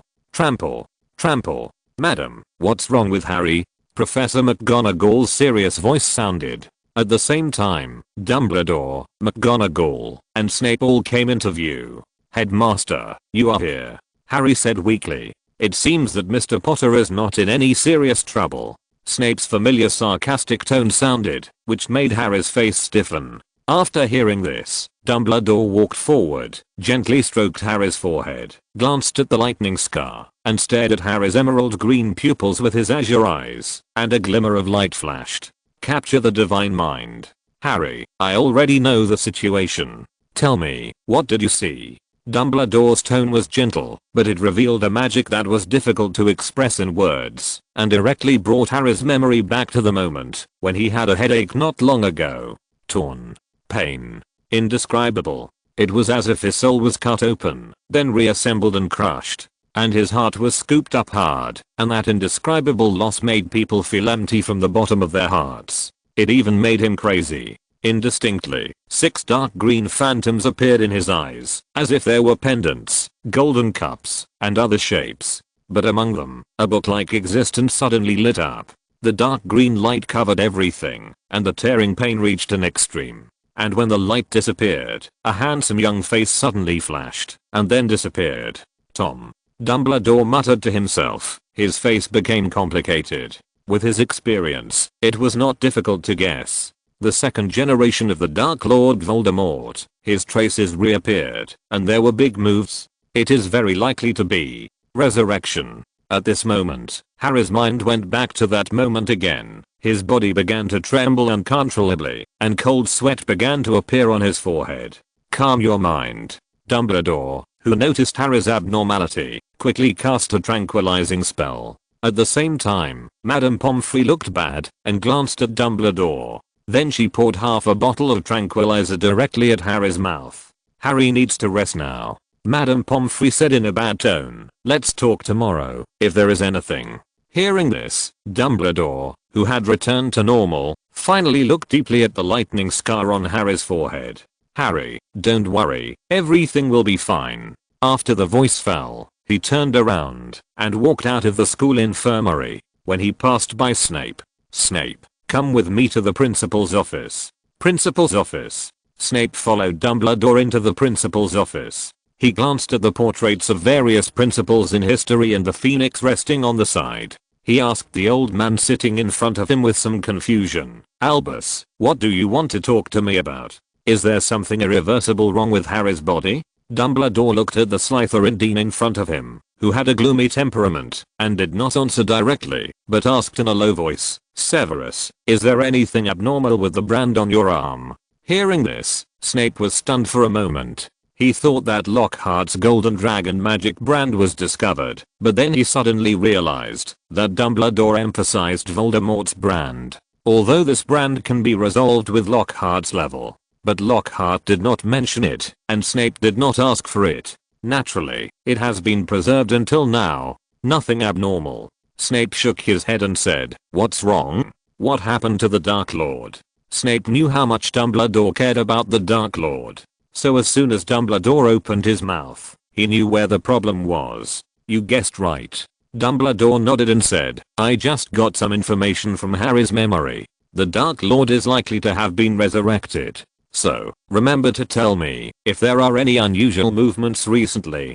Dumbledore reminded, including the pureblood family. In response, Snape nodded seriously. There is no doubt that the Dark Lord is his enemy. Although he has entered the new world and his strength has increased a lot, he is definitely not an opponent. It seems that taking blood potions should be put on the agenda. Snape thought silently, and Dumbledore's face rarely showed a trace of hesitation, as if he didn't know whether to say the next words or not. "Snape, there is a piece of news. I think you should be prepared." Dumbledore said with a complicated look, "I just learned that the Dark Lord and Harry have some kind of very secret relationship." And then, a scene that made Dumbledore a little puzzled appeared. After hearing this, Snape's face showed a hint of surprise, and then returned to calm. "What does it have to do with Harry? Albus, what do you need me to do?" Snape's complex emotions towards Lily and James were poured into Harry. Dumbledore knew this very well. Logically, Snape's reaction should not be so weak when Harry had problems, especially problems with the Dark Lord. The idea emerged in Dumbledore's mind, but the trust he had always given him made him not think too much. He just said in a deep voice, "Severus, I suspect that the Dark Lord is likely to enter Harry's mind through some secret methods. I need you to teach Harry the brain block technique to protect himself." Through observing Harry, Dumbledore can be very sure that Harry must have a very close connection with Tom. This connection may even be deeper than he imagined. Otherwise, Tom's changes would not be able to affect Harry, especially the 6 familiar dark green phantoms that appeared in the depths of Harry's memory before. He had to have a terrible guess in his heart. "Okay, I'll teach him," Snape said stiffly. Now he has a way to save Lily. Harry's position in his heart was not so high, but he still had a certain weight. After all, he was Lily's child. Slytherin Chamber of Secrets, Underground Palace. Lockhart, the Dark Lord is likely to be resurrected. This is the news Dumbledore just told me. Lockhart looked at the handsome young man in front of him, and the news that Snape had just sent through the magic brand emerged in his mind, and he couldn't help but feel strange. He didn't tell Snape all his plans. For example, he never mentioned to Snape that Voldemort was in his hands. But now it seems that he has to say it. Later, Snape's cooperation is needed. So, after passing the information to Snape again through the magic brand, with a smile, he continued to look at Tom Riddle in front of him. At this moment, Voldemort, or Tom Riddle, seemed to feel Lockhart's eyes. He couldn't help but tremble in his heart. Although Lockhart's skeletal form just now was weird. But then, the other party seemed to turn his soul upside down, and almost destroyed his soul, and the breath of death was entangled, which was deeply ingrained in his heart. He was filled with fear, and his desire for life suddenly took over. "Tom, you are an independent individual now," Lockhart said softly. "You are different from the original Dark Lord. You are smart, rational, and have more potential than him. I believe you will be the final winner in this battle of soul orthodoxy." Hearing this, Tom nodded with a complex expression and said, "I believe that with your help, I will be able to kill him." At the end of his words, a fierce breath came to his face. The resurrection with the help of Lockhart was very different from the resurrection he had expected. One of the most obvious characteristics was that he still maintained a clear mind, and his self-will was mainly based on his 5th grade. It was not based on his peak, or before his death. He was born from the original soul, so the previous links would cause such a big commotion. In other words, another him will be resurrected, and this him is the darkest and the most peak him. Although the two have the same memory with the help of the Horcrux, the other part his research on black magic is engraved into his bones. If the two are in a confrontation without external help, they are likely to be at a disadvantage. And the result of failure is only one possibility, that is, the winner devours the soul of the loser. Become a more perfect him. Therefore, the two will only fight to the death. This is the restriction given to him by Lockhart, and it is also another layer of threat. Soul battle. Remember to use a fire are left for you. Lockhart reminded again, or threatened. He was not at ease with Tom Riddle. After all, he is the 2nd generation of the Dark Lord. How dare he use it without leaving enough means? It seems to know. Lockhart meant that Tom nodded quietly, and at the moment of lowering his head, resentment flashed in his eyes. Then, Lockhart cleared the wand. A green crystal with a strong breath of life appeared in front of Tom. This is the light of life, you keep it. Lockhart comforted. It can further stabilize your soul, and prolong your life. Give a slap, and then a sweet date. This method, although vulgar, is still very useful. Don't worry, Tom. Follow me and you will get more than you can imagine. Eternal life, a higher realm, and even becoming a god. As long as you work hard, it's all possible. As the voice fell, some pictures emerged in Tom's mind. There was Lockhart encountering the Dragon Bone in the Marvel world, and the battle with the Dark God Dormammu. There was also the invasion war of Kamar-Taj. The existence of gods, the change of pictures, the majestic atmosphere. These people far exceeded Tom Riddle's imagination. Everything showed that everything Lockhart was experiencing now was far beyond his imagination. Then, his heart began to become hot. Strong strength, eternal life. This is what he has been pursuing since he was a child. Sensing the change in Tom's heart, Lockhart nodded slightly. Tom Riddle can't escape his palm. Tom, next. Everything will go according to plan. But, Professor Lockhart, don't worry, everything will satisfy you. In front of the portal to the outside world, Tom Riddle said to Lockhart in a deep voice. Then he took the wand in his hand and turned away. Seeing this, Lockhart said nothing more, waved his hand gently, and cancelled the portal. The underground palace returned to silence again. Little snake, follow me. Lockhart waved gently to the monster guard beside him, and then walked towards the wall deep in the palace. Hiss, hiss, hiss. I command you to open. The dark, evil, and mysterious tone sounded. With a few clicks, the wall opened up, revealing a dark passage. Lockhart did not hesitate at all, and very skillfully shot a ball of light to illuminate the way ahead. Then he led the basilisk into the depths. Trample, trample, trample. Hey, is there someone coming again? Hearing the footsteps coming from the passage and the familiar breath of life, the Slytherin portrait quietly woke up. Lockhart, see you again. Slytherin's voice was still low, even mixed with a hint of coldness like a venomous snake. What's the matter with you this time? Mr. Slytherin, I have a good news to share with you this time. Lockhart said gently, I have mastered a resurrection magic. It can help ghosts, like you, regain their lives. You can have a body, taste food, and even think and create new magic. Oh. Slytherin's tone was full of disbelief, and he said perfunctorily, if that's the case, then Lockhart, you are really amazing. Lockhart naturally knew Slytherin's disbelief. After all, ghosts have been like this for thousands of years. Who would believe it if he suddenly spoke? So Lockhart waved his wand, and a silver-white information light ball slowly flew towards Slytherin's portrait. Slytherin's flower fragrance did not reject it at all, and swallowed it directly. Then a series of information emerged in his mind. The introduction of 5 different soul recasting secrets, plus the record of Voldemort's resurrection process just now. Lockhart, what do you want? Slytherin's portrait said calmly, but Lockhart seemed to be able to clearly sense the excitement behind him. So he smiled, and said word by word, what I want is not much. I will resurrect you, and you will work for me for at least 50 years. During this period, I guarantee that you will get resources that match your status, or even more. Moreover, I can give you a longer life and contact deeper and more powerful mages, even gods. Chapter 421, Death Eaters gather for the glory of purebloods. Late at night, Malfoy Manor.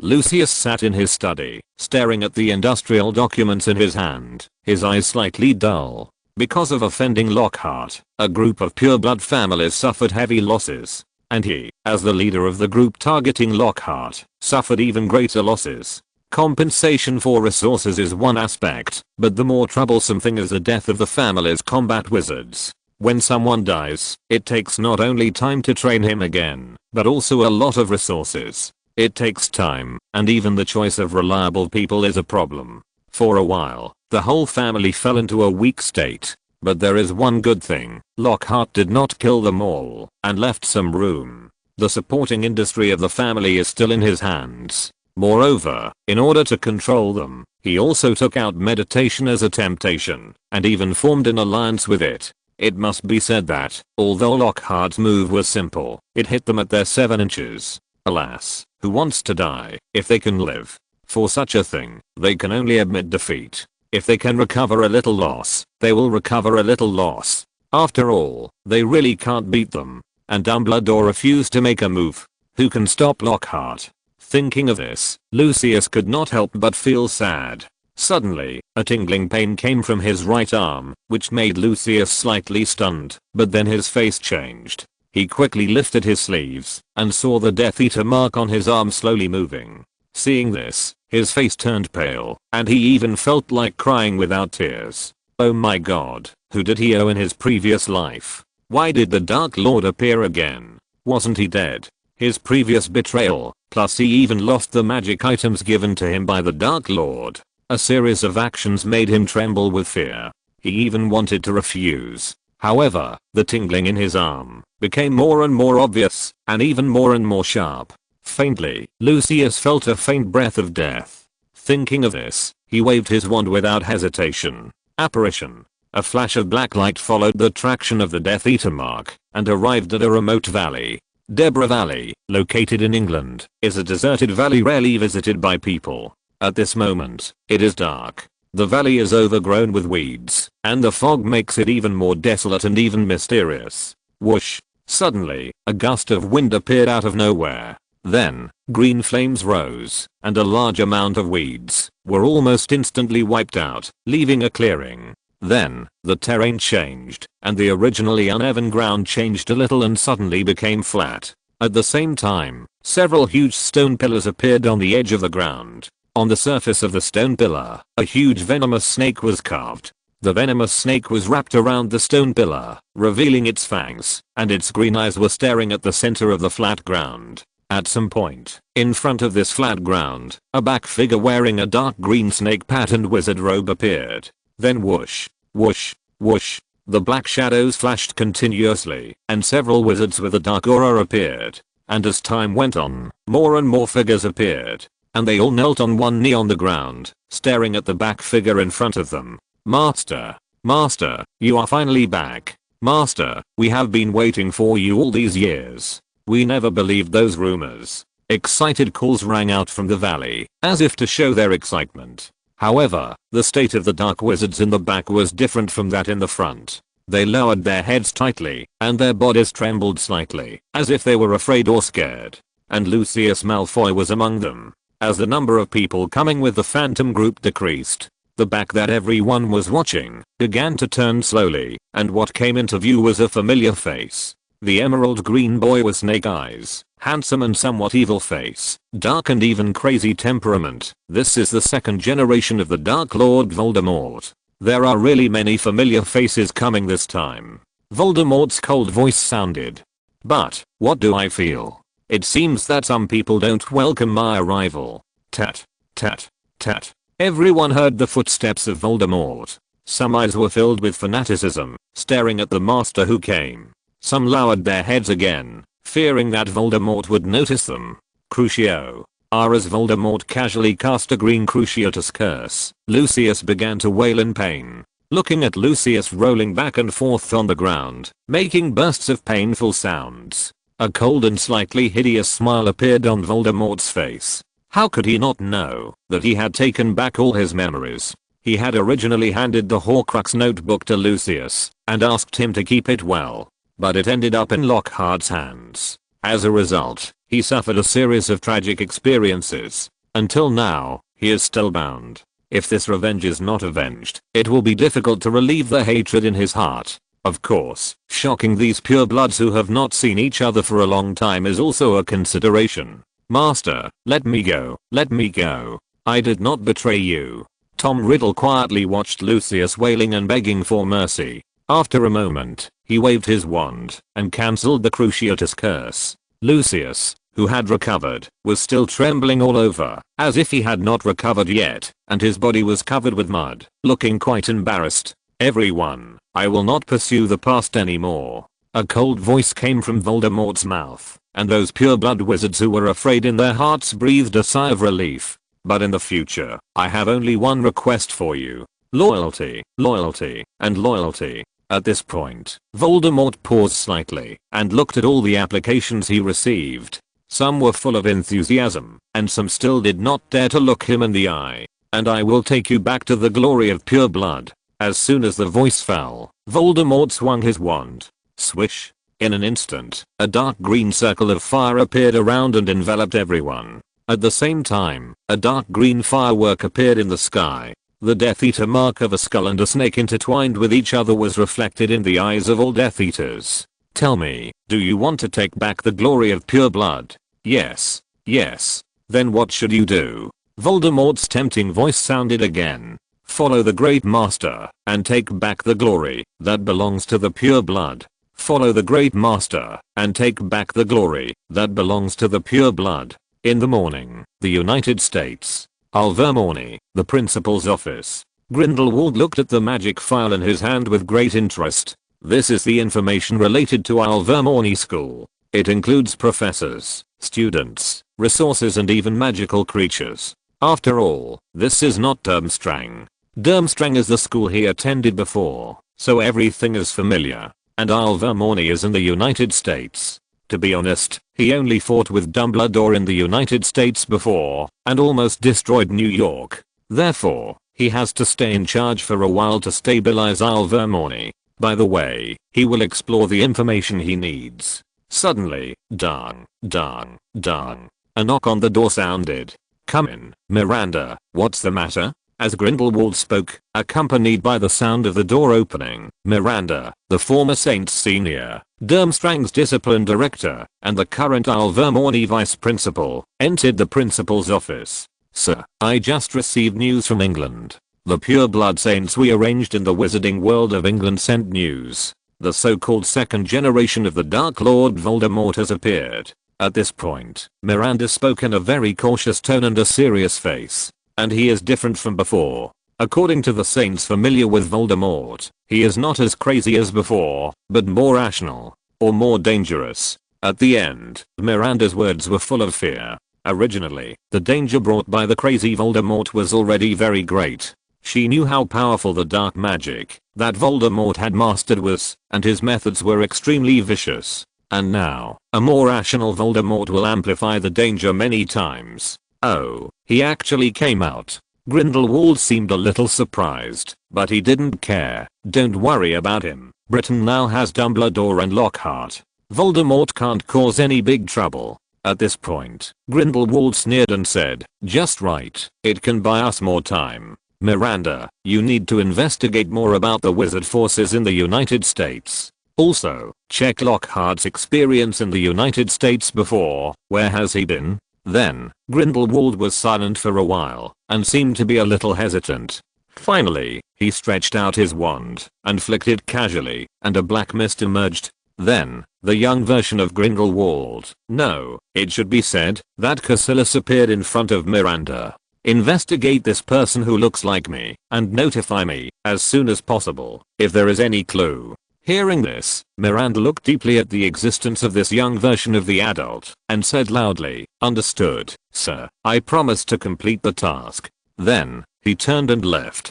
Grindelwald looked at Miranda's back as she left, and his eyes became a little dark. Although his talent is very strange, he can observe fate. But a medium is also needed. Without a suitable medium, at most one can see fragments of images related to oneself, or major changes in fate. The fragment was seen through Lockhart before.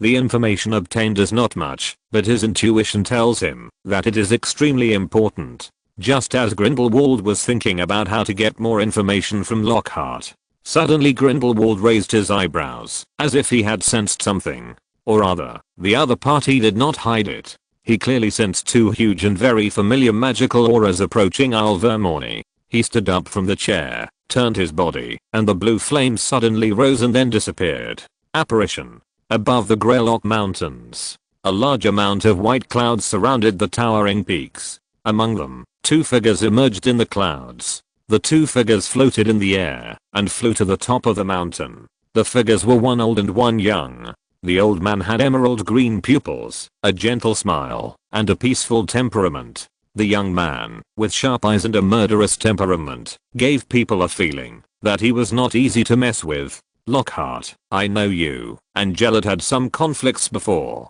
Dumbledore seemed to notice that Lockhart was a bit aggressive, and he advised, while hurrying on his way, but let me talk to Gellert first. Principal, I listen to you. Lockhart reminded as if chatting, but now Grindelwald has occupied Alvermorny. I haven't seen meat put into the tiger's mouth, and the tiger still spit it out. Hearing this, Dumbledore also fell silent, but continued to fly to the top of the mountain. An anti-apparition magic circle has been set up nearby, so they can only fly. Soon, the two flew to the top of the mountain, passed through a layer of hidden defense shield, and saw the huge Alvermorny school building.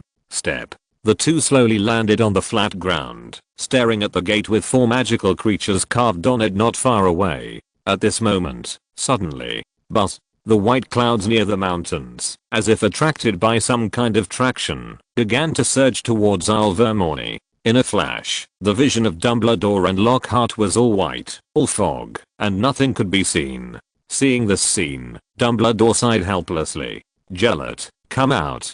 As he said, he waved his wand casually, circled around, and gently stirred. The next moment, the white fog around the two of them seemed to be expelled and surged outward. Soon, there was no white fog near the two of them, but there was still a lot of white fog rolling around not far away. Albus, I didn't expect you still have time to come here now. A mocking voice sounded in the ears of Dumbledore and Lockhart. Then, the light and shadows around the two of them flashed, and a large number of Grindelwald's figures appeared, and they surrounded them tightly in a circle. Seeing this, Lockhart didn't care too much, but fiddled with the wand in his hand. Leave the scene to Dumbledore. This time, he mainly responded to Dumbledore's call and came to go through the motions. Well, the gesture was done in full.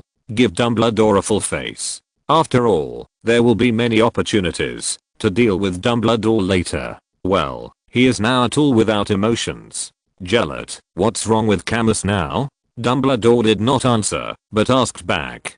Don't worry about him, nothing happened. Grindelwald said with a smile, you should take care of yourself. I received news that your mortal enemy Voldemort has appeared again. TSK.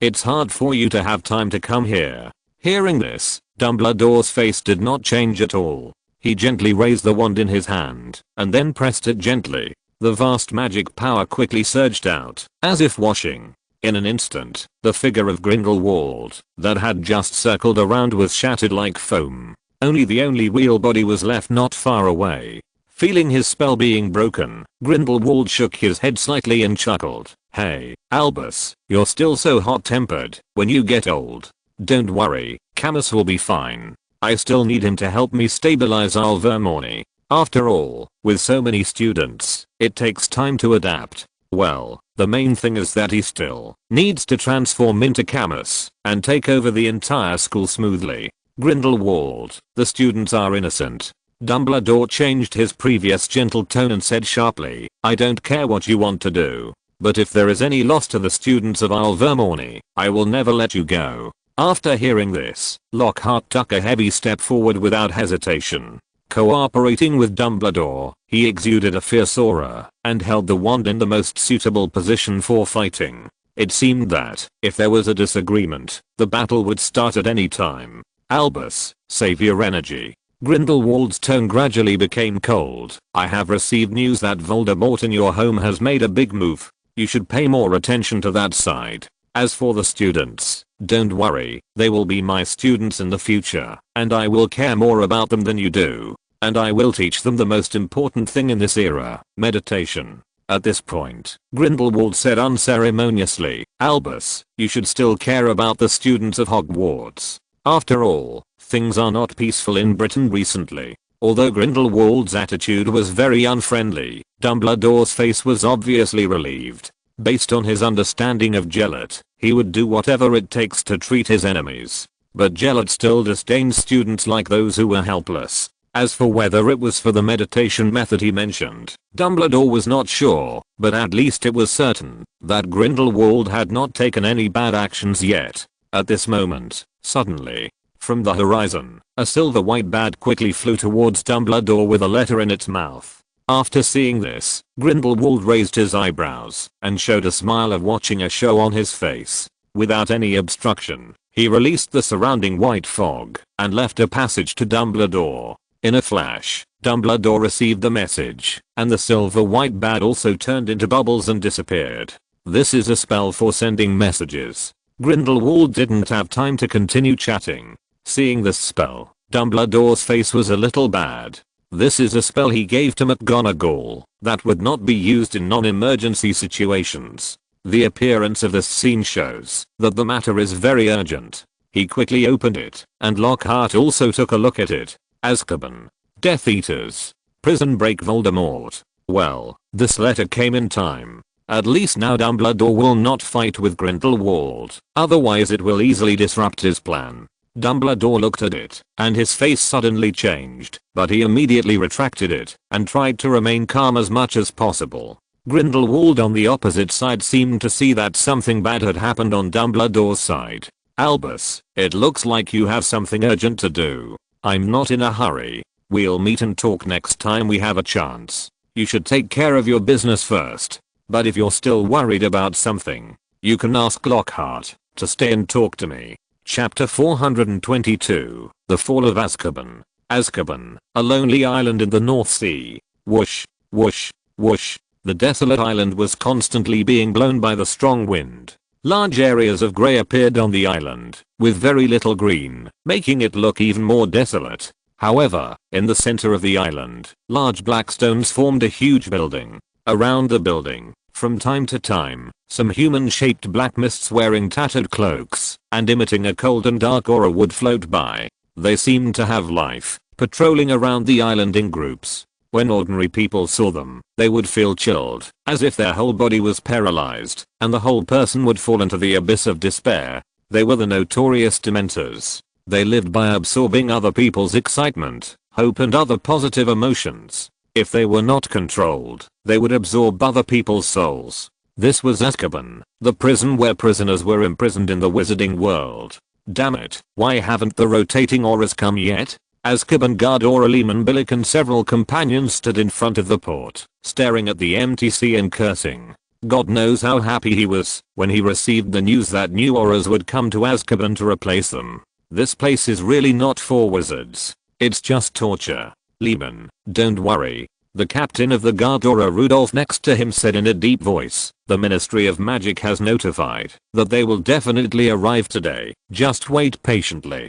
Don't make trouble for me at the last minute. At the end, the tone became cold. Do you think he doesn't want to leave early? Staying with Dementors every day, no matter how good a person is, he can't stand it. This time, he finally has the opportunity to leave, and there must be no problems. At this moment, suddenly, a black dot appeared on the sea level.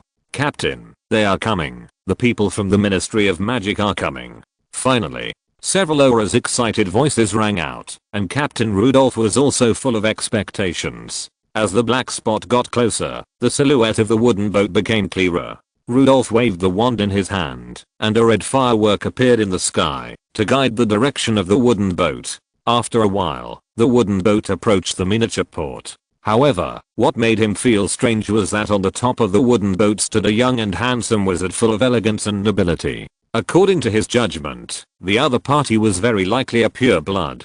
Generally speaking, it is impossible for a pureblood to come to a place like Azkaban. Maybe he failed in the family struggle and was sent to prison? The thought flashed through his mind, but Rudolph did not think deeply. Step. As the wooden boat entered the port, the wizard on the deck stood up gently and landed on the port in one step. Then, behind him appeared a dozen wizards in different clothes. This made Rudolph's face condense. It seemed that the person opposite was not an aura. He could still distinguish the temperament of the aura. However, there was no problem with the boat. It was a magic wooden boat of the Ministry of Magic. Hello, I'm Rudolph, the captain of the Azkaban guards. Please tell me your identity. Rudolph held up his wand and said to the group of wizards with some caution.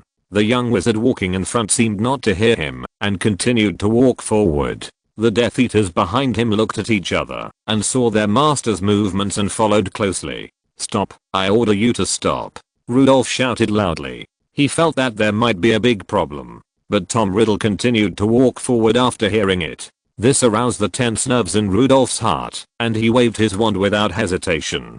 Petrify all. Avada Kedavra. Just after Rudolph cast a petrification spell, Tom Riddle, or Voldemort, cast a killing curse at almost a faster speed. Bang. With a bang, the green killing curse directly defeated the red petrification spell with a crushing momentum. When he saw the killing curse with the breath of death, Rudolph was instantly horrified. Without hesitation, he jumped and dodged to the side. Avada Kedavra. As if he had expected it, Voldemort did not stop and cast another killing curse. In an instant, the green killing curse hit Rudolph's body directly. The breath of life disappeared instantly.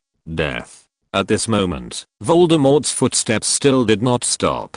Captain. Captain. The team members next to him shouted in fear after seeing it. Some waved their wands and aimed at Voldemort, who was walking forward. Some began to run backwards. Tear into pieces. Expelliarmus. Facing the spells shot at him, Voldemort did not show any expression, and even a trace of disdain flashed in his eyes. He did not cast any defensive spells, but waved his wand continuously. Avada Kedavra. Avada Kedavra. The killing curses that exuded the breath of death one after another were like a crushing force, directly defeating the attacking spells. Then bang. Bang. Bang. Even though the auras tried their best to dodge, the subsequent killing curse was like a living thing, hitting the attacking auras easily. Then, one after another, the dead bodies fell on the wooden planks of the port. At this moment, Voldemort still did not stop, and walked through these bodies without any care, continuing to move forward. It was as if these were ants, and he couldn't even stop for a step. The Death Eaters behind him walked to the dead auras, and looked at their pale faces. Some swallowed their saliva, panic flashed in their eyes, and followed the master in front of them to Azkaban. And some, feeling the killing curses left on these corpses, seemed to smell the delicious taste, took a deep breath, and their eyes were filled with fanaticism. As expected of their master, the killing curse he cast was so wonderful. Trample. Trample.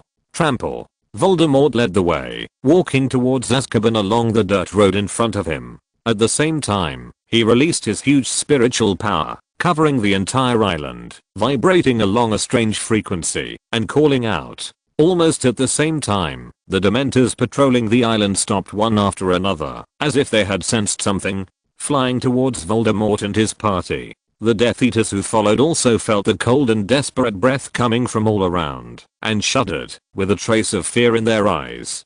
Dementors. Voldemort, who was walking in front, felt the fear of his men behind him, and a trace of dissatisfaction appeared on his face. These Death Eaters still need to practice well. Then, he waved his wand, and with the help of the hellfire in the depths of his soul, the magic power rushed out. Flames. In an instant, dark red walls of fire appeared on the roads on both sides at the same time. The walls of fire spread, and covered the entire road. The Dementors flying over just touched it, but then retreated in fear, as if they were burned. These flames can actually hurt them. Voldemort, who saw this scene, took a deep look at the burned Dementors, and continued to move forward. This hellfire is really powerful. It can actually work on Dementors, and it is not small. You know, Dementors are directly immune to many spells. Only the soul spell can cause certain damage, but it is not fatal. Only the Patronus charm can cause severe damage or even destruction. At this moment, he was even more afraid of Lockhart planting the hellfire deep in his soul. He killed auras recklessly and broke into Azkaban.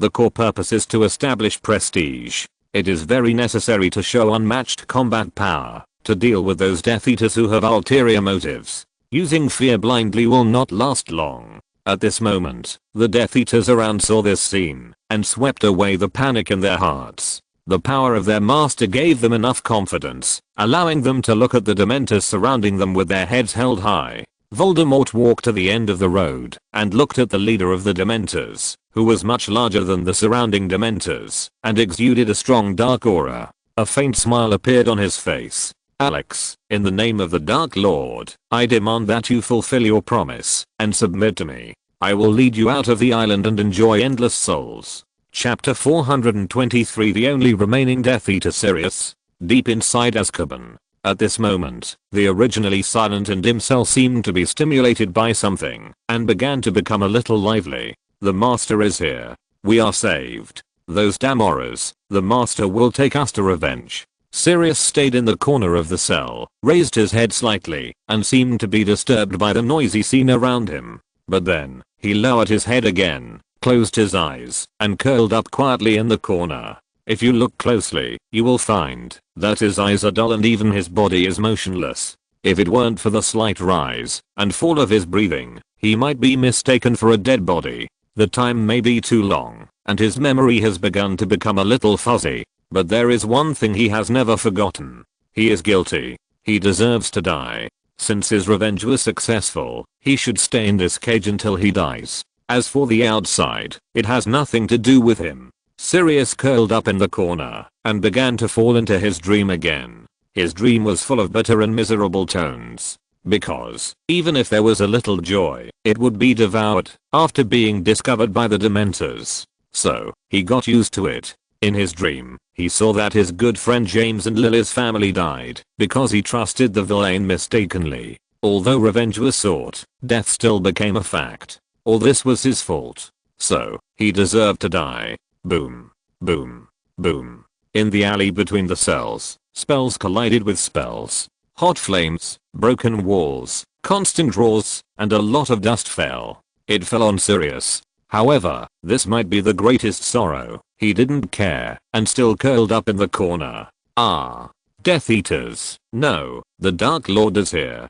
Kedavra. Use the Kedavra to resist and kill the intruder. Avada Kedavra. Haha, these damn auras are finally dead. As the auras resisted, struggled, and the miserable shouts became smaller and smaller, the prisoners' excited cheers became louder and louder. It seemed to indicate that the prison of Azkaban had been breached. I'm the Death Eater Adas, a loyal subordinate of the Master. Please let me out quickly. I have admired the Dark Lord for a long time, and I ask my friends to let me out, so that I can have the opportunity to join the ranks of the Death Eaters.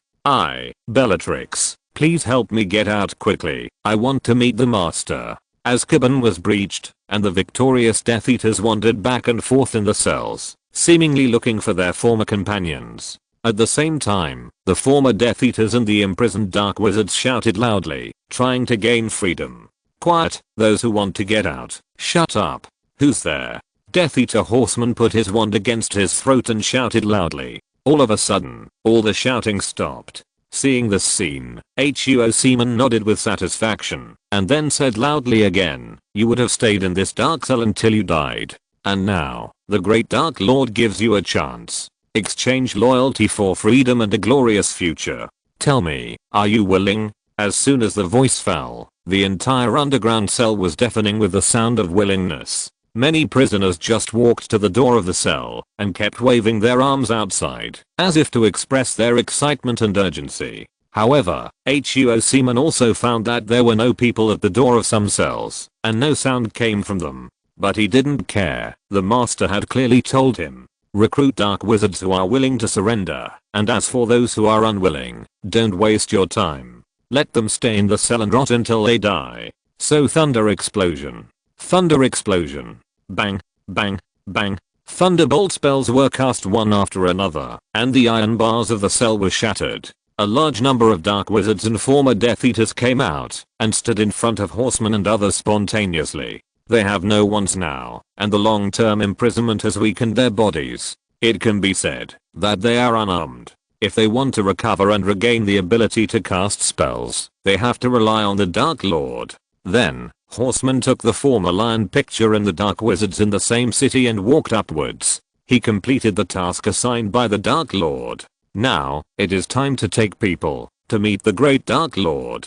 The Death Eater mark is branded one by one. Loyalty is not just talk. It needs to be guaranteed by actions and magic. At this moment, Sirius curled up in the corner of the cell. He naturally heard the words of the Death Eater just now, but he didn't care. Even if the other party took out freedom as a temptation, let him stay here forever. He is atonement for himself. I don't know how long it took. The underground cell returned to silence again. I don't know how long it took. The Dementors came again, and the familiar coldness and despair came again.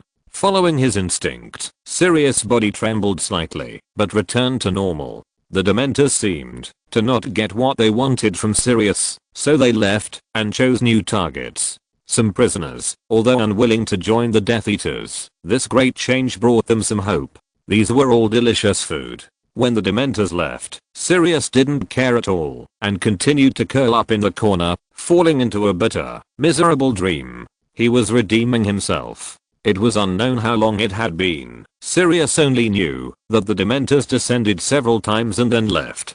Trample, trample, trample. A series of hurried footsteps sounded. These Death Eaters deserve to die, and all the auras guarding them are dead.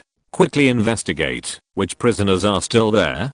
Dumbledore and the minister are coming. Hurry up and get ready. The noisy voices again made Sirius open his eyes slightly and then close them again. Hey, why is he still here? Yes, isn't Sirius a senior Death Eater? Didn't he escape with them? Several auras stood outside Sirius' cell, looking at the only Death Eater left in Azkaban with some surprise. You know, the Dark Lord's attack on Azkaban was a huge uproar. Almost all the Death Eaters and a large number of Dark Wizards chose to submit to the Dark Lord and leave. Most of the remaining ones were wizards with shorter sentences, or wizards who had conflicts with the Death Eaters. Sirius was the only Death Eater. No matter what, take him out. He is the only Death Eater left. It is necessary to investigate him. Yes, take him to see Dumbledore and the minister. Maybe we can get valuable information from him. Several auras chatted for a while and seemed to have confirmed something. They waved their wands, cast a levitation spell, and rushed to the interrogation room with the weak Sirius. Sirius didn't struggle either, floating behind like a lifeless puppet. Bang! The door closed, and the bright light made Sirius close his eyes subconsciously. However, he could sense that he was sitting on a stool. Then, a familiar voice sounded. Sirius, tell me, why did you stay in Azkaban? This voice was so familiar and kind, but who was it? It had been a long time, and the memory was a little fuzzy. After thinking for a while, Sirius didn't seem to get the answer. He slowly opened his eyes and gradually adapted to the bright light. What came into view was a familiar old man. The headmaster of Hogwarts, Albus Dumbledore. Chapter 424 Fudge. Fake. Fake. This is the Dark Lord's conspiracy. Sirius Black, why didn't you follow your master? Tell me, why did you stay here? Does your master have anything to say? Silence. Silence. Only endless silence. In the interrogation room, Scrimgeour, the head of the Aura office, asked sternly. Sirius, who was sitting on the chair opposite, had dull eyes and drooped his head. If it weren't for the slight rise and fall of his chest, he would have looked like a dead body. Fudge, the Minister of Magic, looked at Sirius, who didn't cooperate, and his head was about to explode when he thought of the large-scale prison break in Azkaban. There had never been a prison break in Azkaban, but it happened during his tenure. This, damn it, who did he offend? Dumbledore, who was standing by, just stared at Sirius quietly without saying anything. Sirius, will you tell me? Scrimgeour shouted sternly. He was also extremely angry about what happened this time. The auras in Azkaban, as well as the auras sent to replace them, were basically all dead. Sirius remained silent, his head drooped, as if he hadn't heard anything. Just die. He felt that he was wasting air. He opened his eyes and looked at the headmaster who trusted him before. A guilty look flashed across his face, and then he closed his eyes again. He was sorry for the headmaster, sorry for Lily, and even more sorry for James. At the same time, in the moment of eye contact just now, a faint light flashed in Dumbledore's eyes. Capture the divine thoughts. Some memory fragments emerged in his mind. However, he still didn't speak. Director, use the truth serum. An aura next to him said hatefully when he saw Sirius, who had never cooperated. This time, even the body of one of his good friends was blown to pieces. When Scrimger heard this, his eyes flashed with intention. Then, the reincarnation suggested to Minister Fudge and Dumbledore, Minister, Headmaster, the impact of Azkaban being forced is too great. We need any clues. So, I suggest using the truth serum. Well, if Fudge and Dumbledore hadn't been there, he would have used it directly. Do you think he is an aura who only works for free? After hearing this, Minister of Magic Fudge hesitated. You know, truth serum itself is a banned potion. Auras of the Ministry of Magic need to submit an application and get permission before using truth serum. However, when he thought of the huge commotion this time, Fudge turned to Dumbledore and asked, Principal Dumbledore, Sirius was once your student. What do you think? Well, if Dumbledore is brought along, there is no need to worry. After hearing this, Dumbledore took a deep look at Sirius and nodded gently, saying, now is a necessary period. I think Director Scrimger's suggestion is acceptable. However, conduct advanced testing and keep a record of the interrogation. It must also be submitted to the Ministry of Magic afterwards for backup, so that it can be checked at any time. After hearing this, Fudge nodded in agreement. Dumbledore was still thoughtful. At this critical juncture, he really couldn't stand the tossing. Now he hopes to get valuable clues from Sirius to recover the losses. After hearing this, Scrimger nodded to the aura beside him, who took out a bottle of milky white potion. He walked to Sirius, stretched out his wand, and tapped it gently. A faint red light flashed, and at the same time, under the control of an inexplicable force, Sirius raised his drooping head and opened his mouth wide. His limbs were restrained, and even if Sirius wanted to struggle, he had no way. Then, the aura took the truth serum, pointed it at Sirius' mouth, dripped 3 drops, and left. Generally speaking, 3 drops of truth serum are enough to make any wizard tell what kind of pants he is wearing. Woo. Woo. Under the gaze of Scrimger, Fudge and others, Sirius trembled all over, and the muscles on his face kept twisting like a bug. The chair he was sitting on creaked even more. Soon, Sirius stopped trembling, motionless, and his eyes were dull. Who are you? Scrimger asked. I'm Sirius Black, a prisoner of Azkaban, the eldest son of the Black family, and a student of Gryffindor College at Hogwarts. A dull, struggling voice came out of Sirius' mouth. Scrimger just heard it and nodded with satisfaction, but seeing Sirius constantly revealing his identity, he did not say the information he wanted to hear. He couldn't help but frowned, interrupted directly, and asked again. Tell me, what is your master's intention in keeping you in Azkaban? Silence. Sirius remained silent, although he kept opening his mouth to say something, but no word came out. This made Scrimger's face turn ugly, and he asked again in a harsh voice. Tell me, what is the conspiracy of the Dark Lord?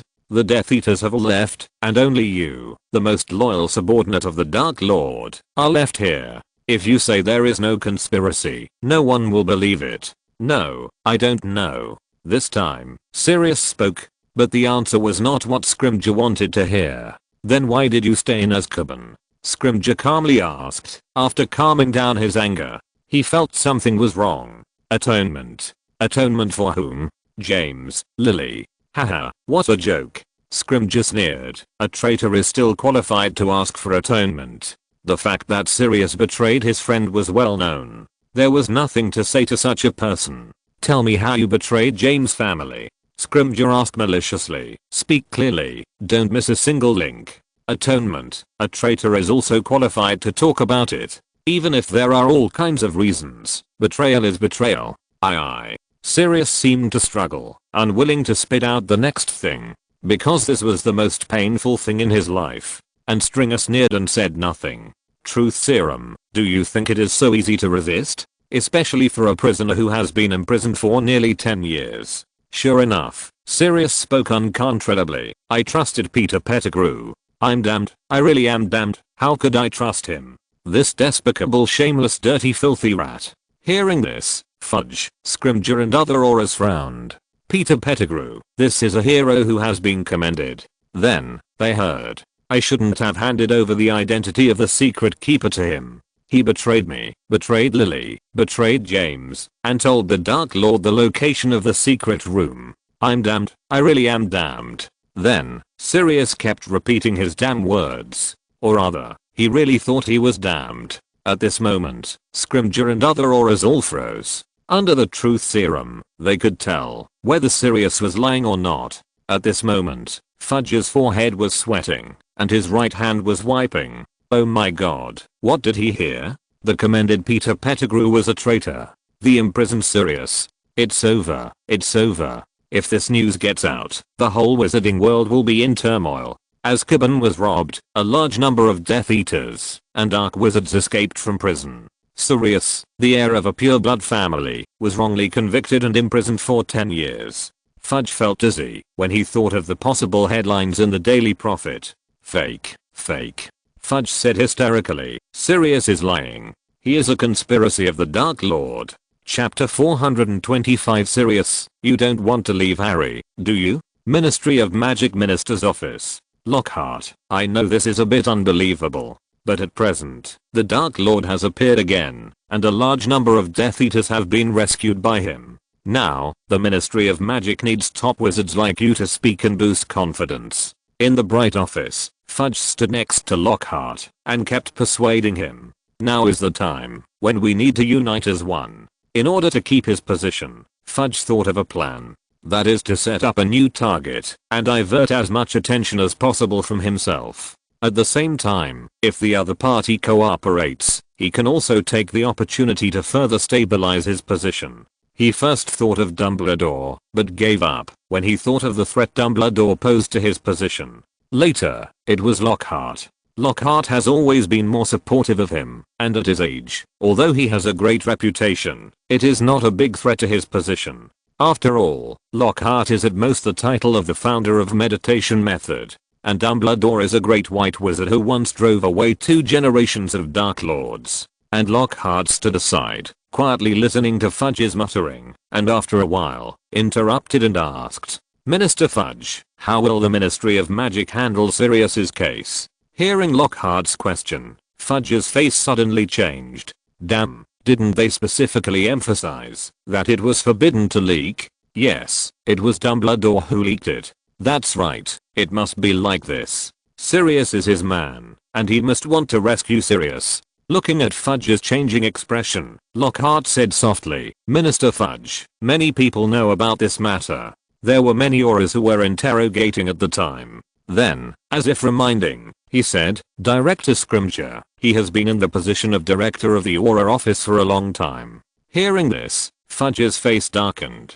Damn, he knew it. Scrimgeour has been thinking about his position for a long time. Then, Fudge looked at Lockhart with a look of looking at a life-saving straw.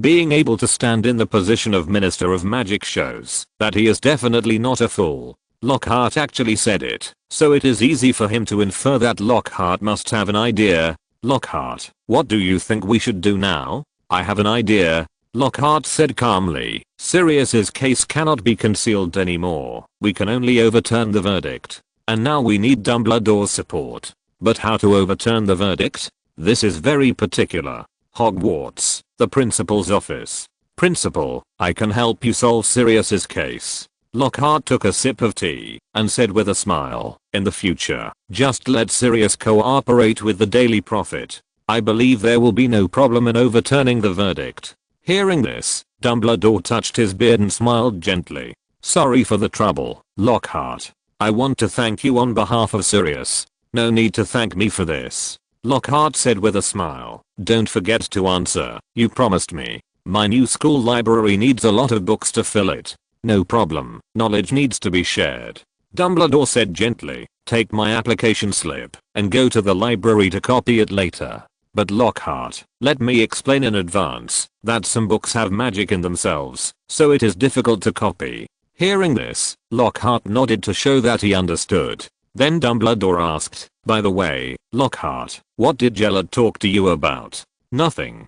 Lockhart explained. It was mainly about communicating with me about meditation. He said he was going to promote the meditation method he studied in Alvermorny. Let all students start practicing meditation. Dumbledore muttered to himself, Gellert, what did you see again? Hogwarts, school infirmary. The golden sunlight shone through the glass onto the white bed. Sirius closed his eyes and enjoyed the warm sunshine shining on his body. In Azkaban, sunshine is a rare luxury. It's time to take medicine, Sirius. Madame Pomfrey said with pity. Your body needs to be well adjusted now. She heard about Sirius. He was imprisoned in Azkaban, this hell, for nearly 10 years. She couldn't even imagine what kind of torture Sirius had suffered. Alas, the traitor turned out to be Peter Pettigrew. Who would have thought of this? As expected of a Gryffindor student, he was too stubborn and as stubborn as a donkey. If he had explained it well before, he might have ended up like this.